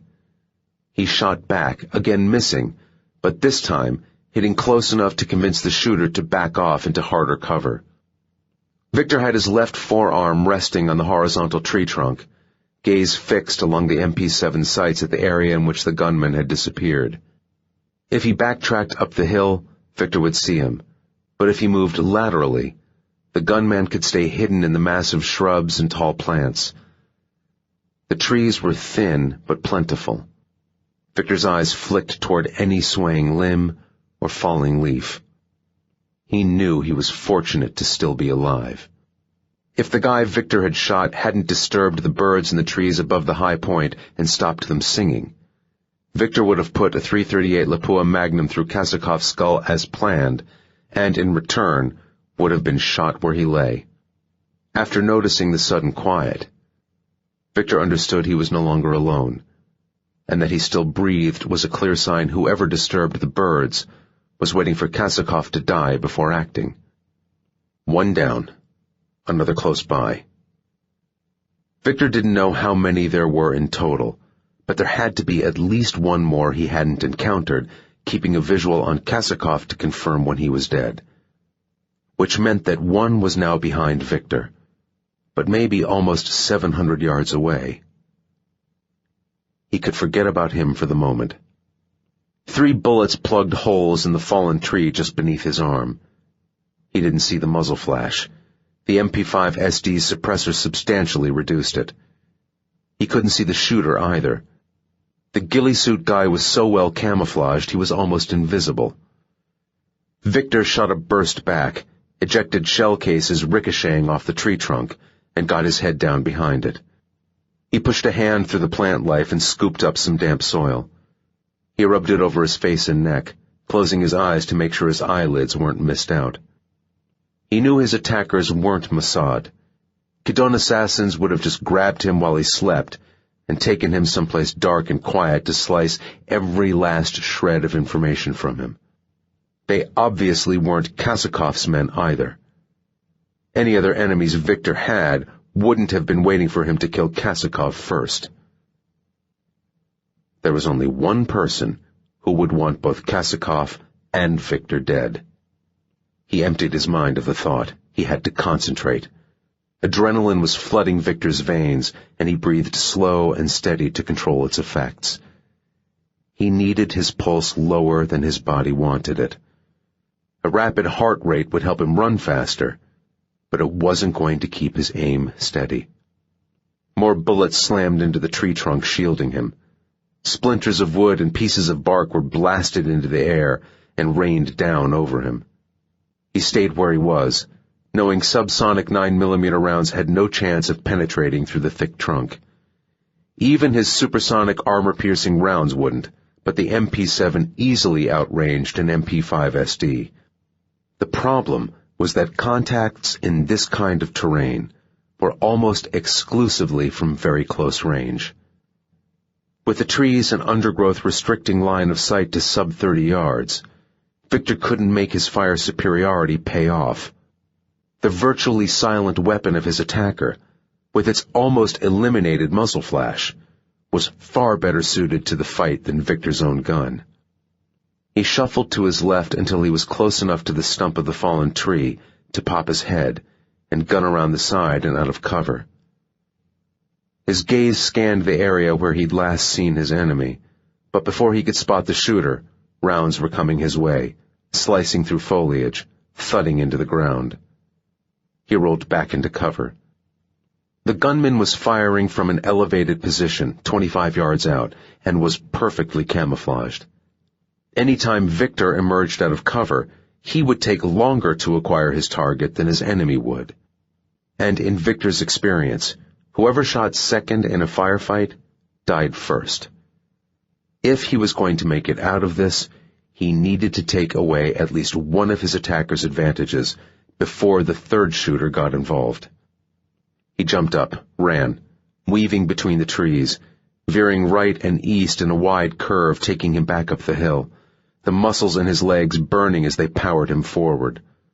Bullets followed him, blasting off bark and chopping down thin branches, but the trees and undergrowth were great concealment and cover, and he was a fast target. When he was at the same elevation as his attacker, Victor dived to the ground behind a thick tree. He then shuffled backward and then sideways through the undergrowth, moving 2 yards further up the hill. The gunman wasn't going to stay in the same place for long, and if he moved, he would ascend, not descend.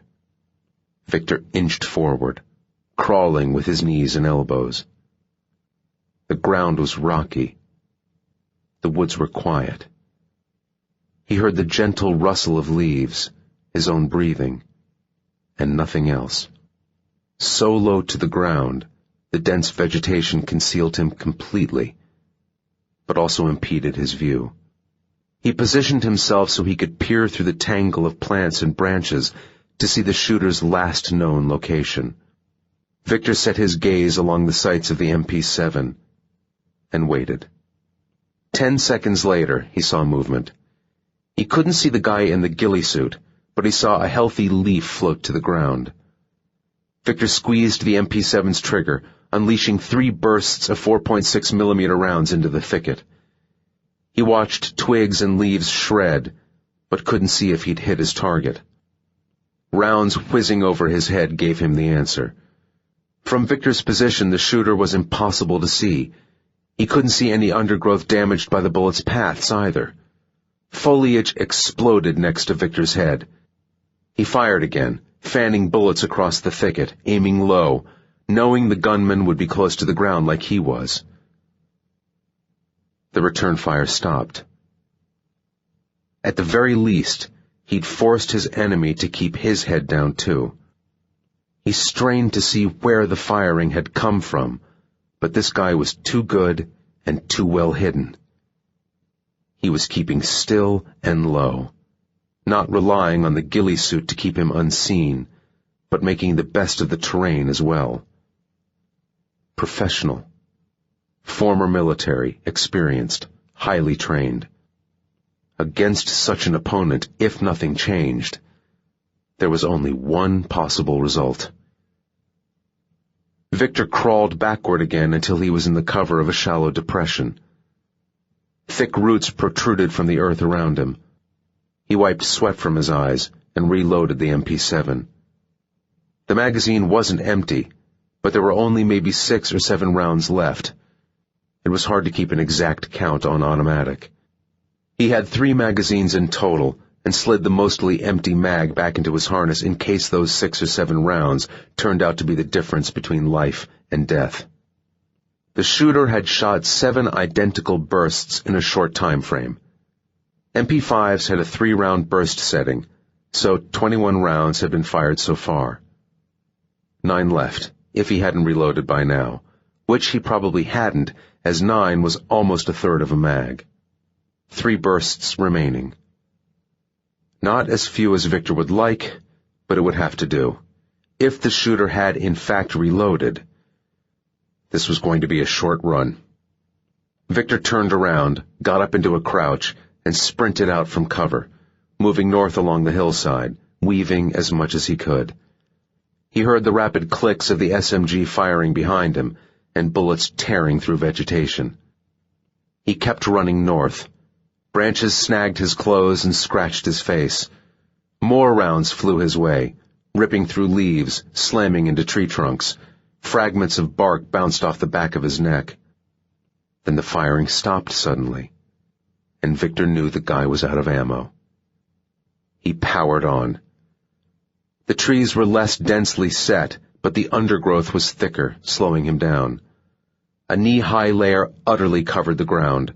Shrubs and saplings taller than Viktor emerged from the carpet of plant life. His getaway vehicle was 2 miles away. The gunman couldn't reload and run at the same pace as Viktor, but he wouldn't chase with an empty weapon. That few seconds lead would be enough for Viktor to get out of his enemy's range and safely to the car. He wanted to get hold of his attacker to interrogate him for information, but playing hide-and-seek with a skilled operator dressed in a ghillie suit and armed with a suppressed weapon was a game Viktor couldn't hope to win. The shooter would have reloaded by now, and had another 30 rounds to play with, but he was 40 or 50 yards away. In range of the MP5 SD, but Viktor was out of sight with too much vegetation in the way to make a shot at that distance. He was home free. Movement caught Viktor's eye. The sway of branches not caused by the breeze. The third gunman appeared, 20 yards ahead, weapon raised, turning Viktor's way. Chapter 53. Spotting the swaying branches gave Viktor enough warning to throw himself to the ground before the shooting started. Virtually silent again. Blasted leaves and chunks of shrubbery dropped down over his back and head. He rolled to his left, down the hillside for the quickest way to get out of the line of fire. The new arrival had covered the distance fast, coordinating his movements with the other shooter through headsets so he could cut Viktor off. But sprinting 700 yards through a forest and up a hill, with a 10-foot-high wall to scale in between, would have taken something out of the gunman, regardless of his fitness levels. His heart rate would be sky-high and his aim comparatively poor. Not that he needed to be a good shot to keep Viktor pinned while the other shooter closed in. With one 20 yards ahead, another maybe 40 yards behind but closing fast, Viktor had only two directions left to go. Going left meant giving his attackers the higher ground, and 500 yards away was a wall he couldn't climb before taking bullets in the back, and beyond it, 5 armed bodyguards. Right meant running against elevation up the hill, and a slow target became a dead one fast. But he couldn't stay where he was either. Not when every passing second gave the other gunmen time to catch up and get into killing range. Viktor chose right, ran, keeping low. Rounds from the newly arrived attacker ripped through the undergrowth as he moved, but far enough away to tell him the shooter was either less adept than his partner, or his accuracy was greatly suffering from a thumping heart and too much adrenaline. Viktor pumped his legs as hard as he could, fighting gravity as he scrambled up the hill, knowing that if he tripped or slowed, his enemy wouldn't keep missing. Viktor almost slipped on a mossy stretch of rock, but kept sprinting until he reached a tree big enough to take cover behind. He stood side on to maximize its protection while he took huge gulps of air. He'd outmaneuvered one attacker, but couldn't outmaneuver two capable of communicating with each other. The tree had a trunk that split into two, protruding from the earth at a 45-degree angle. The twin trunks twisted over and under each other. Viktor positioned himself behind the thickest part of the trunks and peered through the gap between them. A lizard scurried away. He glimpsed the second gunman hurrying his way, closing while his target was cowering behind cover.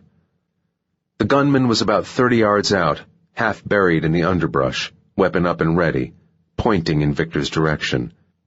He was camouflaged in a ghillie suit and had an MP5 SD just like the other two. With his left shoulder against the tree trunks, Viktor quickly leaned out of cover and squeezed off a burst. The guy dived from sight. Viktor turned around, knowing the first shooter would take the opportunity to close the distance.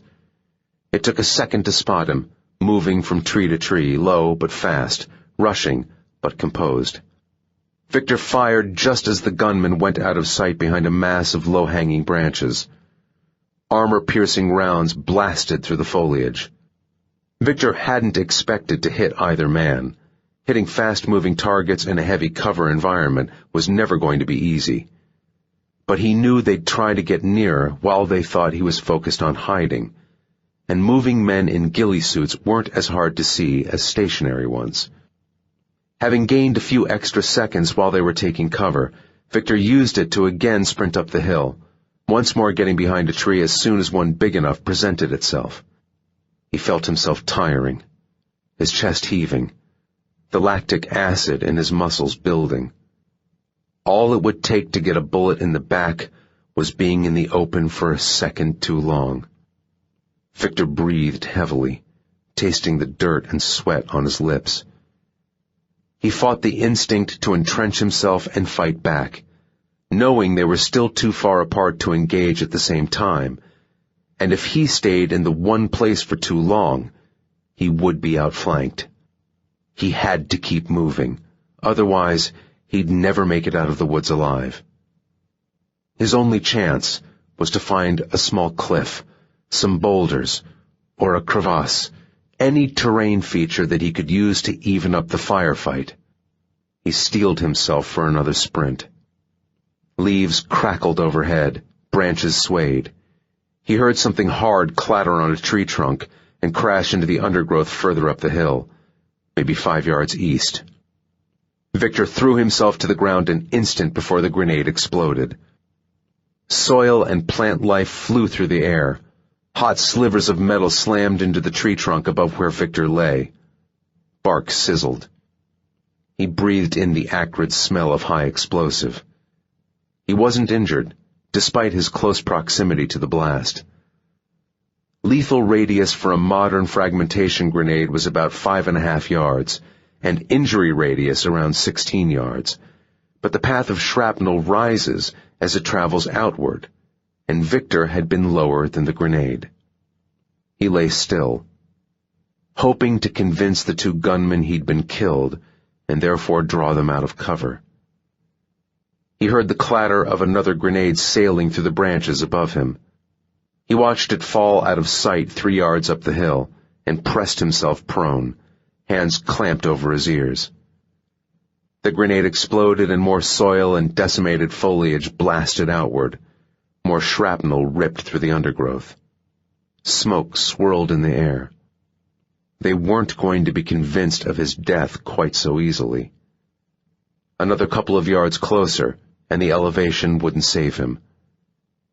The sound of a third grenade tearing through vegetation kept him from getting up and running. It sounded lower, closer. It thumped into the ground 2 feet from Viktor's face. A typical fragmentation grenade had a 3 to 5 second fuse. 1 second of flight time left 2 to 4 seconds before it shredded Viktor's skull with red-hot shards of steel moving at high velocity, and disintegrated what was left of his head with the overpressure wave. 2 to 4 seconds, if the thrower hadn't cooked it off first. Not enough time to get up and out of lethal radius. Only one choice remained. Viktor grabbed the grenade and hurled it in the direction it had come from, snapped his arm back, heard the huge boom 3 seconds later, felt the whoosh of air from the concussion flow over him, and heard shrapnel pelt the tree shielding him. His ears rang. He doubted either of his enemies had been caught in the blast, but their close proximity to it would have surprised, if not disoriented them, and that was all the distraction he needed. Viktor jumped to his feet and ran, not up this time, but to the south along the hillside, in the direction of the high point, a plan taking shape in his mind. He ran for 2 seconds before he heard the muffled clicks of an MP5 SD firing, probably the first gunman, who was to Viktor's right, to the west, with the second too far to the north to have a line of sight. Viktor sprinted along the even gradient, another 5 yards, 10, his heart beating faster and faster, the burn in his legs growing more intense, fighting against the thick undergrowth, dodging around trees. The shooting stopped, and he knew he'd disappeared out of the shooter's line of sight. Both would give chase, but Viktor wanted them to follow. After another 20 yards, he paused briefly behind a mossy boulder, blind fired some rounds in the direction he'd come from to slow his pursuers, and sprinted again. He jumped over vines twisting their way along the ground. After 40 yards, he threw himself down to the forest floor, where clumps of woody shrubs grew among the taller trees, swiveled around, and reloaded the MP7. He sucked in a lungful of warm air. Now, to the east, 25 yards up the hillside, Viktor could see the outcrop from which he'd fired the longbow. He wasn't interested in the rifle. At close range it was worthless. But the high point served as a perfect marker. He moved up into a crouch. He couldn't hear the two guys rushing through the undergrowth, so they were coming after him at a cautious speed, expecting an ambush, which gave him some time. If they thought he was going back to his hide, even better. He looked around, spotted blood glistening on a tree trunk where he'd expected to find it. At the foot of the tree, the guy he'd shot lay on his back, arms and legs splayed outward. There were 4 tiny holes in his chest. Not a bad grouping, considering Viktor's limited time to aim. He stripped the corpse of the hooded poncho covered in burlap flaps and vegetation, and slipped it on. He then took the man's headset and radio. Viktor clipped the radio to his own harness, fitted the headset in place, flipped up the poncho's hood, and swapped his weapon for the dead guy's MP5 SD. Now, things were a little more even. Viktor crept forward, settled into a mass of shrubs, knelt to the side of a tree, and waited. He tipped his head forward to make best use of the hood. 5 seconds went by, then 10, 20. A gravelly voice whispered through his earpiece. He spoke in English, American, Southern accent. "This is Cowboy Daddy. I'm at his hide. He's not here. Gamma, do you see anything? Over." The reply came a second later, another Southern accent, more pronounced. "Cowboy Gamma. Negative. Over. What's your position?" There was a slight pause before the second guy said, "I'm about 20 meters to the west, coming up to the base of the outcrop. Over." "Thank you very much." "Copy that. Keep 'em peeled. Out." Viktor repositioned himself and stared into the undergrowth. He saw a slim branch tremble about 15 yards to his 11 o'clock, near the lowest point of the high point. The gunman moved slowly, keeping low, and would have been invisible in the ghillie suit had Viktor not known exactly where to look. The guy's head turned Viktor's way, but he didn't see him, thanks to the stolen poncho. It may not have been as effective as a full ghillie suit with burlap attached to legs and arms as well, but his enemies were expecting Viktor to be far more visible. Viktor lined up the MP5 SD's iron sights over the gunman's center mass and thumbed the selector to single shot. He fired once, twice, a double tap. The suppressed clicks echoed quietly in the trees. The man in the ghillie suit fell backward into the undergrowth. Viktor approached quickly, moving from tree to tree in case the shooter called Cowboy Daddy heard the shots, and moved to investigate from the higher ground. Viktor saw the corpse lying on the forest floor, 2 bullet holes over his heart. "Cowboy Gamma, were those shots? Over?" A voice asked through Viktor's earpiece. "Roger that," Viktor said back, imitating the guy's strong southern twang. "I got him." Viktor waited, hoping his impersonation was a good one. His gaze was fixed east toward his hide. The elevation was too steep to see it, but he should be able to spot the gunman if he came this way. "Good man," the response finally came. "The cowboys rustle another steer." "Oh, yeah," Viktor said. "But listen up," the one called Cowboy Daddy said. "We have a predicament here. This boy didn't drop his target before we killed him, which means our client is going to be mighty pissed off. I don't know about you, but I want another check, so let's see if we can't rub out Mr. VIP ourselves. Over." "Copy that. Over," Viktor said back. "Haul your ass back over that wall and try to get eyes on Mr. VIP. If you see him, you take him out. Kill 'em all if you got to. I'll get behind our boy's rifle, see if I can shoot better than him. We gotta be fast if we're going to fix this. Out." Viktor waited for a 10 count and crept north 20 yards before heading east and up the hill for 30 more. He approached his hide slowly, still cautious despite the instructions, but relaxing when he spotted the muzzle of his rifle tracking from left to right. He moved around in a semicircle until he was behind the gunman and could see his legs poking out from under the protective sheeting. 10 careful steps brought Viktor within 5 feet of the gunman's boots. "This is Cowboy Daddy," the guy with the rifle said. "I can't see shit from up here. No wonder the prick missed. Cowboy Gamma, get there as fast as you can and take that fucker down. How far out are you? Over?"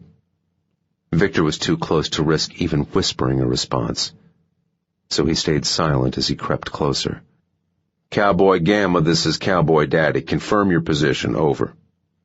Viktor crept forward until he was inches from the man's feet. He nudged the sole of one boot and darted around the tree to the right, out of sight.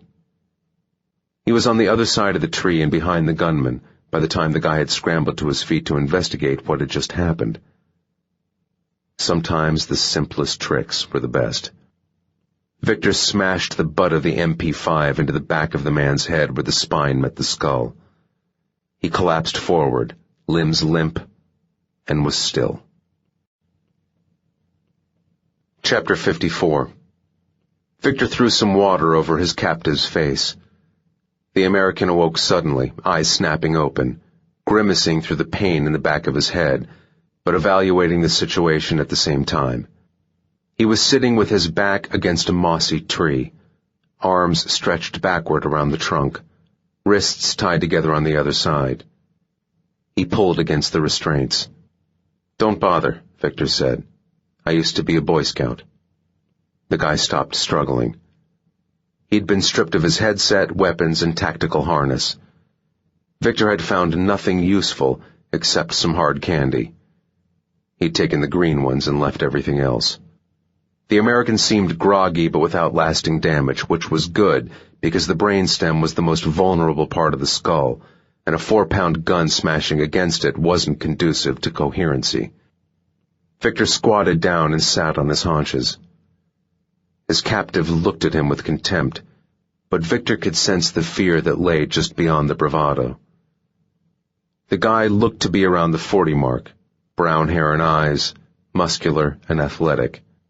His hair was very short, his face tanned, crow's feet etched deeply into his skin. He hadn't shaved or washed for a few days. He smelled pretty bad, but Viktor guessed he smelled no better himself. The air was hot even in the shade. Viktor poured some water over his face and head. The water was lukewarm but still refreshing. He said, "I'm sure I don't have to tell you there is an easy way to do this, and a hard way." The American glared at him. "I can see you're a tough guy," Viktor said. "You're well trained. The tattoo on your arm says De oppresso liber, to liberate the oppressed." Viktor sipped some water. "That's the motto of the United States Army Special Forces." The American didn't respond. "No point trying to deny it. It doesn't matter either way. I'll bet if I looked, I'd find similar tats on the other two. They're both dead, by the way." The American was silent. Viktor said, "I'm guessing you were all part of the same A-team back in SF. Must have been a real tight group to be doing this now. I can tell by the lines around your eyes you've spent a lot of time squinting in the sun, so you're an Iraq and Afghanistan veteran. Haven't long been out, maybe 2 or 3 years tops. Likely did some work as a private security contractor back in Baghdad or Kabul. Paid a lot better than it did in SF, but your talents were wasted guarding diplomats and news crews.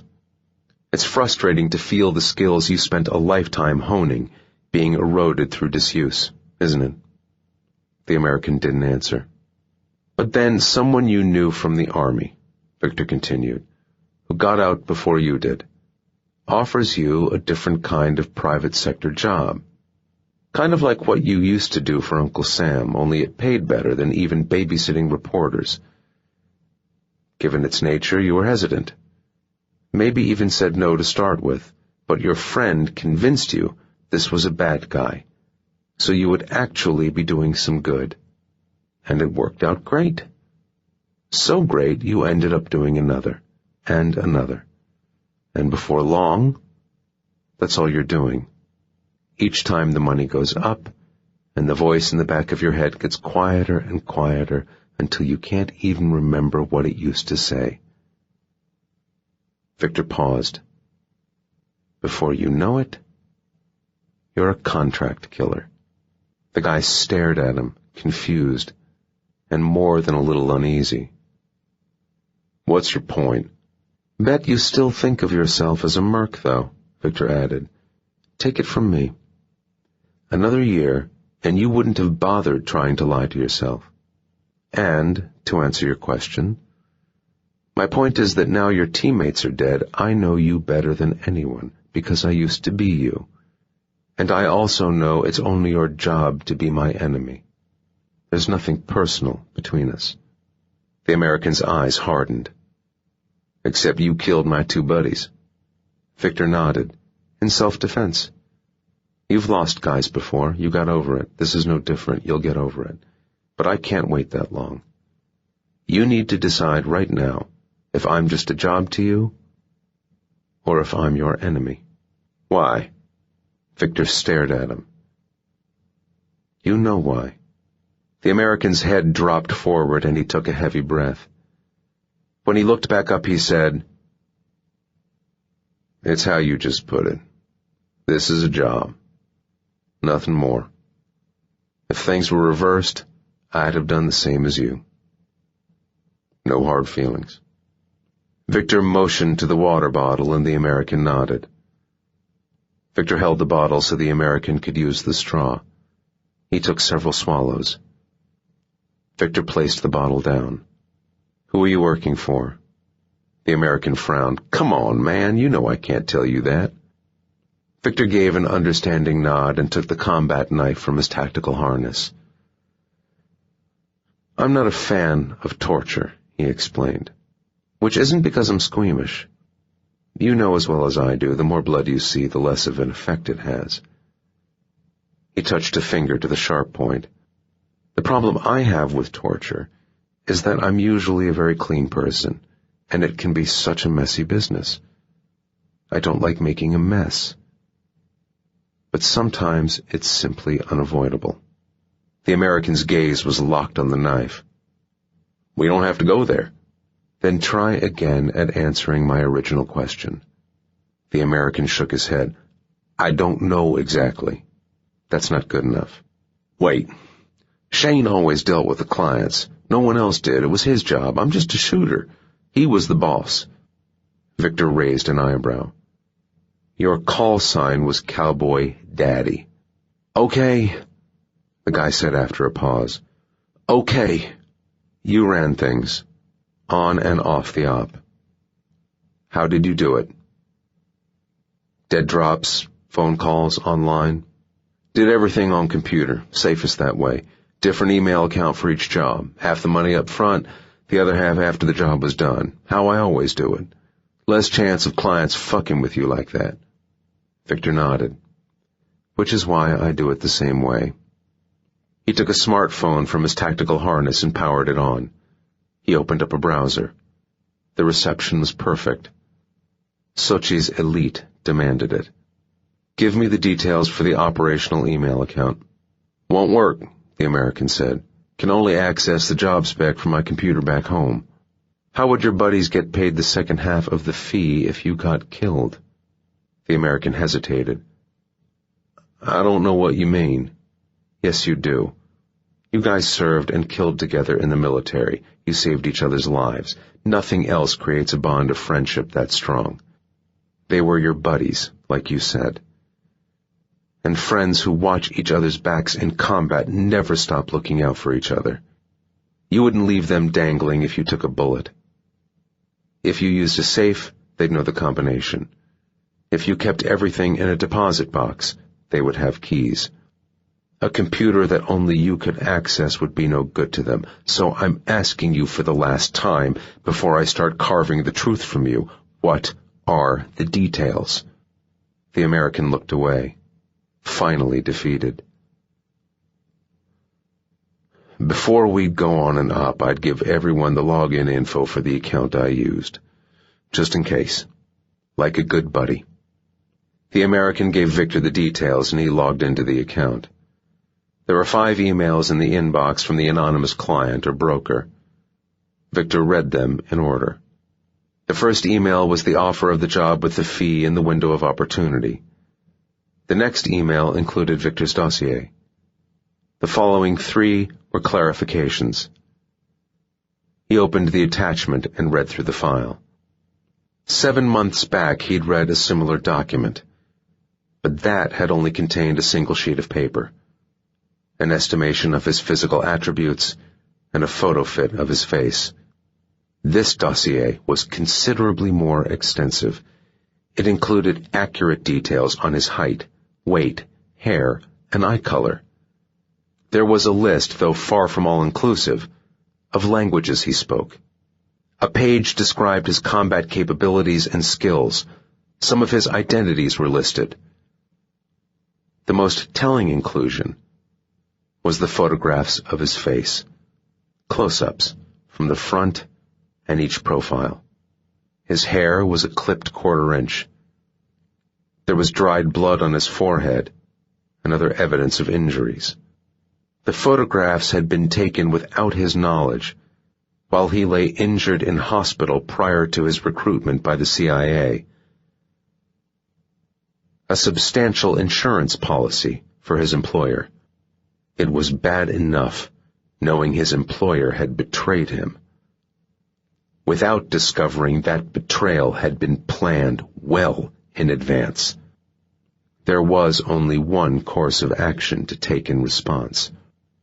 The dossier went on to explain Viktor's own contract for Kasakov and the requirements for Viktor's demise.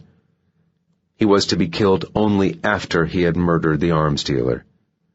His body was then to be disposed of somewhere it would never be found. Provide immediate confirmation upon elimination of target. The muscles in Viktor's jaw flexed.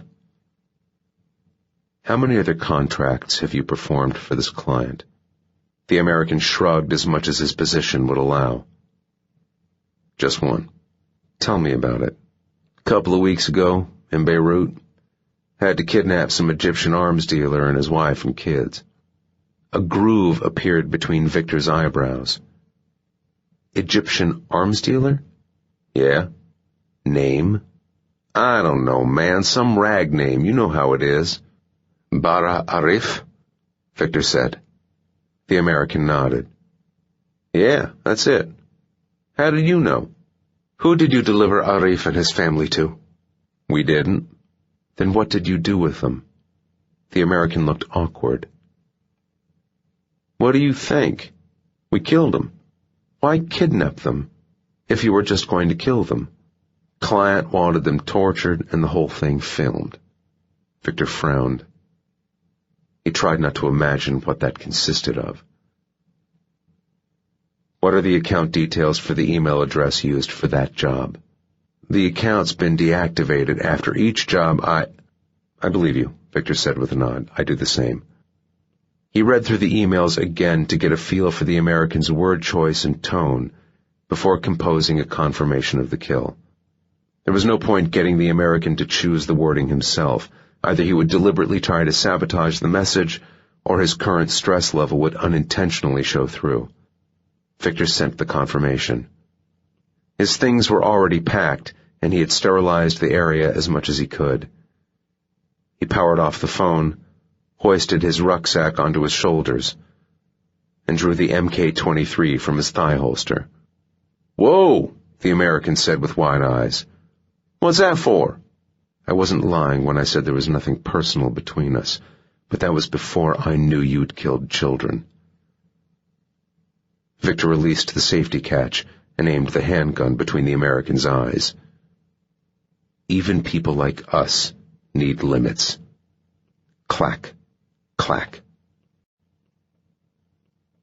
Chapter 55. Bologna, Italy.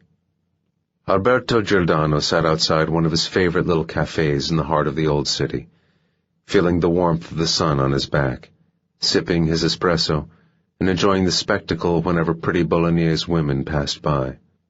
Giordano may have been a native of Rome, but he'd fallen in love with Bologna many years before. It was a great city, vibrant, welcoming, entertaining, unspoiled, and beautiful.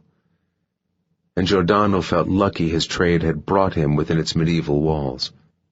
In his youth he'd dreamed of being an artist, aspiring to create modern masterpieces to one day be as revered as those of the Renaissance masters he so admired.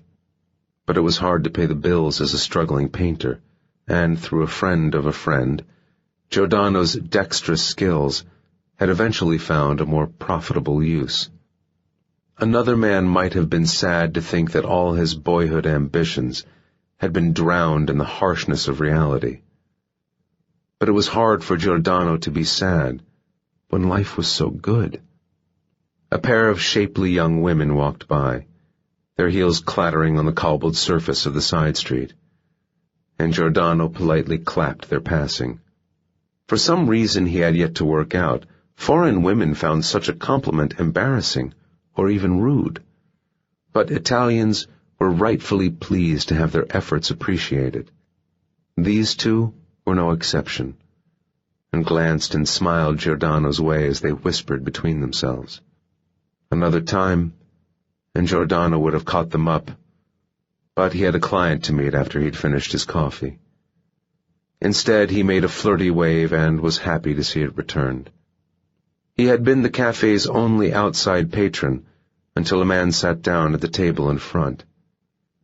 A waiter appeared to take the man's order, and Giordano gestured for the bill.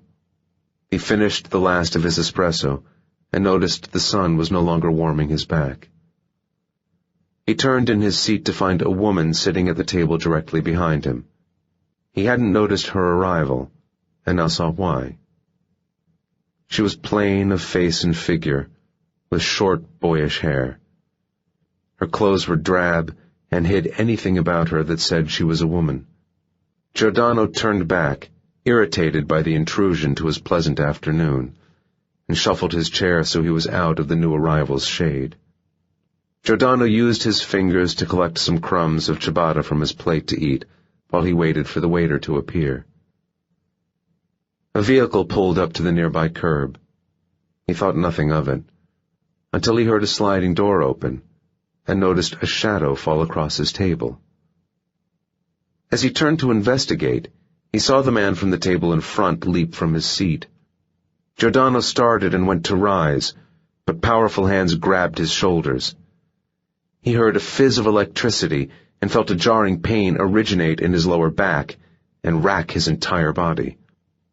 Giordano spasmed and toppled from his seat, but the powerful hands kept him from falling. More hands grabbed his legs and he felt his paralyzed body lifted up. He couldn't move, couldn't cry out, as he was slid into the back of a van.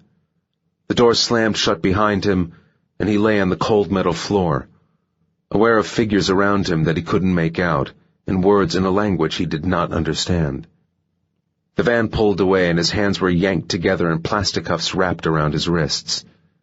He felt pain as they were pulled tight. Tape found its way over his mouth, and a sack covered his head. "Struggle," a female voice said in strangely accented Italian, "and you'll be shocked again. Nod if you understand." Giordano did. "We're going somewhere to talk," the voice continued. "When we're there, if you answer our questions completely and truthfully, nothing bad will happen to you. Again, nod if you understand." He did. But Giordano knew a lie when he heard one. Underneath the sack, he began to sob. Giordano grimaced on the hard, uneven metal of the van as it drove through the streets of Bologna. His lower back was sore, as if burned. His captors didn't speak again, either to him or to each other. He knew there were at least 4 of them, one to drive the van, the man who had sat in front of him at the cafe, the woman who had sat behind, and the strong one who had grabbed his shoulders. He didn't know who they were. He didn't know what they wanted. There was no point struggling. At best, they would just electrocute him again. He didn't want to think what might be at the other end of the scale of punishments. He figured it had been 15 minutes before the van stopped. He tensed, terrified at what might happen next. Light filtered through the sack over his head as the van's sliding door was opened. Hands grabbed his limbs and pulled him out of the van. Giordano's feet found the floor, and the hands kept him upright. The woman's voice said, "Remember, answer our questions in full, and nothing bad will happen." He was led through what he guessed was some kind of deserted factory or warehouse. Their footsteps echoed. They walked quickly, and Giordano struggled to keep up. The hands holding on to him made sure he didn't fall. The woman said, "Stop," and Giordano did, and heard the sounds of chains rattling. They were wrapped around his wrists, and a force above Giordano pulled his arms up until they were vertical, either side of his head, and only the balls of his feet touched the floor. The strain on his shoulders made him wince. He couldn't see anything. Tape was wrapped around his ankles, binding his feet together. Wheels squeaked, and something rattled across a bumpy floor. It stopped in front of Giordano, and his pulse quickened, and his breath shortened in fear of what it might be. The sack was pulled from his head, and, despite the dim light, he squinted. It took a moment for his eyes to focus, and he saw he was indeed inside a warehouse or factory. There was wide open space all around him, the extremes of the room lost in shadows and darkness. In front of him stood a woman and a man. He recognized the woman's plain face and boyish hair from outside the cafe. In the dim light, her features seemed even harsher. Giordano hadn't seen the man before. He was muscular and very tall, with a buzz cut and thick eyebrows that almost met in the middle. He stood without pose or expression, but violence seemed to radiate from him. Next to the woman was a rusty trolley, like a mechanic might use. Resting on the trolley was a pair of pliers, bolt cutters, a variety of bladed instruments, a belt sander, a circular saw, and a blowtorch. Giordano let out a muffled cry. The woman said, "If you are honest with us, then we won't need to use any of that." Giordano barely heard. His eyes were locked on the trolley. He pulled and yanked at his chains, achieving nothing more than lifting his feet from the floor and swinging gently. The large man stepped forward and punched Giordano in the stomach. Pain flooded through his abdomen, and he coughed and spluttered behind the tape sealing his mouth as he convulsed. "We only require information," the woman said. "Information that you have, Alberto. Give us that information and this can be over. Deny us, and this is only the beginning." When he had recovered, the large man ripped the tape away. She ran her fingers over the collection of blades and selected a box-cutting knife. "No, please," Giordano begged. The woman raised the box cutter and stepped closer. Giordano screamed and tried to get further away from the blade. The large man grabbed his legs to hold him steady.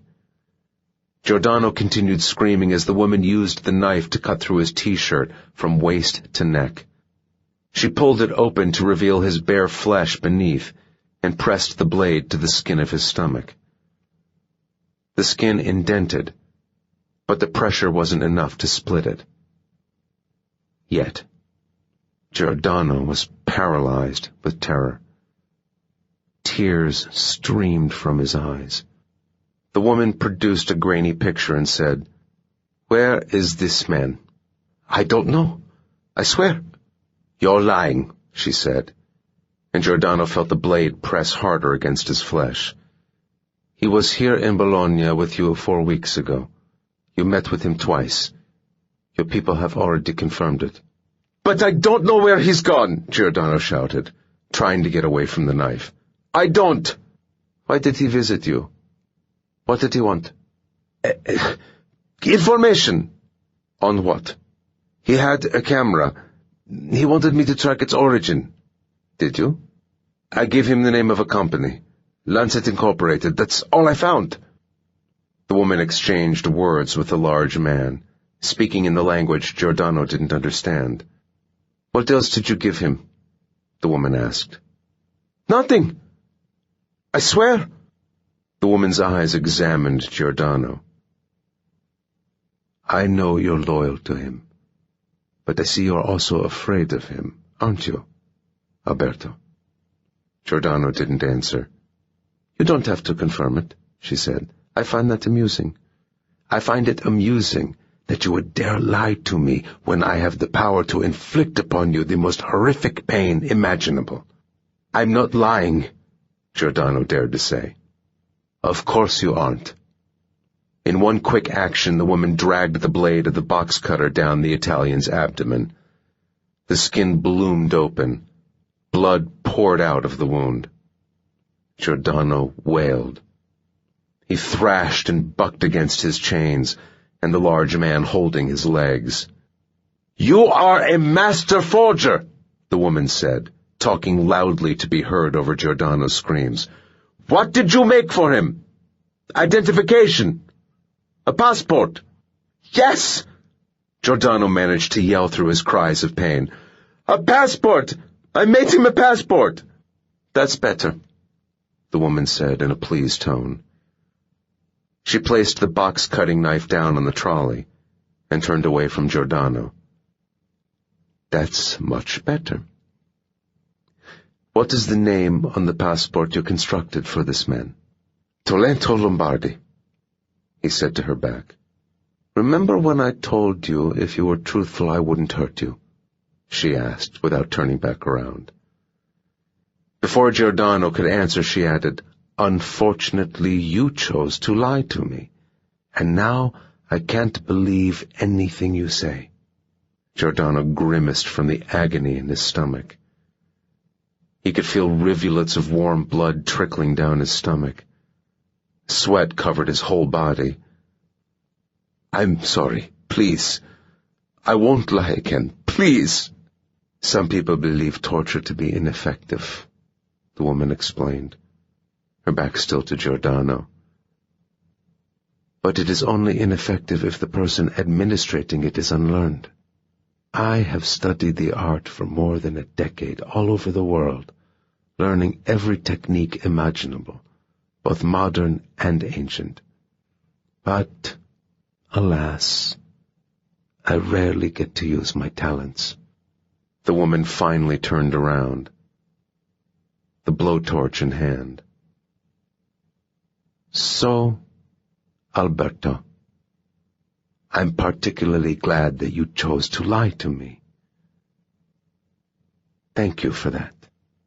There was a whoosh as she sparked the flame.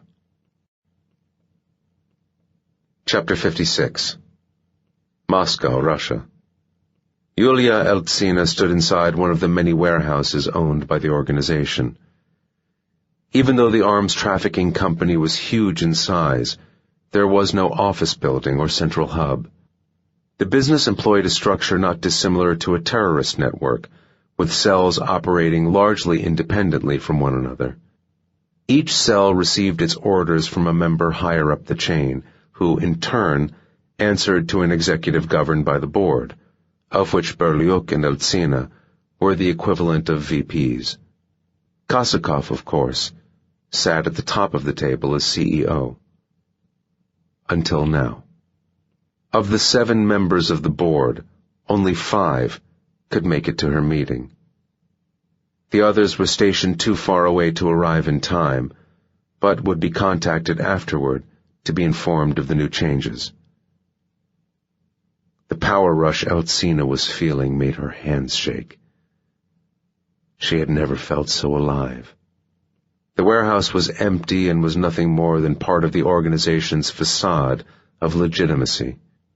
The floor was clean and shiny, reflecting the glow of fluorescent tube lights hanging overhead as white lines that ran from wall to wall. Metal pillars supported the ceiling. Air conditioning units hung unused. At one end, the huge roll-up door was open to allow the various cars of the board members to enter. In a loose semicircle were 2 Bentleys, a Rolls-Royce, a ZIL limousine, and 3 BMWs. Berliuk and the 5 members of the board were standing in a loose group. Their drivers and bodyguards waited at the far end of the warehouse, out of earshot. The board members were all smartly dressed, as Kosakov always demanded. Most had gray hair. Most were overweight. They were a bland group of men who were as ruthless as they were greedy. All were chauvinists, and it had taken Eltsina years to garner enough respect from them for this moment to be possible. She knew that so long as they were convinced she could make them even wealthier, she would have their support. "Gentlemen," she began, "I'm sorry to call everyone here like this, but I have some very bad news for you all." She looked at the floor, and then around the warehouse as if she was struggling with what to say next. Her voice broke as she said, "Vladimir is dead." Silence. Disbelief passed over their faces. Then shock. "What do you mean?" one asked. "How? When?" Berliuk demanded, and fumbled for his asthma inhaler. Eltsina tried her best to look pained, but not too pained, else they would see her as a weak-willed woman. "I understand it happened earlier today, while on vacation with Isolde. He was shot and killed." A particularly fat board member scoffed. "Impossible. I don't believe it." "It's true," Eltsina assured. "What about Isolde?" Berliuk asked, desperation in his voice. "Is she safe?" "As I understand it." Mumbles of astonishment and outrage passed around the group. Berliuk looked more shocked than distraught, just as she had expected. He was probably already rehearsing what he was going to say as he stepped forward to take over from Kosakov. "As you all know," Eltsina added, "Bara Arif has been at war with Vladimir for some weeks now. We have lost hundreds of millions of dollars and many employees due to his unprecedented attacks. But by murdering Vladimir, he has cost us even more." She averted her eyes and swallowed heavily. "Don't overdo it," she told herself. "But how could he? Arif's dead," a board member shouted. There were mutterings of agreement. "I'm afraid Arif must have sent his assassins before he was himself killed," Eltsina explained. "Else his lieutenants did it for revenge." There were nods and curses. Berliuk was looking at her, but his expression was unreadable. "We will have time to grieve for Vladimir," she said. "But he built this empire with his own hands, and it would enrage him to see it crumble in his absence. We must rebuild and become stronger than ever before." "Yes. Hear, hear." "To that aim," Eltsina continued, "we must act decisively and with speed, lest others step into the vacuum left by Vladimir." "Agreed," a board member said. "Any delay will only weaken us." The fat board member added, "We need to show the world we are still number one, with or without Vladimir. Then we must have a new leader. But who?" Eltsina let the silence build for a moment, before she said, "Of course Tomas is the natural heir to Vladimir's throne." She cast a glance at Berliuk. He was closer to Vladimir than all of us combined, and had been at his side the longest. Nods of agreement.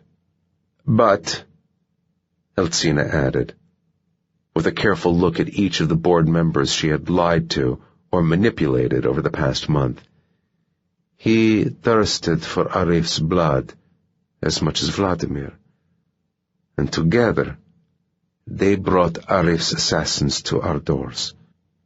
The faces of the board members told Eltsina everything she needed to know. None would have dared say what she had just said, but they all agreed with it, or at least had been convinced by Eltsina's lies and exaggerations. Berliuk stared hard at Eltsina, but still didn't speak. He was too smart to rush blindly into a retort until he knew exactly what was happening. "We cannot have the same recklessness take us forward," she said. "So, I propose that, in the absence of a more suitable candidate, I be the one to take over from Vladimir. If the honorable board agrees," Naturally. The board members looked at each other. The braver ones looked at Berliuk, too. They may have been rich, powerful men, but at heart, each one was a coward. Eventually, one nodded. "Yes," he said. "Yulia should take over." "Agreed," another said. Like dominoes falling, the other three all expressed their approval. Eltsina resisted smiling and looked at Berliuk. A trace of fear crept into his expression. "Do you have anything you'd like to say, Tomas?" Eltsina asked. She felt dizzy with power. The adrenaline flowing through her veins felt divine. She said, "Don't you have anything to say at all?" "I do," a deep voice answered. It echoed around the warehouse. Everyone turned to see Kosakov emerge from one of the doors that lined the factory walls. 5 bodyguards followed. Eltsina gasped. She couldn't believe what she was seeing. Kosakov strode toward her, huge, imposing, alive, terrifying. Eltsina limply reached for her pistol. Before her hand was even around the grip, Kosakov's elite guards had their own weapons out and were shouting at Eltsina to stop. She showed her palms. "I don't understand," she managed to say as Kosakov grew closer. "You don't need to understand," Kosakov said, and punched her with a massive straight right that struck Eltsina on the side of the face, fracturing both cheek and jawbone and sending her crashing to the floor, unconscious. Kosakov grimaced and shook his hand several times. He faced the board members. "Gentlemen," he began, "I apologize for the deception, but I assure you, the juvenile theatrics were necessary. I told just 2 people where I was vacationing. Tomas and Yulia. Yet someone tried to kill me there. I'm sure after Yulia's little speech, you will now understand who that person was." Eltsina, jaw broken and barely conscious, managed to mumble incoherently. "Quiet, my sweet," Kosakov said. "You'll have plenty of time to make noise later." He smiled, and his shadow fell across the woman's face. "And you thought what I did to Arif was so very cruel." It was almost midnight by the time Kosakov and Berliuk arrived at Kosakov's home. Sheets lined the floor of the hallway. Everywhere were piles of bricks, metal beams, screws, tools, and sacks of 4-inch thick sheets of laminated glass and polycarbonate. Each window in the dacha was being replaced with the best bullet-resistant glass money could buy. Motion detectors and cameras were being fitted in every room. Kosakov's dacha had always been secure and well guarded, but now it was being transformed into a fortress. "You will have to excuse the mess," Kosakov said to Berliuk as they reached the top of the staircase. "But I think you'll understand it's about time I upgraded my security. My guards didn't try to take your inhaler, did they?" Berliuk shook his head and Kosakov smiled. "Be glad they didn't insist on giving you a cavity search." An armed bodyguard was stationed on the landing overlooking the staircase. Another stood at the bottom, one either end of the long hallway. Kosakov led Berliuk inside his study and closed the door. "Take a seat, Tomas." Berliuk did. "Isolda is downstairs," Kosakov said, taking a seat behind his desk. "She's taken the assassination attempt surprisingly well, I think. She's a strong woman, but I've already left her for too long with just guards for company." "Take some time off," Berliuk said. Stay with Isolda. Take care of your wife, and let me take care of everything else." Kosakov smiled at that. "That's my plan, my old friend. But, tell me, Tomas, what's the latest with the North Koreans? I assume it's bad news? I'm sorry to say they've withdrawn the MiG order and gone with the Indians." "I thought they would," Kosakov admitted. "For all their bluster, those people are scared of their own shadow. It's their loss, not mine. If only that were true.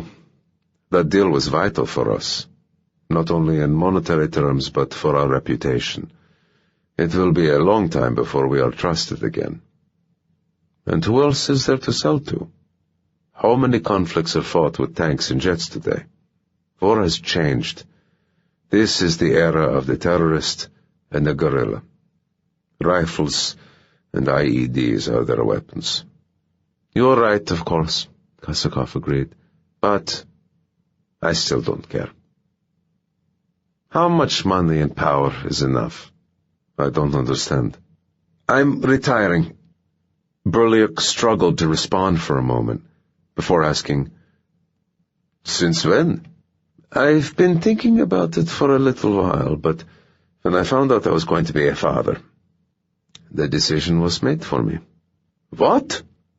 Kosakov stood. "Isolda's pregnant. We're going to have a baby. Finally." Berliuk's mouth fell open. He struggled with how to respond. "Your manners are terrible," Kosakov remarked.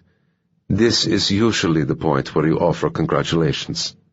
"Sorry, Vladimir, congratulations. I'm just shocked, that's all." He stood and they embraced. Kosakov squeezed his friend hard, but Berliuk's return hug was limp. "You've taken me by complete surprise." They stepped back from each other. "Not as surprised as I was, or Isolda, for that matter. After the attack, Isolda complained of stomach pains. You see, when the shooting started, I threw her to the ground. I thought I must have hurt her. We went to a hospital and they ran some tests." Kosakov smiled. "But she wasn't hurt at all. You should see her, Tomas. She's so happy. So happy. All she's ever wanted to be is a mother. Now she will be. She'll make a wonderful mother. I know.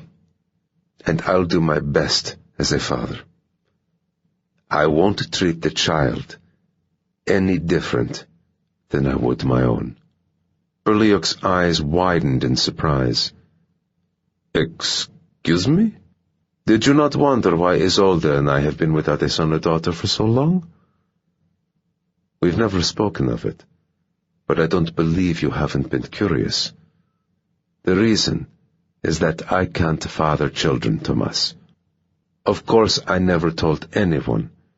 Me and Isolda never even spoke of it until very recently, though she must have known for years, always afraid to bring it up for fear of my reaction."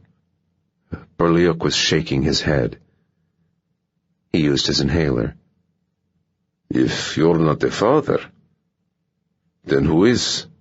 "My first thought was that it might be you." He coughed. "Excuse me.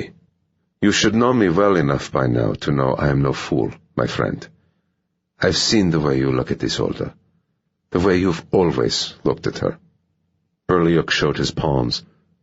"Vladimir, I have never, ever."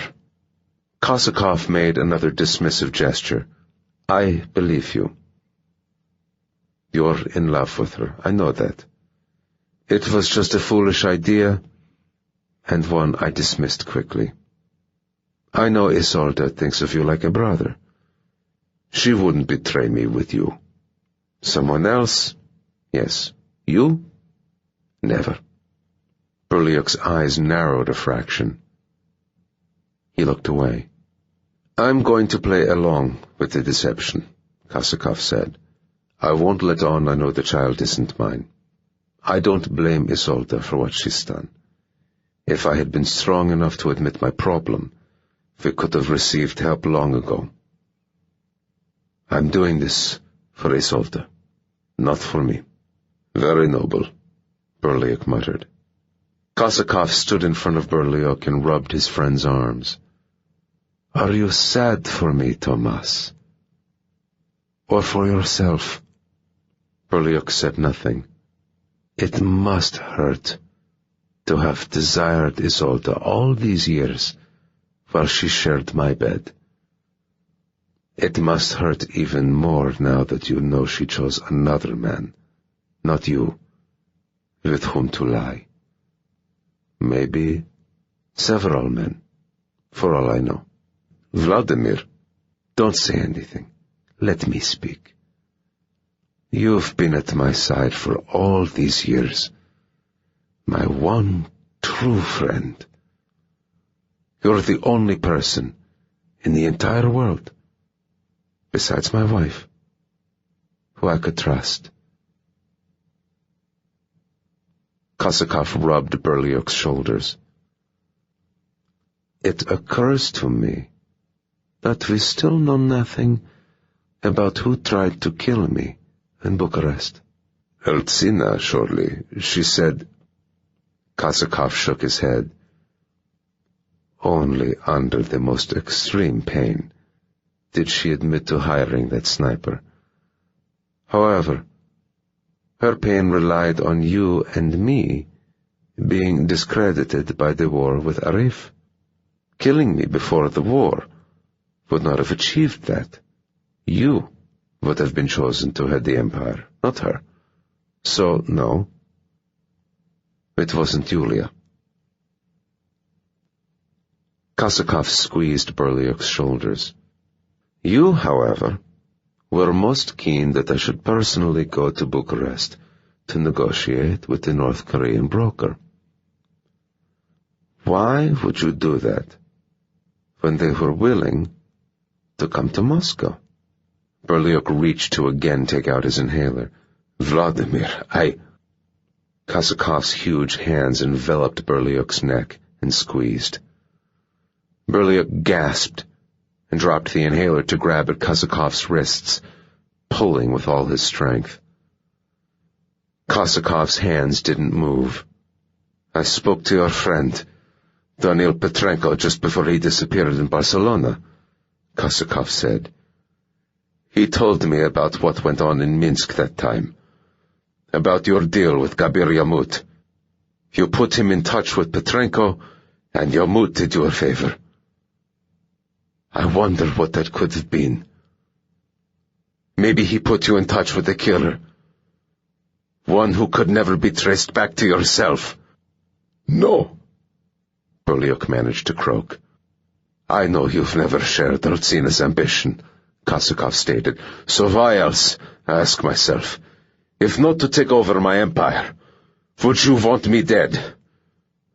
The answer is obvious. For Isolde, of course.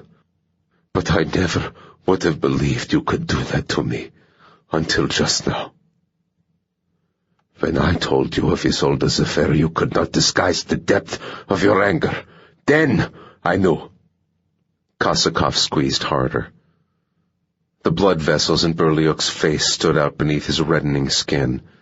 He wheezed, breathless, punching desperately at Kosakov, who didn't try to slip the blows, accepting each one as the price of 40 years of friendship. "If only you hit like a heavyweight, Tomas." Berliuk's lips were turning blue. His eyes bulged. The toes of his shoes scratched at the floorboards. "In a way, I don't blame you," Kosakov admitted. "You did see her first, all those long years ago. But for all your good looks, she chose me, not you. Had that been reversed, I would surely have done the same as you to make her mine, only I, of course, would not have failed." Berliuk's arms flopped to his sides.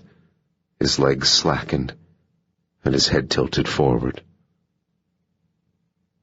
Kosakov kept his own arms straight, supporting Bulyuk's weight, holding him upright for a long time after his heart stopped. Kosakov then called his security to dispose of his best friend's body and went downstairs to look at nursery color schemes with his wife. Chapter 57. Washington, D.C., USA. Proctor pulled into the parking lot of a burger joint that had seen better days. The square of cracked asphalt at the rear looked no better. Proctor spotted a blue Lincoln town car reverse parked at the far end and headed toward it. No other vehicles were near the car. They were all parked closer to the restaurant itself. Customers never walked further than they had to. Proctor stopped his Buick alongside the Lincoln, nose to tail. The night air smelled of exhaust fumes and grease. Proctor already had his window lowered. Clark buzzed down his own. "Evening, Roland." Proctor's expression was hard, dejected. Tesseract failed to kill Kosakov. Clark let out some air. He said nothing, but his disappointment was palpable. It seemed as if there was a little fear mixed in as well. The word's all over the agency that someone tried to take him out 2 days ago. Kosakov was on vacation. Multiple bodies had been found near Sochidacha. Clark looked at Proctor. "Is Tesseract dead?" "There are 3 as yet unidentified corpses. I've seen the pictures. He's not among them." Clark stared across the parking lot. He was the most distressed Proctor could ever remember seeing him. It wasn't the anger Proctor had been expecting. Clark hadn't raised his voice, hadn't thrown across any accusations. "Looks like you were right about him all along," Proctor said, as sympathetically as he knew how. "That's twice now he's failed and created an almighty mess in the process. I'm sorry I didn't listen to you earlier. Let me assure you I take no pleasure in being proved right. Do you know what went wrong?" Proctor made a face and shrugged his shoulders. "Not a clue. Tesseract hasn't reported in. But what does it matter? I've got no choice now. I'm pulling the plug. We'll never get Kosakov. Not after this. Not after 2 assassination attempts in as many months. He'll surround himself with nothing short of a small army. If we want him, we're going to have to drop a cruise missile on Moscow." Proctor shook his head. "All this heat on us. All these questions being asked. And for what gain? Kosakov is alive and well, and we didn't even get our war. We got a skirmish." Clark said, "This should be our last meeting for a while." "Agreed. What about Tesseract?" "We'll have to get rid of him." "How?" Clark asked. "The contingency," Proctor explained. "That boy has a lot of enemies, don't forget, most notably in the SVR. Efficient." Proctor nodded. "We don't have to get our hands dirty. We simply hand over his file, maybe say where he's going to be. Anonymously, of course. The Russians are a lot better than us when it comes to making problems disappear." An hour later, Proctor sat slumped in the chair of his study on the second floor of his Georgetown home. He wasn't a big drinker, usually, but he was rapidly making his way through a bottle of Merlot. Everything he had worked so hard to achieve had fallen apart. Patricia was watching soaps in bed, and Roland Jr. was thankfully asleep, so Proctor could stress in peace and quiet. Self-pity wasn't usually something he wallowed in, but this time he figured he had a right to. What could he have done differently?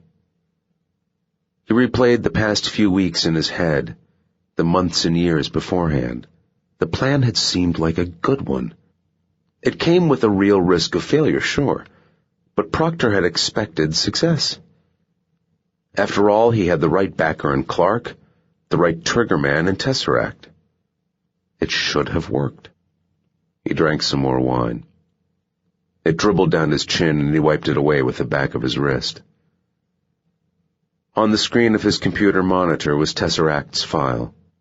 There wasn't much information on the guy, but there was enough to enable the right people to track him down. Proctor didn't want to send it. As the man who'd brought Tesseract onto the op, the buck stopped with him. But the assassin had drawn a lot of attention, too much attention to allow him to carry on walking around. Proctor composed an email from an untraceable account and attached Tesseract's file. He knew just who in the SVR to send the file to. He drained the last of his glass and wiped his mouth. His finger hovered above the left mouse button. "Sorry, my man." The computer beeped at him before he could click the button. "Incoming VoIP call." Proctor's eyebrows rose, and after a second's deliberation, he accepted it. "I was just thinking about you," he said. The voice that came through the computer's speaker spoke in English, but Proctor couldn't place the accent. It was vaguely American at times, British at others, but also neither. He had no idea where Tesseract was from. "You have exactly 1 minute to convince me you had nothing to do with what occurred on Friday."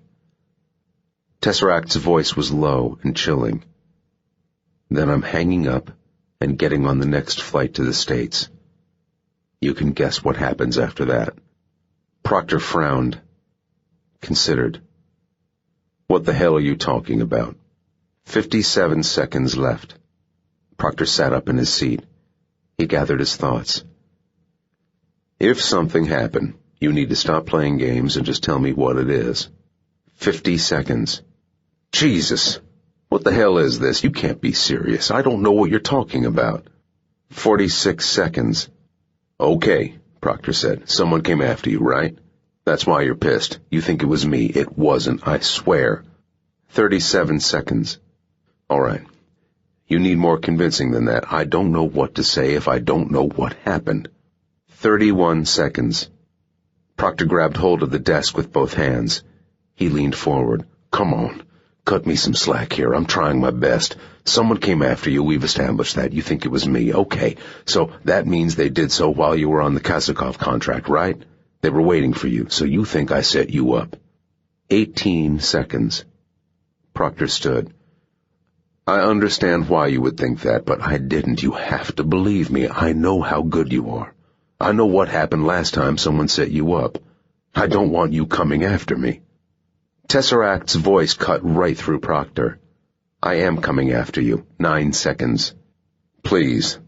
Proctor shoved his fingers through his hair. "You have to believe me." 7 seconds. "Don't hang up. We can work this out. I just need more time to figure out what happened." 3 seconds. "Shit!" Proctor slammed a palm down on the desk. "Don't do this." 2 seconds. Proctor took a huge breath. "Okay, you win. My name's Roland Proctor. I work for the Central Intelligence Agency. I'm the Associate Deputy Director for National Clandestine Services. I have a wife and 2 kids. We live in D.C., Georgetown." There was no response. "You already know what I look like," Proctor continued. "Now you know my name, my position, and where I live. It would have taken you a month to find me before. Now you can find me in a day."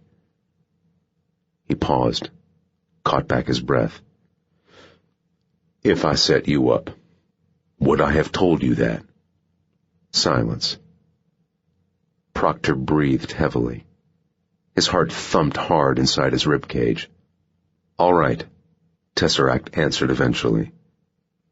"I believe you." Proctor let out a massive sigh. He put a hand to his chest. "Christ! My heart's beating fast. No blasphemy, remember?"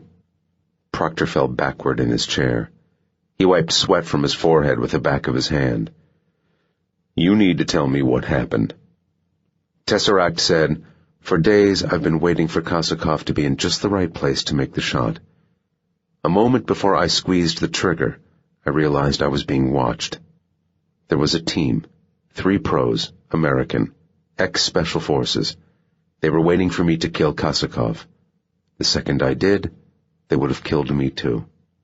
Otherwise Kasakov would be dead now and you wouldn't be considering how best to remove me. Only someone who knew I was in Sochi could have sent that team." Proctor remained silent. That someone gave them a dossier on me.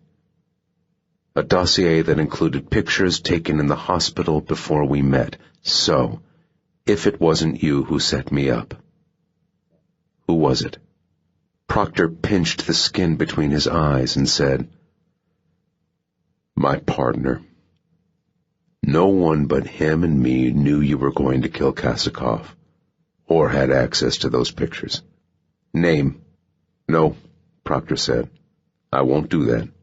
You should seriously reconsider that stance. Listen, I don't know why all this has happened, but I'm not handing him over to be killed. He's my friend." "Not much of a friend." "He betrayed you too." Proctor sat up. "He was just trying to protect us both. It was stupid, but I get why he did it. I'll talk to him. You're not touching him, so forget about that." "I interrogated the kill team's leader," Tesseract added. "He told me that before they were hired to kill me, they'd completed another job for the same client. In Beirut. They kidnapped Bara Arif and his family, tortured, and killed them. And filmed it." "What?" was all Proctor could manage to say. Now, that doesn't sound to me like a typical assassination, but it does sound like the kind of thing someone would have done for revenge if that someone really hated Arif. Every job I've done for you has revolved around him and Kasakov. At the start of all this, you had me save Kasakov's life.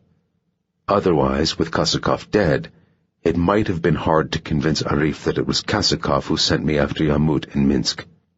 And I imagine the specific explosives I used to kill Farkas somehow convinced Kasakov to go after Arif. I've got to hand it to you. It was a decent plan. Trick the world's biggest trafficker of small arms and the biggest dealer in heavy munitions to wage war on each other. "It was a good plan," Proctor corrected. "Then why did your partner send the American kill team after Arif? Surely you would have sent me to kill whoever survived the war. You didn't just want Arif and Kasakov to kill each other. You could have sent me to do that weeks ago.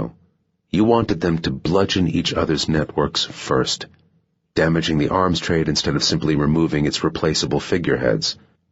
So, it makes no sense for your partner to have acted against Arif at that time, unless he had some reason for wanting Arif to lose the war. Not Kasakov. He's not in league with Kasakov himself, however, because Kasakov wouldn't send a team to kill me only after I've already killed him.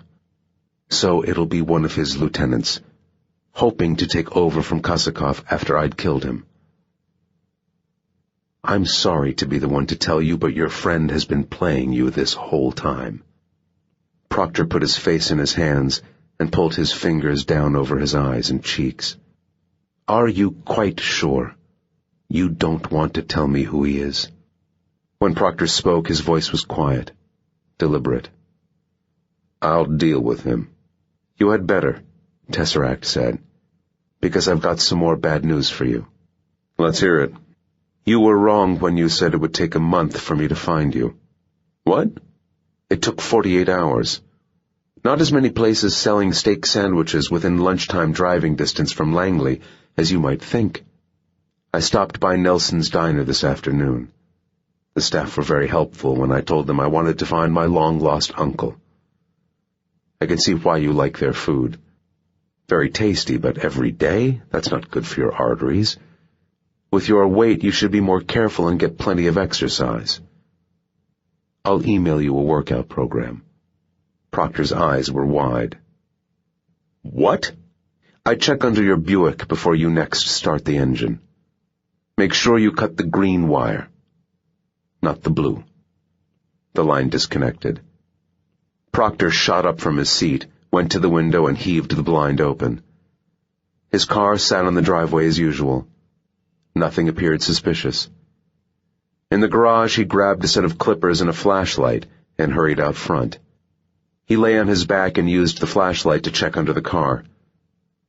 Sure enough, there was a bomb set beneath the driver's seat, wires linked to the starter motor. Proctor took a huge breath, held it, and cut the green wire. Nothing happened. He exhaled and carefully removed the device. Back in his study, he put a hand to his chest.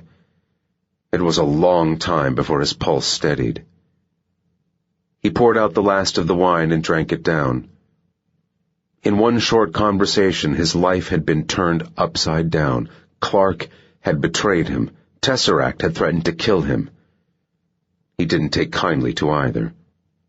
A click of the mouse reopened the email he had been about to send. He scratched his chin for a moment. Tesseract was a dangerous operator. Unpredictable. Proctor had believed he could control him, but he had just been proved very wrong. If he clicked the mouse, Tesseract wouldn't be able to put any more bombs beneath his car. But, under the circumstances, that had been almost understandable. And, damn it, Proctor was starting to like the guy. He deleted the email and got up to find another bottle of wine. Chapter 58. Potomac River, Virginia, USA. The fish thrashing wildly on the end of the line was a smallmouth bass. Clark reeled it in with a modicum of triumph. It wasn't particularly big, maybe 12 inches long, maybe 3 pounds. But a catch was a catch. He sat alone in his fishing boat, feeling the morning sun on his bare forearms and face. There was little wind. The water was calm. Trees lined the riverbanks. No one else was in sight. Clark's dad had taught him fishing at a young age, and though Clark didn't fish often, he did enjoy it when he found the time. Good for the blood pressure, too, his physician often told him. Clark held up the smallie to take a good look. His mouth opened and closed continuously in a futile effort to breathe. "You are one ugly fish," he said. He threw it back in and took a can of Heineken from his cooler. He held it against his forehead before popping the tab. He took a drink. It was cold and crisp and momentarily helped Clark forget that he'd almost succeeded in doing the impossible and regulating the arms trade. But he hadn't. Clark took another long drink. His cell rang. He was surprised to see the caller was Proctor. Clark answered it and said, "I thought we were going to stay away from each other for a while." "This can't wait," Proctor replied. "Where are you?" Clark found Proctor waiting by his car, dressed in his office suit and sunglasses. It was parked on the side of a rural lane, a couple of 100 yards from the riverbank. No one was nearby. Proctor looked pissed. "You screwed me, Peter. You really screwed me." "I beg your pardon?" Proctor stormed closer. "Don't even try to deny it. I know what you've been doing this whole time." "I've been fishing." Proctor smirked. "Nice. I'm glad you've kept your sense of humor, but I'm talking about your little arrangement with Yulia Eltsina." Clark did well to keep the color in his face. "Say again?" "You had a team go after Tesseract while he was on the Kasakov job, to protect us from the Mossad threat, didn't you?" "I'm not happy about that, Peter, but I can understand it, even if in sending them you stopped Tesseract killing Kasakov. Funny thing is, it turns out this was the team who kidnapped Arif and his family. What are the odds?" Clark held up his hands. "I don't know where you're getting your information from, but it's wrong." Proctor shook his head. He was furious. "Want to tell me why you were at Heathrow 2 weeks ago at the same time as Yulia Eltsina? Did you think I wouldn't find out? I'm offended you think so little of me. Roland, please, shut up, Peter. Just shut the hell up. All this time you've been using me. You were never on my side, were you? What were you really trying to do? Help Eltsina seize power?" Clark took a breath. He squinted into the sun. That was only half of it. "What was the other half?" Don't tell me you did all this for a blowjob. Don't be ridiculous. After she was in control of Kosakov's empire, she would only sell arms to buyers I approved. Proctor's eyes went wide. And you believed that? Yes, Clark snapped. Of course I did.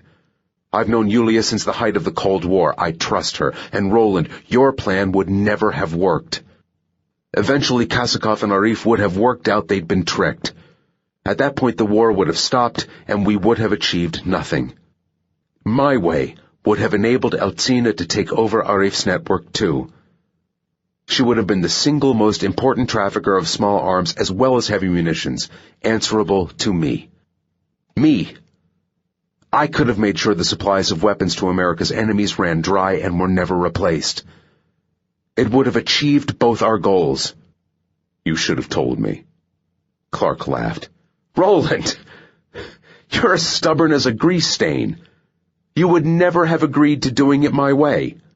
Be that as it may, that didn't give you the right to lie to me and go behind my back. I'm guessing you told your boys to kill Callow, too. Clark shrugged. Keeping him alive was an unnecessary risk, and his death made the ploy more convincing. Even you agreed on that. You're not the least bit sorry, are you? Proctor accused. I'm sorry the plan didn't work, Clark said. I'm not sorry I tried to do some good.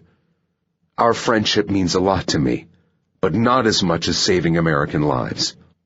Proctor turned and walked away. Our friendship is over, Peter. Roland, Clark called. Don't be so melodramatic. Proctor didn't look back. 30 minutes later, Clark was back on the river and tossing his line out once more. He tried to get hold of Eltsina, but the Russian hadn't answered. She was either avoiding Clark, on the run, or dead. Any of the three was just as likely as the others, but Clark guessed the explanation was the latter. Eltsina had warned Clark what could happen if Kosakov suffered another attack. Would Kosakov have extracted any information from her first? If Eltsina had been killed for failing in her role as Kosakov's intelligence officer, then chances were she would have simply been executed. However, if Eltsina's plans had somehow been revealed, then surely Kosakov would have made her suffer first, at which point she would scream out anything to make the pain stop. Assuming Kosakov knew Clark's name, would he make a move against a member of the U.S. government? Unlikely, because of the fear of possible retaliation. But Clark kept his .45 caliber Taurus nearby at all times, just in case. He sighed, thinking about Proctor. Clark had never been happy using his friend the way he had, but it was unavoidable. Not that it mattered now. The unmistakable noise of an outboard motor decimated the tranquility. It grew louder and the boat itself appeared, rounding a bend in the river. The vessel was traveling faster than it really should, and Clark felt his own boat begin to rock with the newly created waves. He watched as the boat veered his way. There were two guys on board. One waved at Clark. Clark adjusted his sunglasses and glanced at the Taurus near his feet. Always better to have a gun and not need one than to need one and not have it, he thought. He tucked the weapon into the back of his shorts. He stood up as the boat grew nearer. "Help you, boys?" he asked. The two guys were in their 20s, carrying the unmistakable air of purebred hicks. The guy who waved had his left arm in a makeshift sling. He grimaced.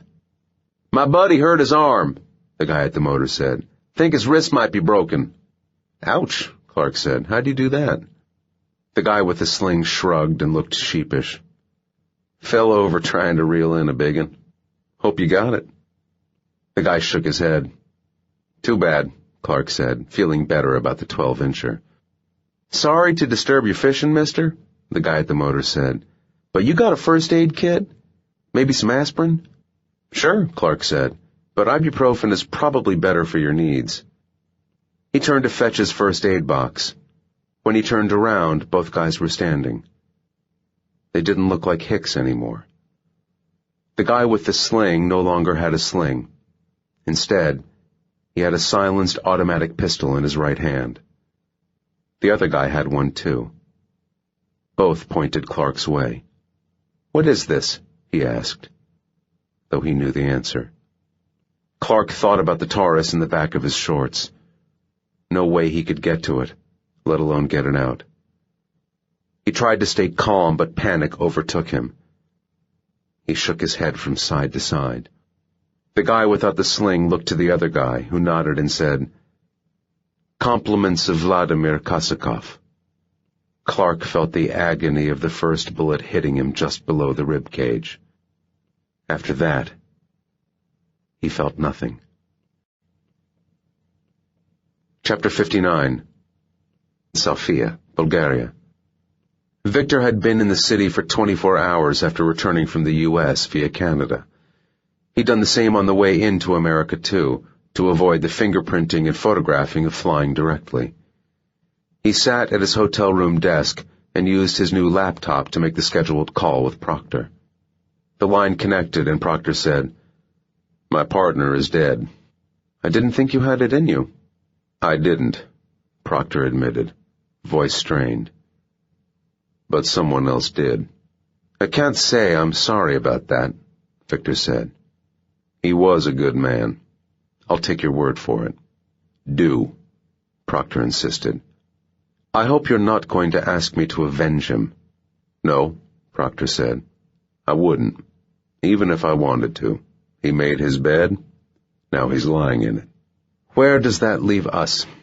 "Well, I'm still a little sore about the bomb you left under my car. I told you which wire to cut, didn't I?" "Yeah, you did. So I guess we're even. I take it you got my message about Mossad looking for you in Barcelona?" "I did, and I haven't been there in years." "There we go then. They're chasing shadows. Keep your head down, and it will stay that way. Resources are already being diverted at the agency. Soon, neither of us will have to worry. And I don't know about you, but I'm going to take a vacation. I fancy somewhere hot and remote." "Sounds nice." "You should do the same. You can afford it. I've paid you the second half of the Kosakov fee." "I'm surprised." "You only failed because of the intervention of my associate. That's not your fault. I've done the same with the Amut job. You could not have foreseen Mossad's involvement." "I appreciate the gesture." "That's a clever way of thanking me without actually having to say thank you." "I thought so too." There was a pause, and Viktor felt Proctor's smile. "So, my man, we're done. You went after Kosakov as agreed, and I'm a man of my word. You're no longer obligated to me. You're a free man. Enjoy your retirement. It's yours if you want it."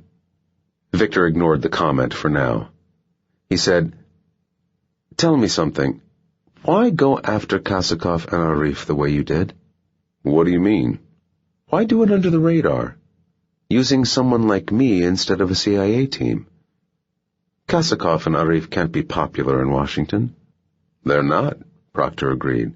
"But Kosakov has been the Kremlin's golden boy for a long time now. He's made them billions in sales. If there was any hint of the CIA's hand in his death, it would have been one hell of a shitstorm from Moscow." "Would such a shitstorm bother me?" "No, sir. But Capitol Hill doesn't share my sentiments.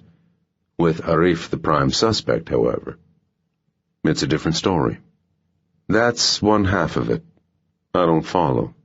"Surely it would have been better to send a snatch and grab team after Arif once you knew where he was hiding out. He could still have taken the blame for Kosakov's death, but you could hand him over to the ICC on war crimes charges and score a major PR coup." Viktor paused. "Unless Arif being grilled by prosecutors was something you very much did not want to happen." "What did he have on you?" There was a moment of silence before Proctor said, "I used to run Arif back in the day. It's no secret the CIA supplied Afghan mujahideen with stingers to knock Soviet choppers out of the skies in the 80s. But I was the guy on the ground who got those missiles into stand by using Arif, who already had donkey trains carrying AKs across the border from Pakistan. Why would that matter now? Because even before Arif was supplying guns and components for IEDs to America's enemies in Iraq and Afghanistan, he was a known scumbag. Back then he supplied the PLO, Black September, Hezbollah, and every other terrorist organization from Tripoli to Tehran. The explosives that blew up the Marine barracks in Lebanon in '83 were from Arif. I knew all that, but I still used him, without CIA consent. We live in a post-9/11 world, my man, and Arif dropping my name at The Hague would have caused me a heap of hurt. So, yeah, I got something out of all this too. Satisfied? Surprisingly, yes. You've got your answers now, and you've got your freedom, Proctor said. So, is this where we go our separate ways? Victor had spent the last few days thinking about little else. Proctor had withheld information from him, creating extra problems, extra risks. But he had revealed his identity to prove Victor could trust him. That meant a lot. He said, I don't feel the same pressing need to part company I felt before. I hoped you'd say that. But I didn't expect you to. When my actions become predictable, my life will fall into the past tense. Does this mean that you finally trust me? Let's not get ahead of ourselves. Another pause, maybe for another smile, before Proctor said, I'll contact you when I need you again. Which will be? I don't know. Could be a while. Suits me, Victor said. It's been a long 2 months. For you and me both. Proctor paused a moment and said, Take care. The line disconnected. Victor opened up an internet browser and accessed his other email accounts. He had another email from Alonzo and 2 from other brokers. The contracts offered were for high figures and low risks. They would be simple to complete without Proctor's knowledge. Victor deleted the email and deactivated the accounts. For the first time in a long time, he felt truly relaxed. He made a phone call. Adriana answered with a cheery, Hello. It's Emmanuel, Victor said. How do you fancy a day in Sofia? Chapter 60. Victor met Adriana in the lobby of the Grand Hotel Sofia. The large marble, granite, and glass-fronted hotel was located in the center of the city, overlooking the city garden. He'd changed hotels after she'd agreed to meet him, as his previous modest accommodation would not have met with Adriana's approval. She wore a long, flowing dress that seemed to float across her figure as she wheeled an overnight suitcase behind her. Her wavy brown hair hung loose, and sunglasses rested on top of her head. You look so different, she announced as Victor approached. I love the tan and longer hair. Very sexy. She flicked a lock of hair for emphasis before they embraced and kissed. Victor was careful to pull away before her hands could drift down his back to where an FN-57N handgun was tucked into his waistband. You've lost some weight, he said. She beamed. You noticed. He hadn't. How was your flight? A pleasure. She took a tourist guide from her handbag. I've been learning all about Sofia. Once they dropped her case off in Victor's room and freshened up, they set out to explore Sofia. The city art gallery was close to the hotel, so they began there, discussing the exhibits and which they liked and why.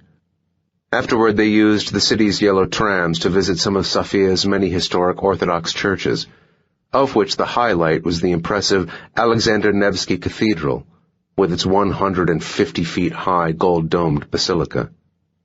Aside from the odd communist-era tower blocks scarring the skyline, Sofia was a typically beautiful historic European capital. Victor liked the juxtaposition of architectural styles, Western and Central European, neoclassical and Stalinist, Roman and Byzantine.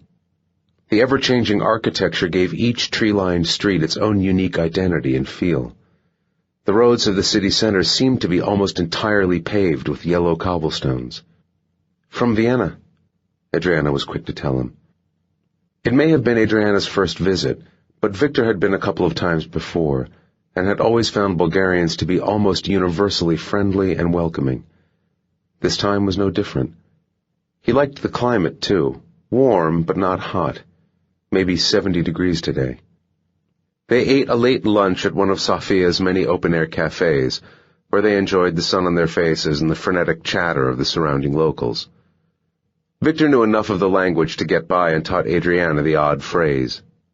Together they tried to follow some of the lightning-fast conversations of those surrounding them, always quickly failing and adding their own fictitious translations. "He's dumping her," Adriana explained as they slyly watched a couple of middle-aged Bulgarians arguing, "because her breath smells like old socks." He smiled as, out of habit, he watched the crowd for shadows. As evening came, they returned to the hotel to wash and change. Chopin's Andante spianato e grande polonaise in E-flat major flowed through the room's radio as Viktor buttoned his shirt with one hand. The fingers of his other hand gently moved to the music, pressing imaginary keys. Adriana, fixing in earrings, noticed him. "Do you play?" "I haven't in months." He finished buttoning his shirt with both hands. "Any reason why?" "I just haven't had the opportunity." He couldn't help but picture his most prized possessions, a 19th century Vos & Sons square grand piano, which was now only ashes. "I think there's a piano in one of the hotel bars. I'm sure they'd let you if we ask." "I'll be too rusty.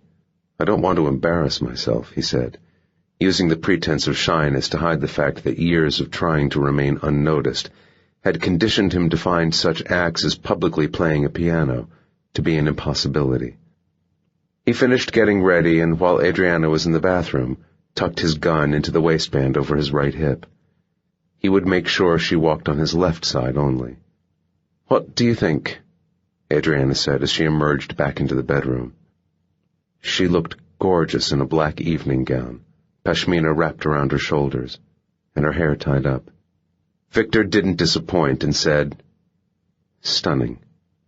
Her glossy lips formed a huge smile. The National Theater was only a block away from the hotel. Elegant uplights bathed the grand early 20th century building in a golden glow. At the box office, Viktor collected tickets for a performance of Puccini's Turandot. They sat in a box in the southwest wall and watched the performance with opera glasses, Adriana enraptured by the spectacle and moved to the point of tears by the arias. Afterward, they walked through the gardens set before the opera house while they discussed the performance. Other opera-goers did the same, and tourists snapped photographs of the theater. Couples sat on stone benches and held hands. Adriana linked her right arm with Viktor's left and said, "I've had such a wonderful day. Thank you for inviting me here." "My pleasure," Viktor replied. "After Lynn's, I wasn't sure we were going to see each other anymore." "What made you think that?" She took a moment to answer, either struggling to articulate her thoughts or just hesitant of what she was about to say. "I'm not sure, really. But you seemed so different the last time I saw you. Like a different you. I wasn't sure if I would fit in with the change, that's all." "I didn't know I had changed," he said, without meaning it. "Oh, don't worry," she replied, hearing a tone he hadn't intended her to. "I think it's a positive thing." She examined him and ran slim fingers through his hair. "Definitely a good change." He smiled to show he agreed, even if he didn't. "I'm glad you think so. And I take it you're happy I called?" She smiled and lightly hit him on the arm. "Of course I am." They walked some more. "Excuse me," a woman said in British-accented English, stepping into their path. She was in her late 20s, accompanied by a man who looked 30, presumably her boyfriend or husband. They were both in casual clothes, jeans, T-shirts, athletic shoes. The guy's hair was dark, the woman's blonde. She had a camera in hand. They were both smiling, Big, excitable grins. Tourists. "Excuse me," the woman said again, speaking slowly, deliberately, as if to a child. Long spaces between each word, drawing out each syllable for emphasis. "Would you take a picture of us, please?" She made a big deal of pointing at the camera and then to her boyfriend and herself. "Sure, of course," Viktor said back. He would have thought it impossible, but their smiles grew wider. "Oh, you speak English. Great. Thank you so much." Adriana said, "You're British, right?" The blonde woman made a small laugh. "Is it that obvious?" Viktor raised an eyebrow. British people have a certain way of speaking abroad. "We do, don't we? Thanks again for doing this." He said, "It's no trouble," even though it was. Had he been alone, he would have pretended not to speak the language and moved on. He didn't like any contact that was not on his terms, but he didn't want to show that in front of Adriana. The female tourist handed over her camera. "If you could get it so the opera house is in the background, that would be great." "No problem." He gestured. "You might want to move closer together." "Oh, yeah, sure." She leaned closer to her boyfriend, wrapping her arms around him as though he might run away if she didn't hang on tight. He put his arm around her shoulder, though somewhat stiffly. British Reserve. Viktor stepped back and went down to one knee to get them both in the center of the frame, with the opera house in the background, said, "Say cheese," and took the photo. He handed back the camera. "Your first photo in Sofia," he noted from the camera's display. "I'm honored." The couple looked at the image. "Oh, that's perfect. Thank you so much." She nudged the boyfriend. "Wait till Andy and Meg see this." With lots more thank yous, the couple departed, leaving Adriana and Viktor alone again. Adriana took his hand in hers. "Those two made a cute pair," she said, "didn't they?" Viktor nodded. He wasn't sure what was cute and what wasn't. "I can imagine them old and gray and still just as in love." Viktor nodded again. He found it impossible to imagine such things. She rubbed his arms. "Do you ever think about settling down, Emmanuel? Finding yourself a nice wife to pass you your slippers?" "Do wives still fetch their husbands' slippers?" "I don't know," she said with a shrug. "I guess for the right man they might." There wasn't anything in her eyes Viktor couldn't read. He asked, "What would you like to do now?" "I'm not sure. Are you hungry yet?" "I could eat if you're ready for dinner." "I've been ready for dinner for the last 2 hours. This diet is killing me." Viktor knew a good Indian restaurant about 20 minutes' walk north, but Adriana was too hungry to wait, so they took a cab. He had aloo tikka ragda to start, followed by paneer makhani. Adriana started with bel puri and then ate mushroom matar harapaz. The food was excellent, aromatic and flavorsome, but without being excessively spicy. For dessert, they both ordered mango ice cream. It came in a cone shape. After their meal, they drank milky Indian tea, while Adriana talked about the possibility of going back to university. "I'm thinking about getting a PhD," she explained. "I miss studying. Reading history at Cambridge is one of the best times of my life. I miss books. I miss being academic. I hardly ever even get time to read the paper these days. It sounds overly dramatic, I know, but sometimes I feel like I'm letting my intelligence slip away." "It sounds like you've already made up your mind." "It does, doesn't it?" "I think I have." "Would you go back to Cambridge to study or somewhere new?" Mentioning Cambridge made him remember the British couple. Specifically the blonde woman. Tourists didn't usually ask him to take pictures. Viktor gave off a subtle leave-me-alone vibe that most people subconsciously heeded, but it didn't always work. He could only go so far with a negative body language. If he was too unapproachable, people would remember him.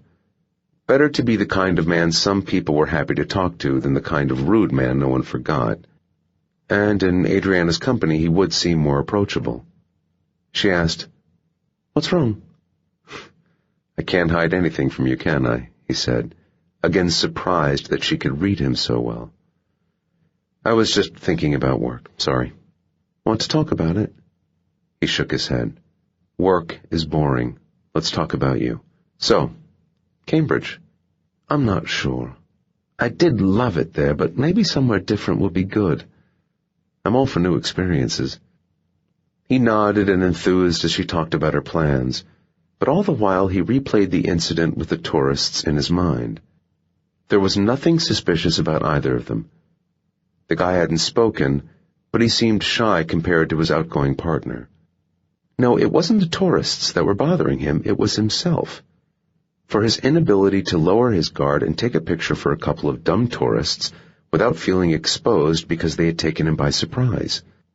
He wondered how he had become this facsimile of a person.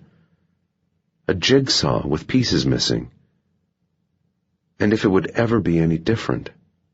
Adriana continued, Columbia University is very highly regarded, of course, and I absolutely adore New York, though I'd run the risk of doing more shopping than studying. Viktor nodded and sipped his tea, telling himself that his paranoia was excessively keen in this instance. Mossad were chasing leads in Barcelona, according to Proctor. There was nothing for them to find there that would lead to Bulgaria. You're the first person I've told about this, Adriana added with a shy smile. Viktor said, I'm honored, and immediately remembered saying the same words to the British woman. He had commented on having taken their first picture in Sofia, according to the camera's display. The woman had not responded to his remark. Not a single word or even gesture. A personable tourist, as she clearly had shown herself to be, would have replied with some kind of explanation. Maybe they had only just arrived, or it was a new memory stick in the camera. But nothing. Viktor cursed himself for not understanding sooner. He didn't know how. Whether they'd somehow tracked him or followed Adriana to him, but it didn't matter. All that mattered now was that they had found him. The Kidon were in Sofia. The charade with the camera must have been to make a positive ID. With his longer hair, tan, and beard, he looked notably different from the man caught on camera a month before. They had needed to get close to make sure he was really their target. It was brazen, risky, but they hadn't been aware Viktor knew they were after him. Proctor had been wrong about Barcelona, or maybe his intel had just been out of date.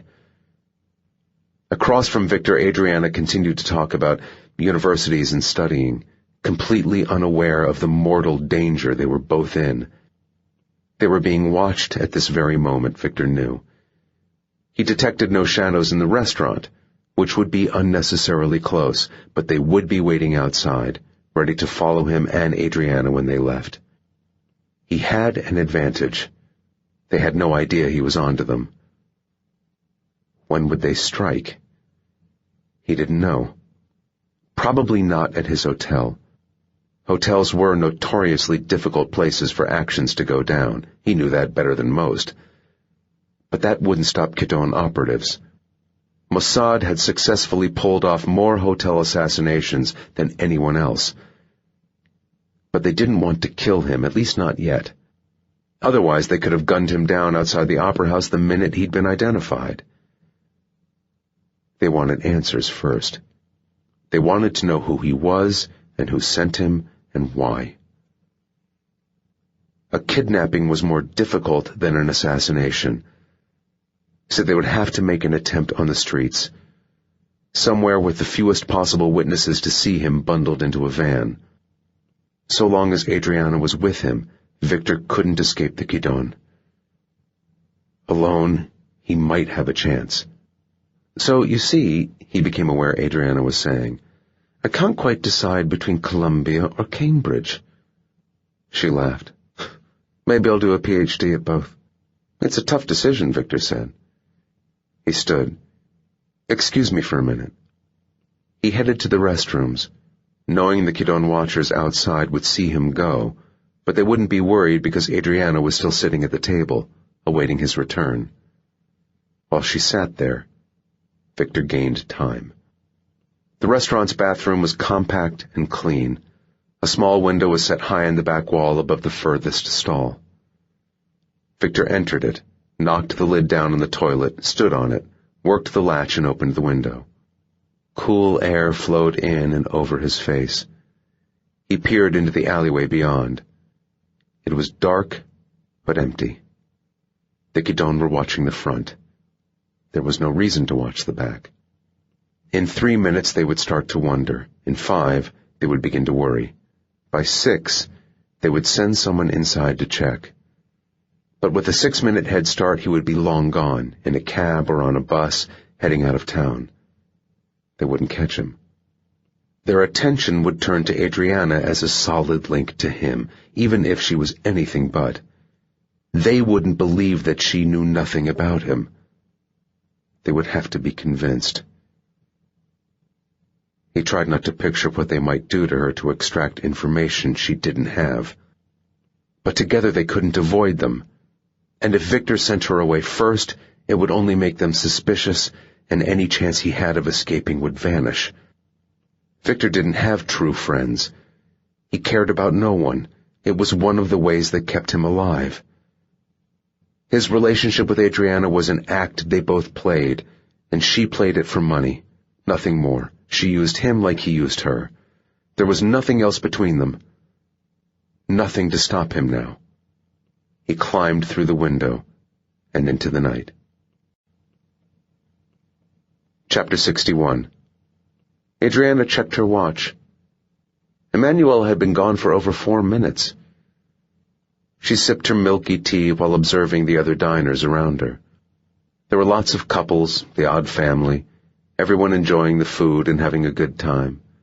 Indian waiters and waitresses effortlessly glided around the tightly packed tables, taking orders and delivering food with graceful ease.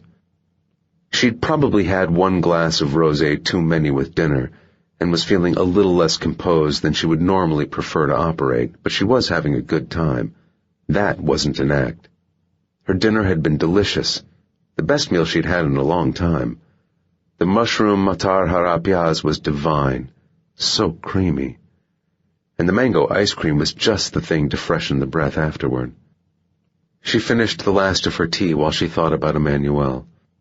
The man of mystery, tall and lean, scars covering his athlete's body, always alert, never truly relaxing, and with a falseness in his smile and a deadness in his eyes she pretended not to see. She wanted to give him a hug, a real hug, but that was a dangerous path to take with a client, even if Emmanuel had always been a dream client. Always the perfect gentleman, always paid without a fuss, never got jealous of her other clients, never hit her, never tried to make their arrangement into something it wasn't, never made her feel like a whore. A young, smiling waiter stopped by her table and asked if she'd like anything else. She declined. After he'd gone, Adriana checked her watch again. Emmanuel had been gone over 6 minutes now. She noticed a man entering the restaurant. He was slight of build, with pale skin and curly black hair.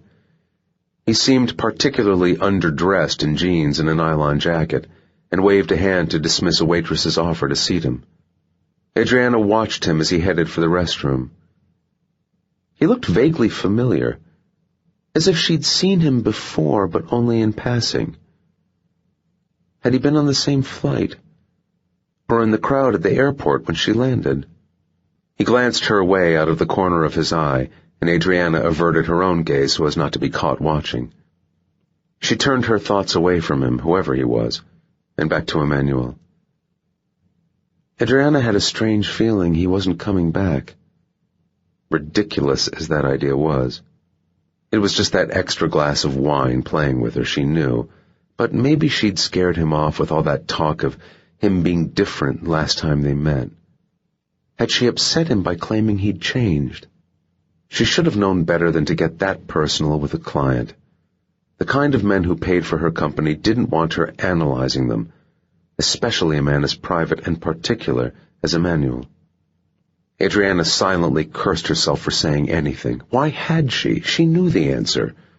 Whatever the act they played, after Linz she had thought, no, feared, she wouldn't see Emmanuel again. Now that fear had returned. Again she checked her watch. 7 minutes. She wondered how long she would wait, and whether anyone would notice if she left without her date. The man in the nylon jacket emerged from the bathroom. He looked flustered and drew a cell phone from a pocket as he hurried across the restaurant floor toward the door. She felt him looking at her again, but she was used to men looking her way. Not all of them knew how to do so without making it obvious. The smiling waiter noticed her gesture and drifted over. "Anything else, madame?" She shook her head. "Can I get the bill, please?" "Of course." A moment later, a long leather folder was on the table, and Adriana opened her handbag to retrieve her purse. She withdrew a credit card. "Sorry I was so long." Adriana looked up to see Emmanuel taking his seat opposite her. She hadn't even noticed his approach. She felt equal parts relief and foolishness, but a large part of her work was maintaining her cool, whatever the situation. "Were you gone a long time?" she asked. "I can't say I noticed. I had the waiter bring the bill." "Forget about that," he said, leaning closer. "I want you to listen to me very carefully, Adriana. You must believe everything I tell you and do exactly as I say, without questions." He looked so serious it was almost funny. "Okay," she said, putting on an overly serious expression of her own.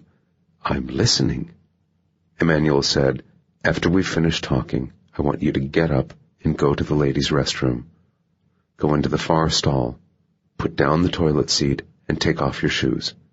"My shoes?" He ignored her. "Then stand on the toilet and open the window in the wall. If it won't open, then you'll need to break it and use your handbag to clear out the glass. The next part will be difficult, but you have to do it as fast as you can. Don't worry about getting dirty. You have to hurry." "I don't understand." "Listen to me, Adriana. You don't need to understand. There isn't time to make you understand. You just need to do exactly what I'm telling you. You need to climb through the window and out into the alley on the other side. The drop isn't far, and I've put some cardboard boxes on the ground outside that will break your fall so you don't hurt yourself. You'll find yourself in an alleyway. You must go left and then left again. You'll come out onto a side street. A taxi will be waiting for you. Get into the back and sit directly behind the driver. Tell him to go straight to the airport. On the way, take out your cell phone and throw it out of the window. Tell the—" "My phone? Why? What's going on? You're scaring me." "Tell him to hurry," Emmanuel continued. "Tell the driver you'll pay him double if he steps on it. Show him the money if you have to. At the airport, take out as much cash from an ATM as you can. Then get the first flight out, whatever it is, wherever it's going. When you arrive at your destination, take another flight, the next available flight. It doesn't matter where to.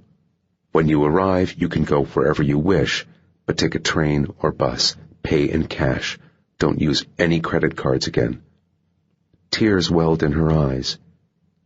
She didn't understand. Emmanuel was a whole other person. Intense. Frightening. He grabbed a napkin and scribbled down a long number, an alphanumeric one and the name and address of a bank. "This is a number to count. The balance of it is now yours. It should keep you going for a few years if you're careful. Are you paying attention?" Yes, but I don't—" "This last part is very important. You can't go back to Geneva. You can't go home. You have to stay moving. You can't contact any of your friends or clients, and you can't contact your brother in America. You can't have anything to do with your old life." She felt nauseous. How do you know about David?" "Listen to me, Adriana. You're in a lot of danger. That's my fault, and I'm so sorry. But you have to do exactly what I'm telling you if I'm to protect you." He wrote another number on the napkin. "Call this number in a week's time. Hopefully, I'll have left a message to say everything's okay and you can go home, or I'll have left instructions. I'll use a code so you know it's from me." "What code?" He shook his head. "If I give you one now, they'll make me tell it to them. But you'll know it's from me, all right? If there is no message, or there is no code, or the message asks you to meet me somewhere, You must ignore it and not call the number back under any circumstances, in which case you'll never be able to go back home." He paused. "And whatever happens, you won't see me again." She couldn't stop the tears.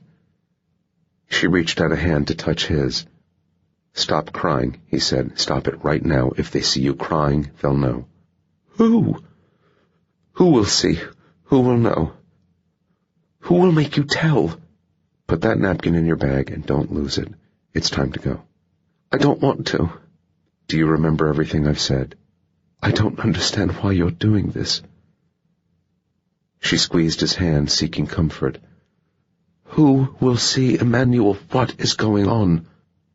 He snapped his hand away. "Go!" he snarled. "Who are you?"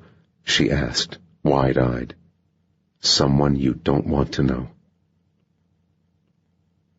Adriana folded up the napkin, subtly dabbed her eyes, stood, and headed for the ladies' room. She didn't look back. Viktor was glad of that. He didn't want to see her face and the terror he'd put there. She pushed open the door to the restrooms. Then she was gone. Forever. He finished his cold tea and paid the bill with cash, including a 100% tip. Better the waiter got his money than Mossad. If he left this instant, it might confuse them for him to be without Adriana, and that might buy Viktor enough time to create some distance. But if he left now, watchers in the area might notice a taxi and the woman who sat sobbing in the back. While he remained here at his table, Adriana was sure to make it to the airport safely. After 10 minutes, they would know for certain she wasn't going to return, and that she must have snuck out the back. And that fact would tell them that Viktor knew they were out there, and he would have lost his only advantage. It would be too late to catch up with Adriana, but they would take him at the first available opportunity. When his watch showed it had been 11 minutes since Adriana's departure, Viktor stood, unbuttoned his suit jacket, and stepped outside. Chapter 62. The air was cool. The sky was cloudless. There was a full moon. The Indian restaurant stood just outside of Sofia's center, in a dense commercial neighborhood. The street out front was busy in the daytime, but at this time of night few establishments were open, and the street was quiet. Pedestrians were sparse. The storefronts on the opposite side of the street were all dark. Some had security grills. Cars were parked on either side of the road, but there was little traffic. Viktor examined every person. He went left because it would take him into central Sofia. More people there, more cars, more buses, more options. Plus, there was access to Sofia's metro system. It was relatively small and new, but he needed as many escape options as possible. He couldn't know where or when the Kidon would strike, and he needed terrain that would make their job more difficult, while at the same time offering him the most advantages. A taxi was no good. He would be even easier to follow than on foot, and all they would have to do was get a car in front and a car behind, and that would be it. He walked at a hurried pace. There was no point trying to act casual. They knew he knew. He walked for 4 minutes along the same street. People walked ahead of him, behind him, on the opposite side of the road. Mostly men, the odd couple. No single women. He crossed over the street and looked in store windows to check the reflections of anyone walking behind on the far side of the road. No one. But there was a man and a woman on the same side as him. Not the couple with the camera. That would have been too obvious. These both looked in their 30s, both in reasonable shape. Unremarkable clothes. Potentials. He stood with his hand near his waistband, within a short distance of the gun tucked there. The couple didn't react and walked straight past him. He walked some more. After 2 minutes, the couple stopped under a bus shelter and sat down. A perfectly normal action, or a smart way to step out of the game now their target was behind them and out of sight. Viktor kept the same pace as he passed. He used what windows he could to keep watching, but within seconds, he'd gone too far to get an angle. Cars rolled by intermittently in both directions. Viktor walked toward the flow of traffic on the near lane so a Kidon vehicle couldn't come up behind him. Traffic was light. Too light for a van to roll up next to him without warning. The cars that went by were mostly small European sedans. He saw a blue four-door Peugeot that looked familiar, but it was hard to be sure. He checked his watch. Adriana should be almost at the airport by now. It was close to the city. Even if the Kidon had sent people there after realizing what was happening, they couldn't catch up with that lead. He willed her to do exactly as instructed and take the first flight out, whatever it may be. He watched the unmistakable shape of a minivan approaching. It seemed to slow as it neared. He looked to the row of stores to his left. No alleyways or side streets. No flimsy doors or unbarred windows. He tensed in readiness. His best bet would be to sprint across the road the second the van got close, adopt a shooting stance, kill the driver, and keep shooting until his gun clicked empty and he felt the burning sting of a bullet penetrating his flesh. But the van drove by without slowing. In minutes, Viktor was the only pedestrian in sight, and the space between passing vehicles grew enough to cause him concern. He had to get off the street. He took the next turning that presented itself. Viktor walked along the side street, down another, when he reached an intersection. The streets were darker, quieter, narrower, far less people. He was still heading into the city center, but taking a less direct route. It started to rain lightly. He walked 2 miles in 27 minutes, darting down alleyways, doubling back, doing everything possible to lose them, but knowing they were near, and he was only delaying the inevitable. He pictured Adriana now in a departure lounge, if not safely in a seat and fastening her belt. She would be traumatized, but she was safe. In time she would learn to deal with her fear. He hoped she could one day forgive him, but he knew how he'd spoken to her would make that a false hope. If he had been comforting and understanding, then maybe, but he had been harsh and uncaring, because he'd had to make her afraid to save her life. He kept his hands outside of his pockets and his jacket open. He paid attention to every sound, every shadow. Each time he heard an engine, he calculated how far away it was and in which direction it was heading. Every person he saw, he absorbed their manner, age, looks, build, clothes, evaluating the probability of them being a Kidon operative. The street Viktor walked down had a cobbled surface and 5-story buildings flanking either side. To Viktor's left was paving with a low curb. To his right, there was no sidewalk. The buildings were drab gray brick. Signs for stores fronted by security gates provided muted color. The rain was fine and cold. No wind. There was one other person on the street. 50 yards ahead, at the intersection, a woman stood talking on a cell phone.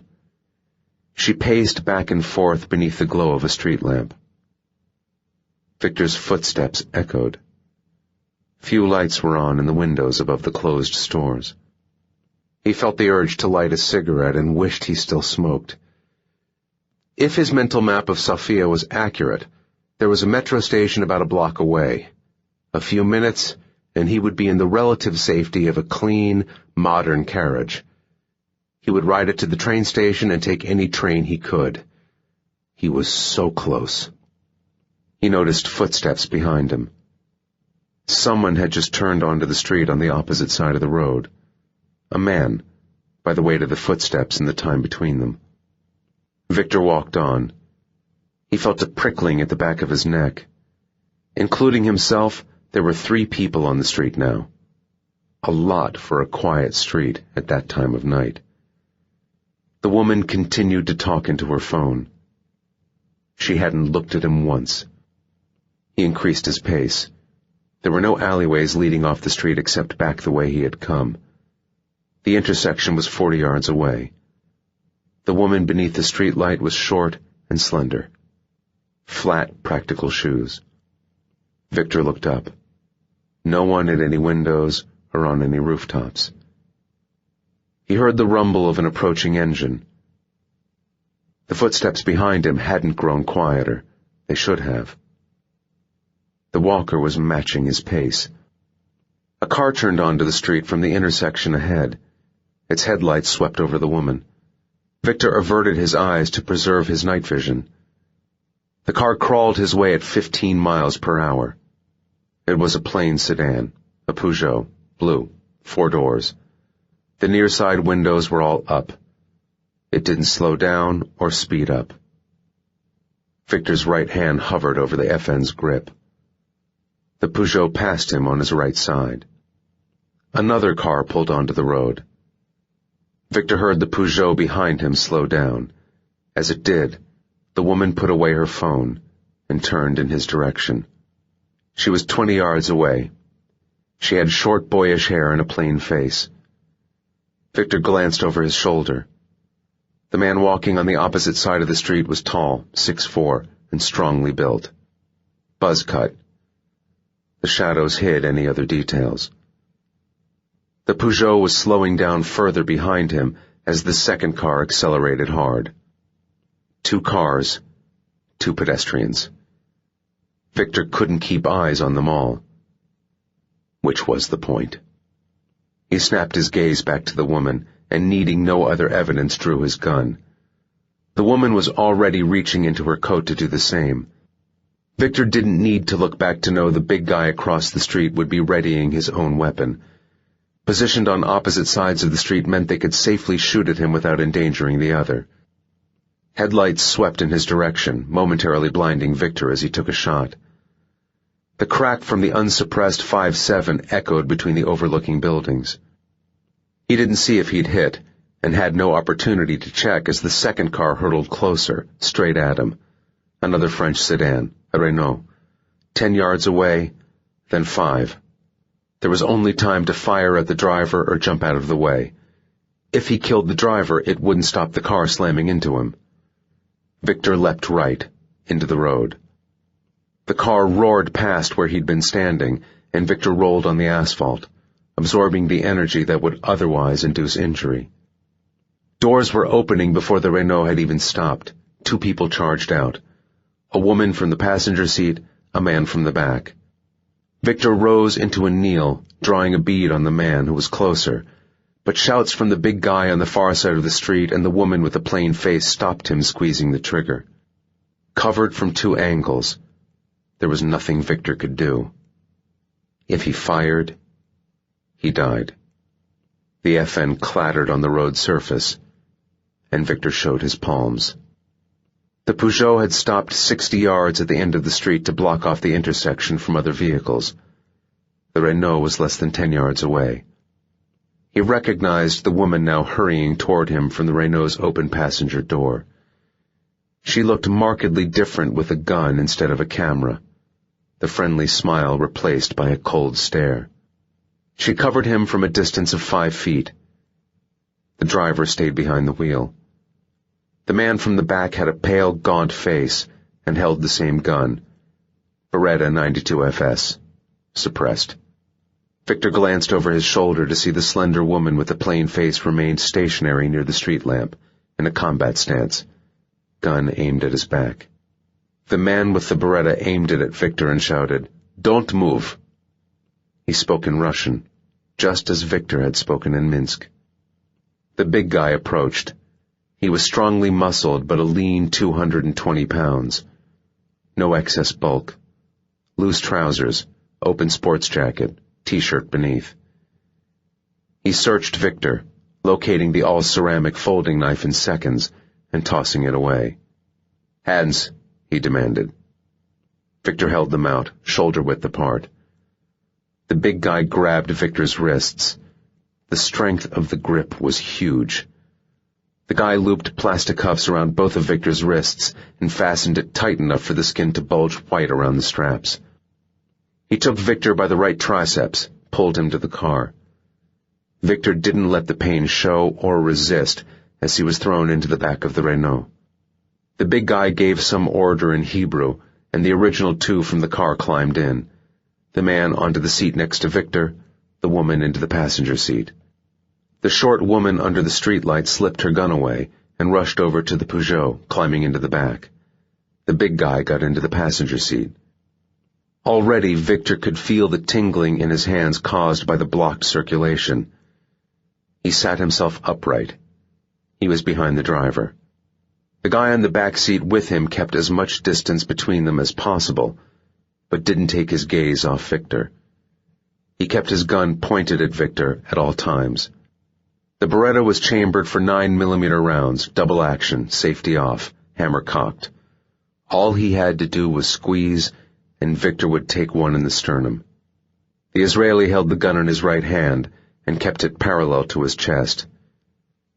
It was too far away for Viktor to risk grabbing, even if his hands weren't bound. The blonde woman in the passenger seat turned to face him. She had a triumphant expression on her face. "Put on your seatbelt." She spoke with her British accent. She probably had been British originally. Viktor held up his bound wrists. She smirked. "That won't stop you." Viktor reached behind his left shoulder and pulled the belt across his chest and fastened it. He did so as awkwardly as he could. When it clicked in place, the woman in the passenger seat turned away. She said something in Hebrew to the driver. None of the 3 Israelis in the car had on their belts to ensure speed of movement, while he in turn was locked in place. The Renault pulled away, following close to the Peugeot. Rehearsed moves. The driver kept the car a little above the speed limit, like anyone else who didn't want a ticket and who had nothing to hide. They drove through the narrow streets of Sofia, staying directly behind the lead car at all times. The passenger periodically looked back to check on Viktor. The Israeli on the back seat didn't look away once. Viktor felt the adrenaline in his system speed up his heart rate. His pulse thundered in his ears. He looked up, staring through the window to his left. He saw the twinkling lights in the night sky from an ascending plane, and watched until those lights had disappeared into the darkness. Chapter 63. The pain in Viktor's wrists continued to build. His wrists were locked together, skin to skin. The tingling sensation in his hands worsened. He could make fists with his hands, but precious few other movements. Soon, they would be too numb to move. They took a right turn, then 2 lefts, bringing the car out of the back streets and onto a wide avenue. Traffic lights glowed up ahead. Red glimmered through the raindrops in the windshield. The Renault slowed down and stopped. Viktor could reach the door handle and be rolling onto the road before anyone could react, but a Kidon team was too professional to leave the child lock disengaged. He could try anyway, on the minute chance the lock was malfunctioning. But Viktor didn't want to make them even more alert by trying something destined to fail. Instead, he sat passive, defeated. His only chance was for them to underestimate him. His knees pressed against the back of the driver's seat. He was tall, the other fake tourist, and had the seat back to compensate for his long legs. There was little room for Viktor to maneuver. He looked to his right, at the guy with the gun. The Israeli had a slim build and pale face beneath dark curly hair. He wore jeans and a nylon jacket. He was calm, if not relaxed. The muzzle of the Beretta was slightly inclined, angled at Viktor's center mass. The guy looked like he very much wanted to squeeze the trigger, but his orders would be to only shoot if absolutely necessary. A dead man couldn't talk, after all. The light changed and the Renault pulled away, 1 car length behind the Peugeot, maintaining formation, but without looking like it. They drove in silence. The radio was off. No one spoke. The woman in the passenger seat turned to look at Viktor again, this time smiling to herself, and looked away. It was becoming difficult to move his fingers. He couldn't see his watch, but he was good keeping track of time without one. 9 minutes had passed since he'd been captured. The scene outside his window changed as they left Central Sofia. He saw factories and warehouses, open-air car showrooms, apartment blocks, areas of wasteland. Wherever they were taking him, he sensed it was close. When he reached it, his chances of escape would drastically reduce. The Israeli in the nylon jacket on the back seat continued to stare. He blinked regularly, keeping his eyes moist, removing the need to involuntarily blink at the wrong moment. Even if Viktor could somehow get close enough to avoid the gun, he couldn't disarm the man while his hands were tied and the seatbelt locked him in place. And that was before the woman in the passenger seat got involved. Similarly, Viktor couldn't attack the driver while under the watchful gaze of the guy in the back seat. Maybe when the car stopped at their destination, he would have a window of opportunity. The problem with that was the second car full of Kidon assassins that would have stopped too. He took a deep breath, running multiple scenarios through his head. They all ended the same way. The Renault continued its relentless drive. They joined a highway. The weather worsened. Rain pelted the car. Streams of water ran down the windows. Windshield wipers swung rhythmically back and forth. The pain in Viktor's wrists intensified to a throbbing agony. The Israeli to his right continued to stare. The woman in the passenger seat turned her head to look at him again. "By the way," she said, "thank you for the photograph. It'll make a great souvenir. I look really good in it." Viktor raised an eyebrow.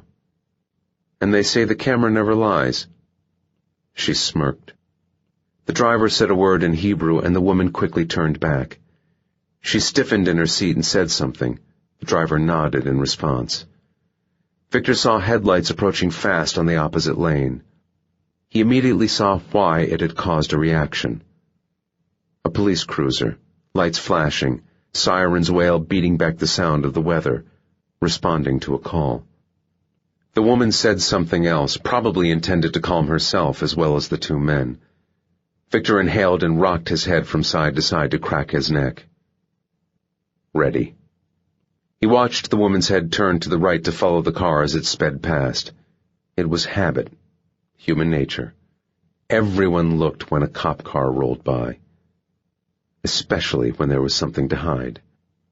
The Israeli on the back seat looked too. Human nature.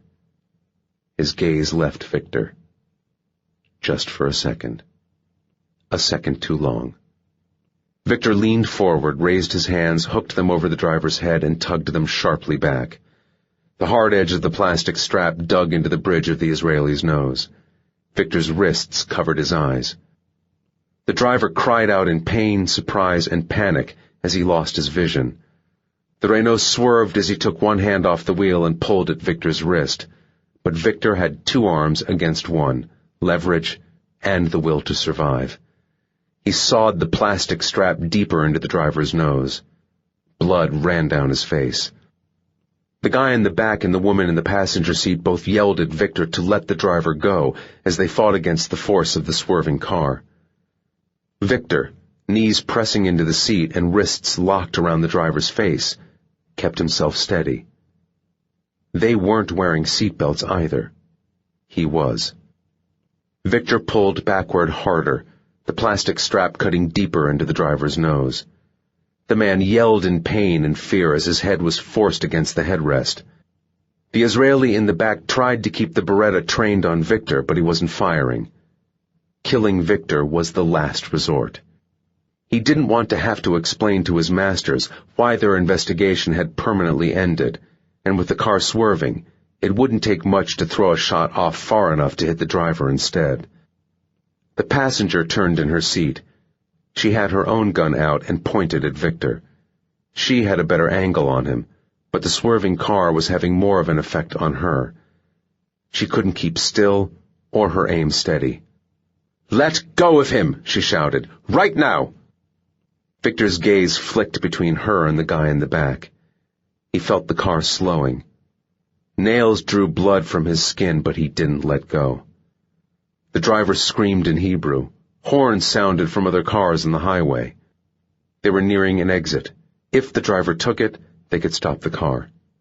Then it was over. The driver couldn't see, but one of the other two could call out instructions. Viktor wrenched his hands downward, shearing skin from the driver's nose, hooking the plastic strap under his chin, and pulled them against his neck. Viktor's wrists pressed into the flesh either side of the driver's throat. He choked. The car swerved again, harder. The woman fell across the stick shift. The guy in the back tilted Viktor's way, completely off balance. The Israeli reached out with his left hand, pressing his palm into the center back seat to halt his fall before he got too close to Viktor. Too late. Viktor released the driver, brought his hands back, grabbed hold of the Israeli's wrist, wrenched him closer, let go, and smashed his right elbow into the guy's face. Then twice more. The Israeli sagged on the seat, stunned and disoriented. The passenger pulled herself back upright, swiveled her head in Viktor's direction. Her gun began to rise.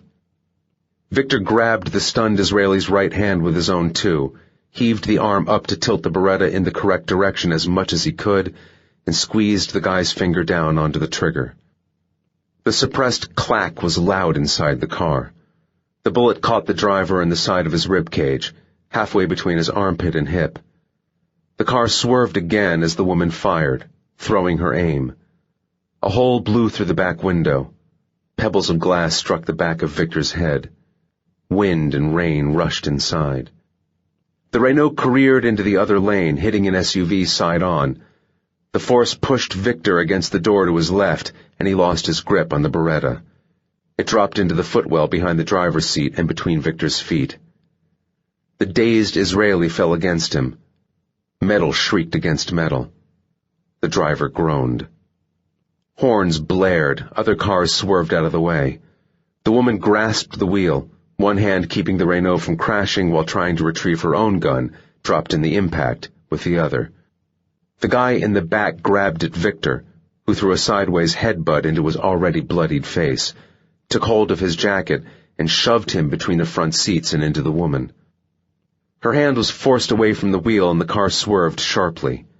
Tires squealed against wet asphalt. Viktor tried to grab the Beretta in the footwell, but he didn't have the room with his legs in front of him and in the way. The driver slumped across the wheel, his weight turning it to the right this time. The woman seized the steering wheel again, this time with both hands, heaving it back to straighten the Renault out. The Israeli between the seats twisted himself around and punched at Viktor. The guy's position was bad, and they didn't connect with enough force to slow Viktor down. He released the seatbelt and drove his right elbow into his attacker's stomach, then again, fingers locked together, left arm adding to the strength of the right. The Israeli gasped and doubled over. Viktor hurled him onto the back seat, grabbed the driver's headrest for support, swiveled in his seat, and kicked the Israeli in the neck while his head lolled back. Viktor felt the larynx crush beneath his heel. The Israeli choked and grasped at his throat. Without his legs in the way, Viktor reached down into the footwell. The woman in the passenger seat saw what he was doing, let go of the steering wheel, and scrambled for her own weapon lying between the slumped-over driver's thighs. Viktor's eyes locked with hers. With no one holding the wheel, the Renault swerved erratically, causing the Beretta to slide around in the footwell, evading Viktor's stilted grasp. Rain lashed at the back of his head. The woman pulled her gun out from between the driver's legs as Viktor felt cool metal in his fingers, grabbed the Beretta, and lifted it up in both hands. He watched as the woman brought her arms back to get the trajectory. She had to make half the distance he had. He fired first, without aiming, squeezing the trigger rapidly, gun below seat level angled upward. 9mm bullets tore through the transmission box in the passenger seat and hit her in the thigh and hip. She screamed and flailed backward. Viktor kept firing, increasing the angle, bloody bullet holes appearing in her stomach, then chest. The gun fell from her fingers. The car swerved right again. A horn blared. Viktor saw oncoming headlights glimmering through the raindrops in the windshield. He swiveled back around and pushed his feet into the footwell. With his bound hands, he reached over his left shoulder and snatched the seatbelt buckle. The sound of the horn's continuous blaring and rubber screeching on wet asphalt filled Viktor's ears. He pulled the buckle across his torso. The lights glowed brighter, closer. He pushed the buckle into the clasp and heard it click in place. The sudden collision sent Viktor hurtling forward. The seatbelt locked against him. The breath shot out from his lungs. His head smashed into the headrest. He heard metal screech and crumple. Glass shattered. He fell back into the seat and grimaced. The driver lay limp against the steering wheel. The Israeli in the back had broken the passenger seat in the crash and lay slumped against it. He made slow, sucking breaths. Blood glistened across his face and streamed from his chin. The woman's body was crushed beneath the seat. Her unblinking eyes stared at Viktor. He coughed and unfastened the seatbelt. He used the Beretta to smash out the cracked window next to him, pulled himself through the opening, and dropped down onto the cold and wet road surface. He hauled himself to his feet and staggered away from the car. The Renault had crashed head-on into a similarly sized sedan. The driver of that car had been wearing his seatbelt, and Viktor saw him rubbing the back of his neck. Around Viktor, large warehouses and factories lined the 4-lane highway. Other vehicles had stopped as far as he could see, behind him and ahead. A van had crashed through a chain-link fence. A few people were getting out of their cars. All eyes were on Viktor. Someone from a nearby Ford opened his door and headed Viktor's way. Viktor ignored him and everyone else, spotted the blue Peugeot stopping 50 yards further back along the road. The Renault must have overtaken it in the chaos of the struggle. Viktor dropped to one knee, used his left hand to support the right as best he could, lined up the Beretta's iron sights over the glass of the windshield. Cracks spread through the windshield as Viktor fired at the Peugeot. He couldn't see if he'd hit any of the guidon, but he continued to shoot regardless. The Samaritan near to Viktor fell over backward in shock and fear. He scrambled away. 4 Israelis from the Peugeot, the big guy, 2 other men, and the short woman with boyish hair, rushed out from the car and adopted firing positions of their own, but Viktor was already running. He wasn't going to win a 4-on-1 gunfight with Mossad assassins, even if his hands weren't bound together. He sprinted in the opposite direction. Chapter 64. Viktor ran, cuffed wrists hovering before his chest, Beretta in both hands. He veered off the highway, across the parking space in front of a row of workshops, down an alleyway between buildings. It was narrow, dark, long, not much more than 5 feet wide from wall to wall, sheltered from the rain. He dodged around boxes and rubbish, eyes scanning for anything that could cut the strap between his wrists. He could barely see. He tripped on something metal, stumbled, grazing his arm against the rough brick as he kept himself upright. The alleyway opened out to a wide expanse of asphalt. Behind it, a stretch of wasteland. He saw moonlight shining off a chain-link fence between the two. He was at the back of the row of workshops, all closed for the night. The only way to go was over the fence and across the wasteland beyond, but he wouldn't make it over the fence if the Israelis from the Peugeot followed him. He turned and positioned himself so his left shoulder was against the wall to the left of the alley's opening. 6 seconds passed before he heard the sound of a pursuer entering the alley. Viktor gave it 2 seconds, enough time for someone to get far enough down the alley to trap themselves. With his hands bound, he couldn't just hold his gun arm around the corner and squeeze, so he twisted to the left as he stepped out to the right, realizing his mistake as the moonlight cast his shadow onto the far wall of the alley ahead of him. A gun fired first, a snapshot before Viktor had fully revealed himself. the bullet blowing a chunk from the brickwork. Viktor lurched to the side, squeezing off a shot of his own, knowing it had missed without needing to look. He hurried along the wall, away from the alley, walking backward, gun up, but doubting the assassin would continue forward. He or she would backtrack and find another way around the buildings. The others could already be doing the same as the one in the alley. If Viktor let them flank him, it was over. He put 2 rounds into the very corner of the alley mouth to make sure his attacker did double back. Then he sprinted for the fence, running awkwardly, unable to pump with his arms, expecting a bullet in the back at any moment. Reaching the fence, Viktor tossed the gun over while he was still running, leapt, grabbed hold of the metal links halfway up, pushing with his feet. He climbed the last few feet, one hand clutching onto the links while the fingers of the other hand stretched to take hold a few links up. He repeated the process rapidly, urgently, scrambling all the time with his feet. Razor wire topped the fence, but he had no choice. Holding on to the top links, he swung his right elbow up and hooked it over the wire. Edges of metal sliced through his clothes and skin. Viktor ignored the pain, pushing up with his legs, got his left elbow over too, and hauled the rest of his body up and over the fence.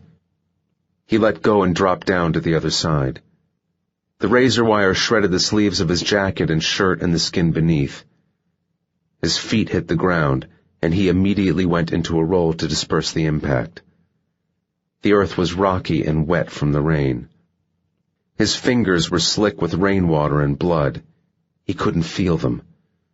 He located the gun, scooped it up into both hands, turned, and rose to one knee. On the other side of the fence, the row of workshops stood 70 yards away. Moonlight sparkled off thousands of falling raindrops. Viktor saw no one. He heard a faint muffled shot and saw the sparks as the bullet clipped a fence post, but couldn't see the shooter. There was too much cover, too many shadows. The assassin could be anywhere, approaching in the darkness to take a shot at closer range, while the others did the same. He heard another shot, but from a different origin, and heard the bullet strike the ground nearby. Viktor jumped to his feet and ran, hoping that the 2 shooters were the sum total of his pursuers, but knowing a third was probably circling around some other way to intercept him, leaving the remaining assassin to check the Renault for survivors, manage evidence, call for backup. Maybe Viktor had been lucky and scored a hit with his shots at the Peugeot, leaving one of his enemies injured. Maybe. But Viktor didn't believe in luck. There was enough light to see the ground, but not the many shallow ruts and rocks that littered it. He stumbled and staggered, unable to use his arms for balance, knowing any Israelis following him would cover the distance faster than he could. He saw a factory up ahead. No lights. As he neared, he could make out gaping holes in its sloped corrugated roof. Abandoned. Derelict. No chance of finding a car to steal, but more chance of locating something sharp to cut the plastic cuffs. He sprinted on. The rain soaked his clothes, hair, and skin. The wasteland crested and then sloped down before it gave way to a flat area of asphalt set around the factory itself.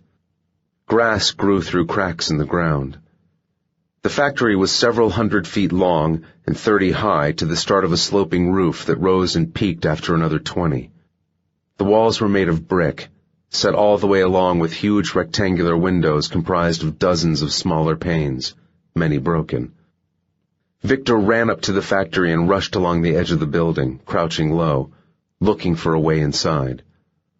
Outside, the Israelis' numerical superiority would win without question. Inside, he might be able to avoid them or hide long enough to force a withdrawal. If he could get his hands free. The windows were no good as an entry point. He would have to smash more to create a big enough gap, and with bound wrists, wouldn't be able to pull himself up to get through them. All the time the Kidon assassins were closing.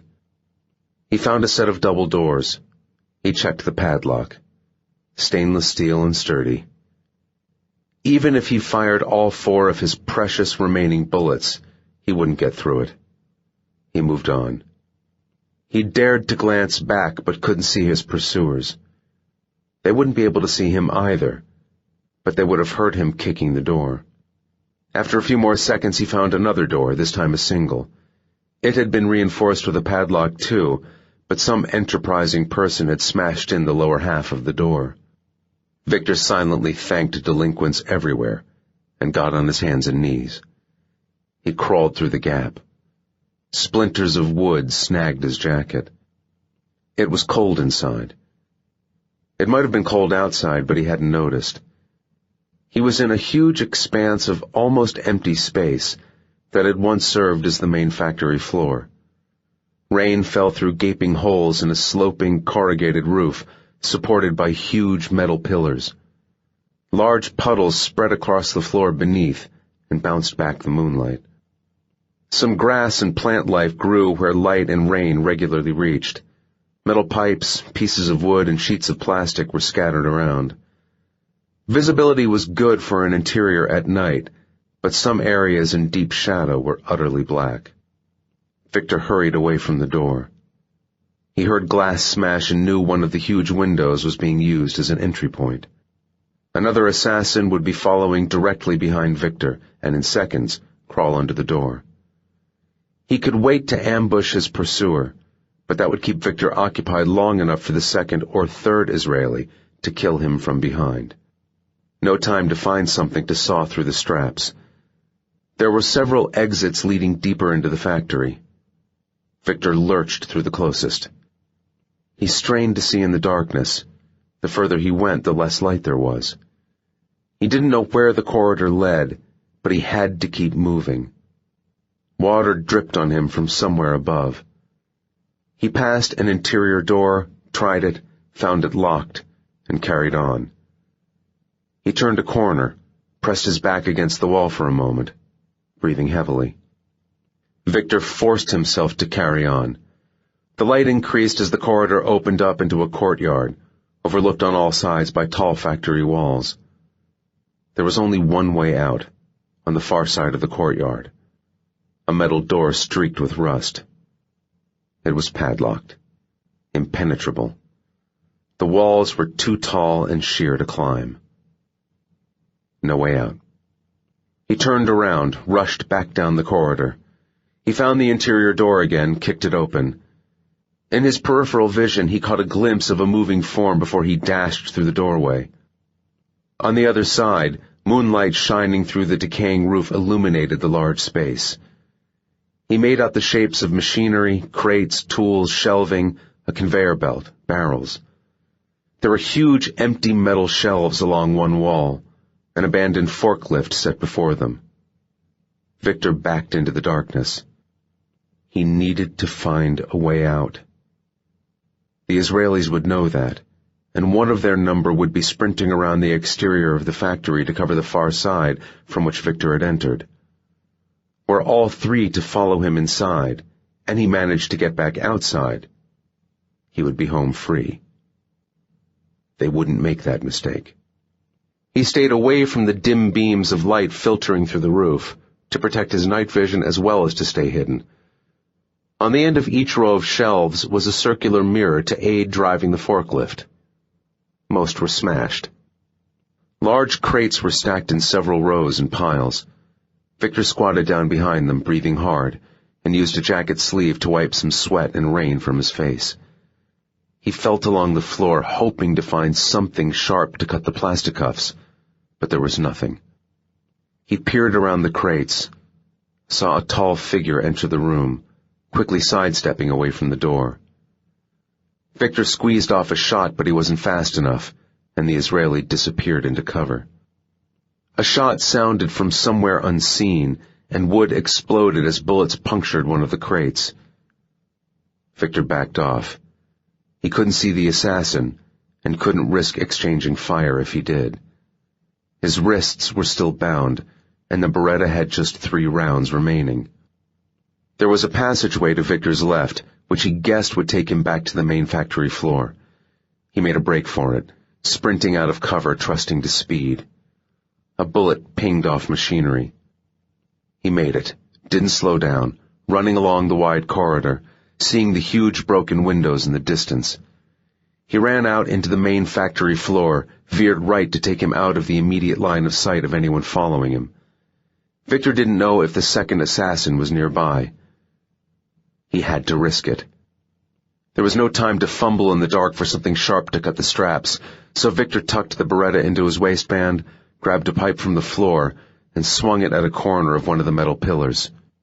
It made a loud clang. He swung it 3 more times, hitting the pillar in exactly the same spot. He dropped the pipe and rubbed the strap between his wrists against where he'd smashed away paint, rust, and grime to reveal cold steel beneath. He felt the heat of friction as he frantically sawed. The clang of the pipe hitting the pillar would tell his enemies exactly where to find him, but he had no choice. If he wanted to live, he needed his hands back. He sawed harder, expecting the searing agony of a bullet's impact at any moment. The strap snapped. Finally, he was free. Viktor scrambled away, avoiding the swaths of light cutting through the air and reflecting off raindrops. When he reached the shelter of a rusty staircase leading up to a split level lost in the darkness, he stopped, turned, and drew the Beretta. His hands were still numb and his wrists tingling, but it felt good to have independent movement again. He heard footsteps crunching grit and other debris, but couldn't see the source. He had to move. Every moment he stayed under the split level gave the other assassins time to close in and flank him. There was an interior doorway about 30 feet away. He approached it, keeping close to the wall, stepping as slowly and quietly as he could. He couldn't see where he was treading, and knew that one wrong footfall could give away his position. He would have taken off his shoes, but the floor was so littered with sharp objects, he would have sliced his feet to shreds by the time he made it to the door. Viktor stopped 10 feet from the doorway. There was too much light around it to move closer without revealing himself. His enemy could be watching the doorway, figuring he would head that way, and ready to shoot the second Viktor moved into the light. He took a breath, preparing to sprint and trust to speed again. He didn't have a lot of choice. Something brushed Viktor's ear.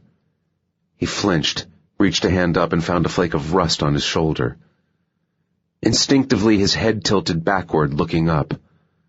He saw nothing, but knew the split level was 20+ feet above his head. Something up there had caused the flake of rust to fall. The second assassin.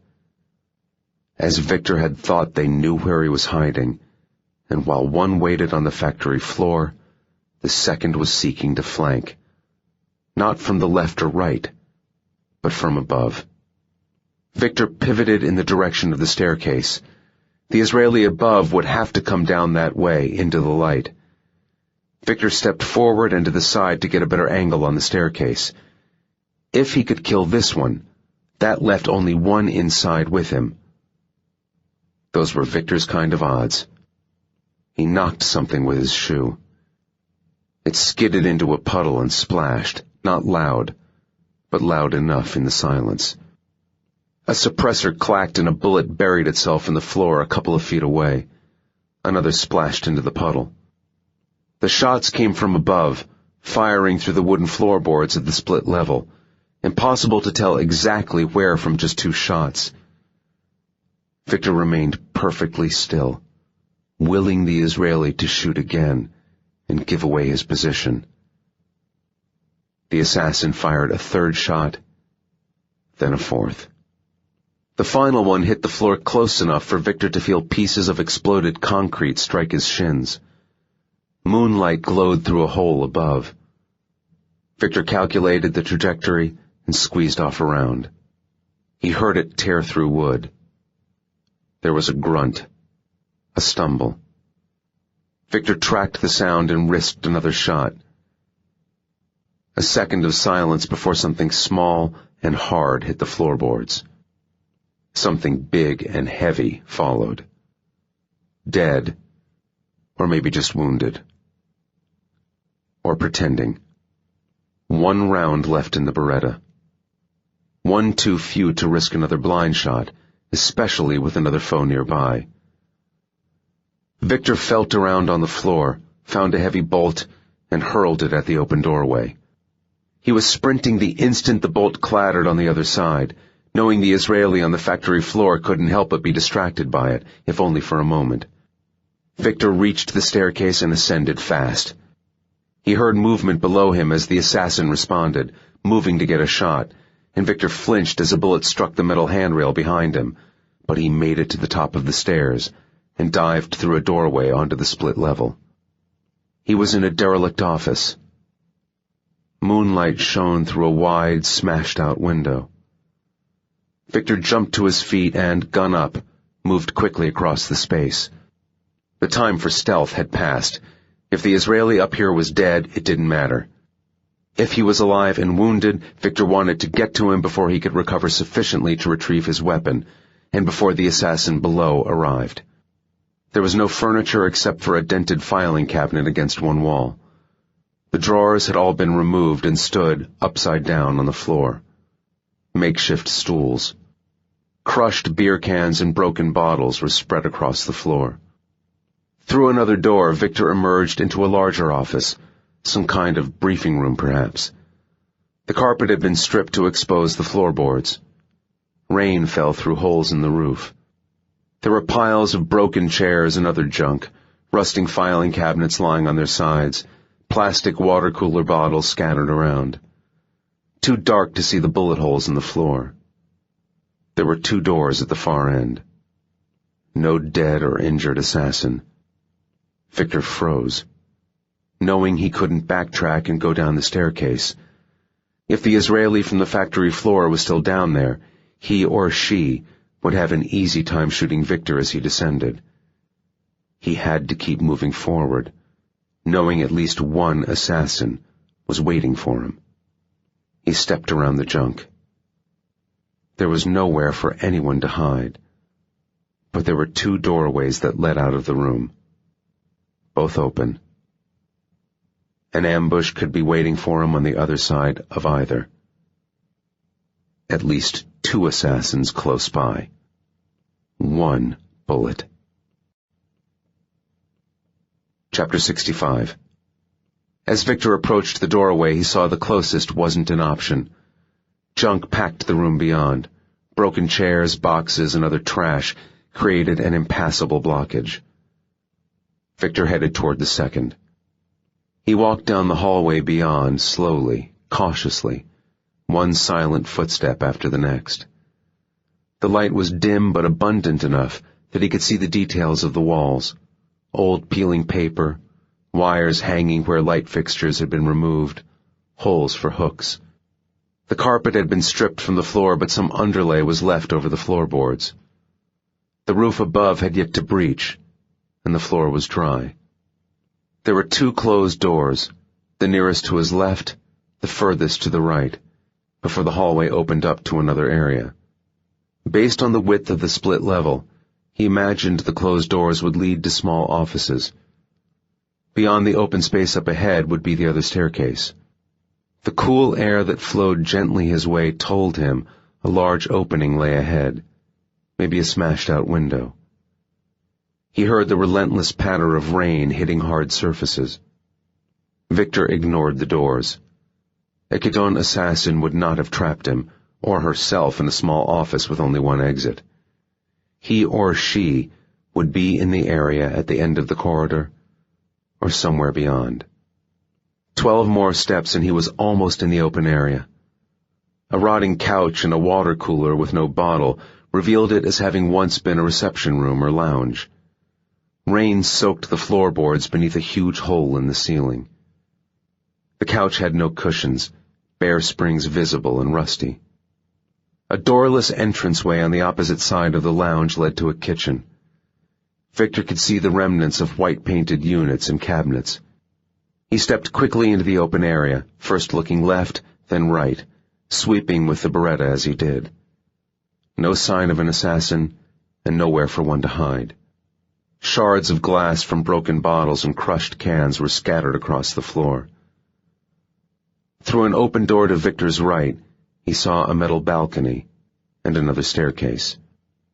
The door leading to the balcony was open fully, letting in a swathe of dim light from the night sky above. Pieces of glass jutted from the door around the square hole that had once been a window. Viktor stepped forward again so he could see further into the kitchen and get a better angle on the balcony. But there were still blind spots that would only be revealed if he moved closer to one, presenting his back to the other. He knew there had to be an assassin hiding in one of the locations. But which one? The open staircase door could have been like that before, nothing to do with his enemies. Or maybe it was open to lure Viktor toward it, so he could be ambushed from behind. Or maybe an assassin was on the balcony, figuring that Viktor would think it a trap and head to the kitchen. Beyond that was double and triple bluff, a never-ending stream of potential deception. Tactics didn't come into it. Experience didn't help. In the end, it was a straight 50-50. Viktor had to pick one fast. He couldn't hang around. The second Kidon assassin would be closing. The third one from outside could even have been called in. Now Viktor was trapped on the split level. He headed to the staircase door so that if he was wrong and the assassin attacked from the kitchen, they would come out of hiding with the moonlight in their eyes. Viktor approached side on, so he could keep looking left toward the kitchen. 18 inches from the balcony, he stopped. Any closer, and he would give himself away an instant before he had a visual on his enemy. At the same time, Viktor would reveal himself to anyone in the kitchen. And he couldn't be looking in both directions at once. He grabbed the balcony door and flung it shut, creating an obstacle and combined warning system if he was wrong. Before he'd let go of the door, he was spinning round, aiming at the kitchen doorway. He wasn't wrong. The short woman with the plain face and boyish hair emerged from the darkness beyond, gun up, a two-handed grip, arms bent slightly at the elbow. She was already squinting, in preparation for looking into the light, expecting to see Viktor's back. He fired first, at center mass, not risking his last round on a headshot on a fast-moving target in the dark. The expended shell case clinked quietly on the floorboards. The Israeli let out a dull cry, staggered backward, and fell into the kitchen. She wasn't dead, he guessed due to a concealed Kevlar vest. A subsonic 9mm would not have penetrated it, but the blunt force trauma to the sternum had stunned her, paralyzing her diaphragm and leaving her gasping for breath. Viktor hurried over to complete the kill and take her weapon and radio if she had one, but he heard a noise, to his left, from the hallway where he'd entered, spun around, and hurled the empty Beretta at the open doorway. The gun clipped the 6'4" Israeli on the forehead as he appeared out of the shadows. The forehead was the hardest part of the skull, but even empty, the Beretta weighed almost 2 pounds. The assassin reeled from the impact, arms flailing, giving Viktor time to close the distance. Using his left hand, he grabbed the Israeli's own Beretta while there was only one hand gripping it, hooked his thumb around the end of the index finger through the trigger guard, and squeezed the guy's nail against the hard edge of metal, at the same time twisting the hand back on itself and against the joint. The Israeli released his weapon. Viktor caught it by the barrel in his right hand, tried to reposition his grip, but the assassin shouldered Viktor first, knocking him into the wall, pinning him there with his size and strength, trapping Viktor's arms so he couldn't attack. His enemy was only a couple of inches taller, but 40 pounds of muscle heavier. The Israeli slammed a forearm down on Viktor's wrist, and he dropped the gun before it could be ripped from his hand. It clattered on the wet floorboards. Viktor's weight was on his left leg, so he lifted his right, wrapped it around his enemy's own load-bearing leg, and wrenched it off the floor. The Israeli fell, landing on his back, Viktor on top of him, rolling away, going for the gun, on his hands and knees, cutting himself on broken glass. He grabbed the Beretta and spun around. The assassin threw himself at Viktor before he could take aim, knocking the gun aside and punching Viktor clean in the face.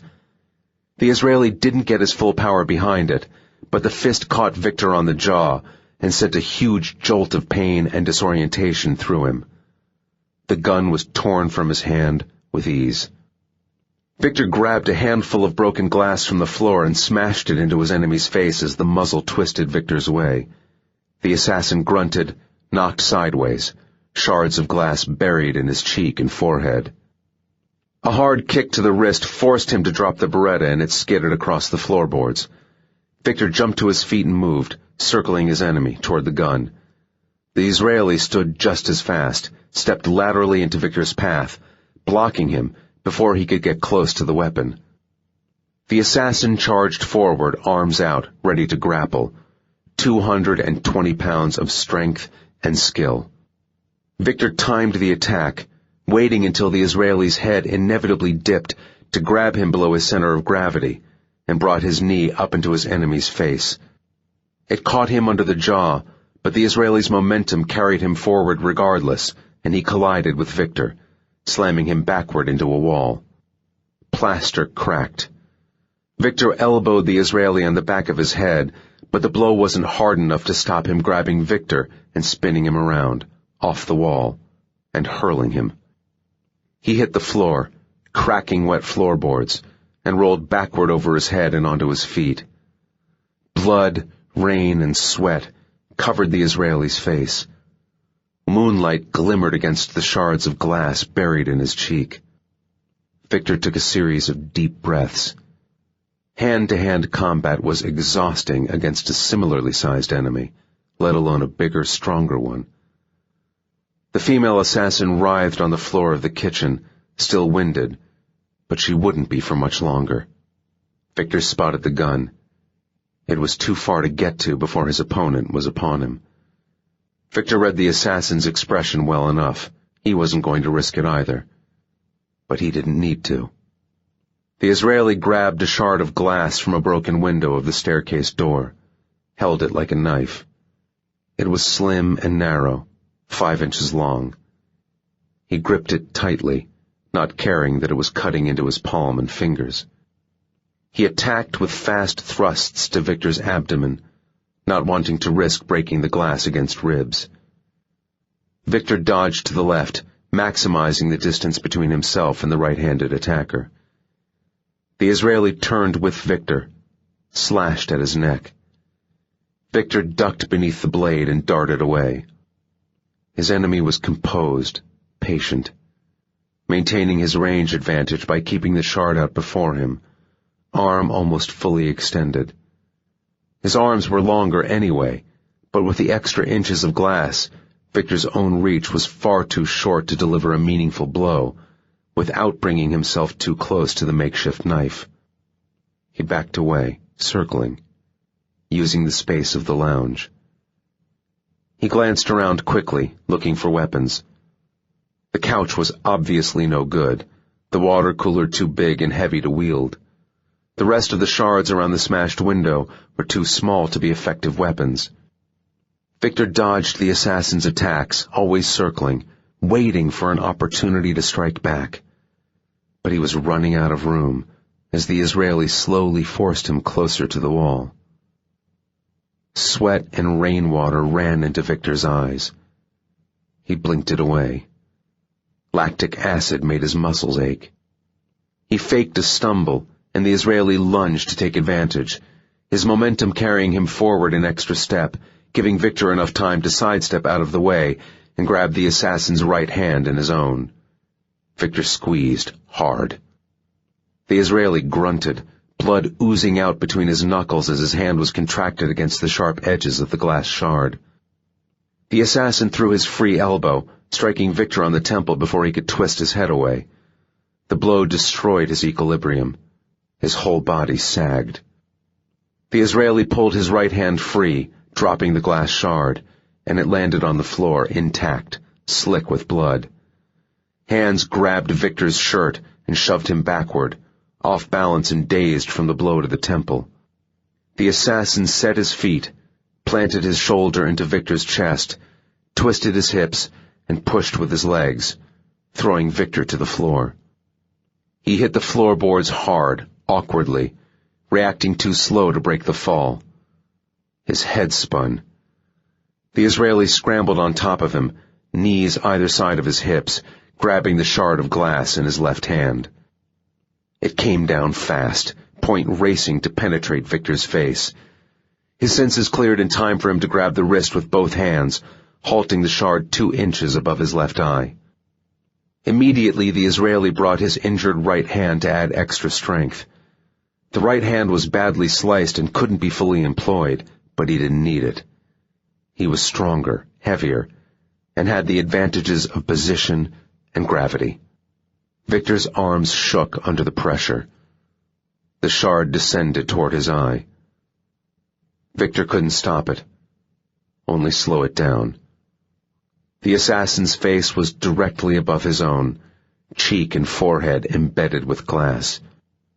Viktor set his left foot down outside his opponent's right knee and pushed up with his hips, trying to roll to the left, but the Israeli's legs were too strong and easily resisted the move. Viktor tried to slam his knee into his enemy's kidneys, but the assassin's position was good, and Viktor couldn't get enough strength behind the blows to be effective. The shard continued downward, now less than an inch from his eyeball. With it came the Israeli's face, ever closer to Viktor's. Blood from the wounded hand ran down the edge of the glass. The point continued its inevitable descent. The burn in Viktor's muscles intensified exponentially with every passing second. Glass sparkled above Viktor's eye. When he blinked, his lashes brushed the tip. The Israeli's own eyes were wide, eager for the kill. His face was mere inches above his hands as he leaned over to make maximum use of his weight. Sweat and blood dripped down onto Viktor's skin. The pain in his elbows was horrific. The tip of the glass was moments away from piercing his cornea and plunging through the eye socket and down into his brain. Viktor felt the strength in his wounded right arm failing. 2 seconds left alive. 1. He rolled his head to the left and at the same time stopped resisting. The glass shard came down in a straight line, hard and fast, before the assassin could adjust. The tip caught Viktor on the side of the head, in the hairline, slicing through his scalp and ear in a line that followed around his skull and down into the floor. The Israeli fell forward, but reacted in time to stop his face colliding with Viktor's. Blood poured from the wound on the side of Viktor's head. The tip of the shard was buried in a wet floorboard next to him. Both his arms were pinned between himself and the Israeli. He didn't have the strength to pull them free. It would be easy to finish him off now his arms were trapped. But the Israeli was exactly where Viktor wanted him. Skin split, cartilage ripped and bone crushed between Viktor's teeth as he bit his enemy's nose off. Blood splashed down over Viktor, and the assassin screamed, loud, shrill. He threw himself backward, tearing the last shreds of tissue that linked the end of his nose to his face. Viktor spat out the nose and rose to his feet. The assassin stumbled backward, agony and shock and horror controlling his actions, hands pressed to his face, blood gushing out between his fingers, screaming. Viktor rushed for the Beretta, but before he got to it, he caught movement in his peripheral vision. From the kitchen. The female assassin, recovered enough to move, was scrambling for her own gun, and she was going to reach it first. Viktor changed direction, shoved the screaming Israeli out of the way, flung open the balcony door and charged down the staircase. He heard a muted gunshot behind him, heard glass shatter, and leapt down the remaining steps. He landed and powered forward, stumbling to keep his balance, knowing by the time the woman was on her feet and through the balcony door, he would be lost in the darkness. She fired anyway, hoping for a blind hit as she fanned rounds, the rapid clacks echoing throughout the factory. Bullets whizzed through the air, thudded into the ground, or pinged off pillars and machinery. Viktor didn't slow down, sprinting in a straight line for speed because the screams of the noseless Israeli drowned out Viktor's footsteps, and because the main factory area was massive, and the odds of a tiny bullet passing through the same space as him at the same time were negligible. Victor reached the wall with the huge windows, found the one that was smashed out by his enemies to gain entry earlier, and hauled himself up and through it. He dropped down outside. Raindrops bounced off his face. The third assassin would either be covering the opposite side of the factory exterior or responding to the screams of his brethren. Victor ran. He ran back the way he had come. He ran up the incline. He ran across the wasteland. He heard sirens. On the other side of the row of workshops would be cops and ambulances. A risk, but given the choice between arrest and death, Victor would take the former every time. The chain-link fence was hard to climb with his weakened limbs, and he added more gashes to his legs and arms getting over the razor wire. On the other side, fatigue overwhelmed him, and he fell down to his knees. Rainwater mixed with blood on Victor's face. He tilted his head backward and let the rain fill his mouth before spitting out the blood and remains of flesh and cartilage. He put a hand to the cut on his head. There was too much adrenaline in his veins for him to feel the pain. The top of his ear was still there, but only just. The glass had slit the superficial temporal artery on the side of his skull, the main source of the blood, but it wasn't going to kill him. He used the rain to wash his face and head. When he felt a semblance of his strength returning, he stood, keeping a palm pressed over the wound to stem some of the bleeding, as he walked parallel to the workshops. Through alleys and gaps between buildings, he saw the flash of police cruiser lights. Any surviving Israelis would have fled the scene before the cops had arrived.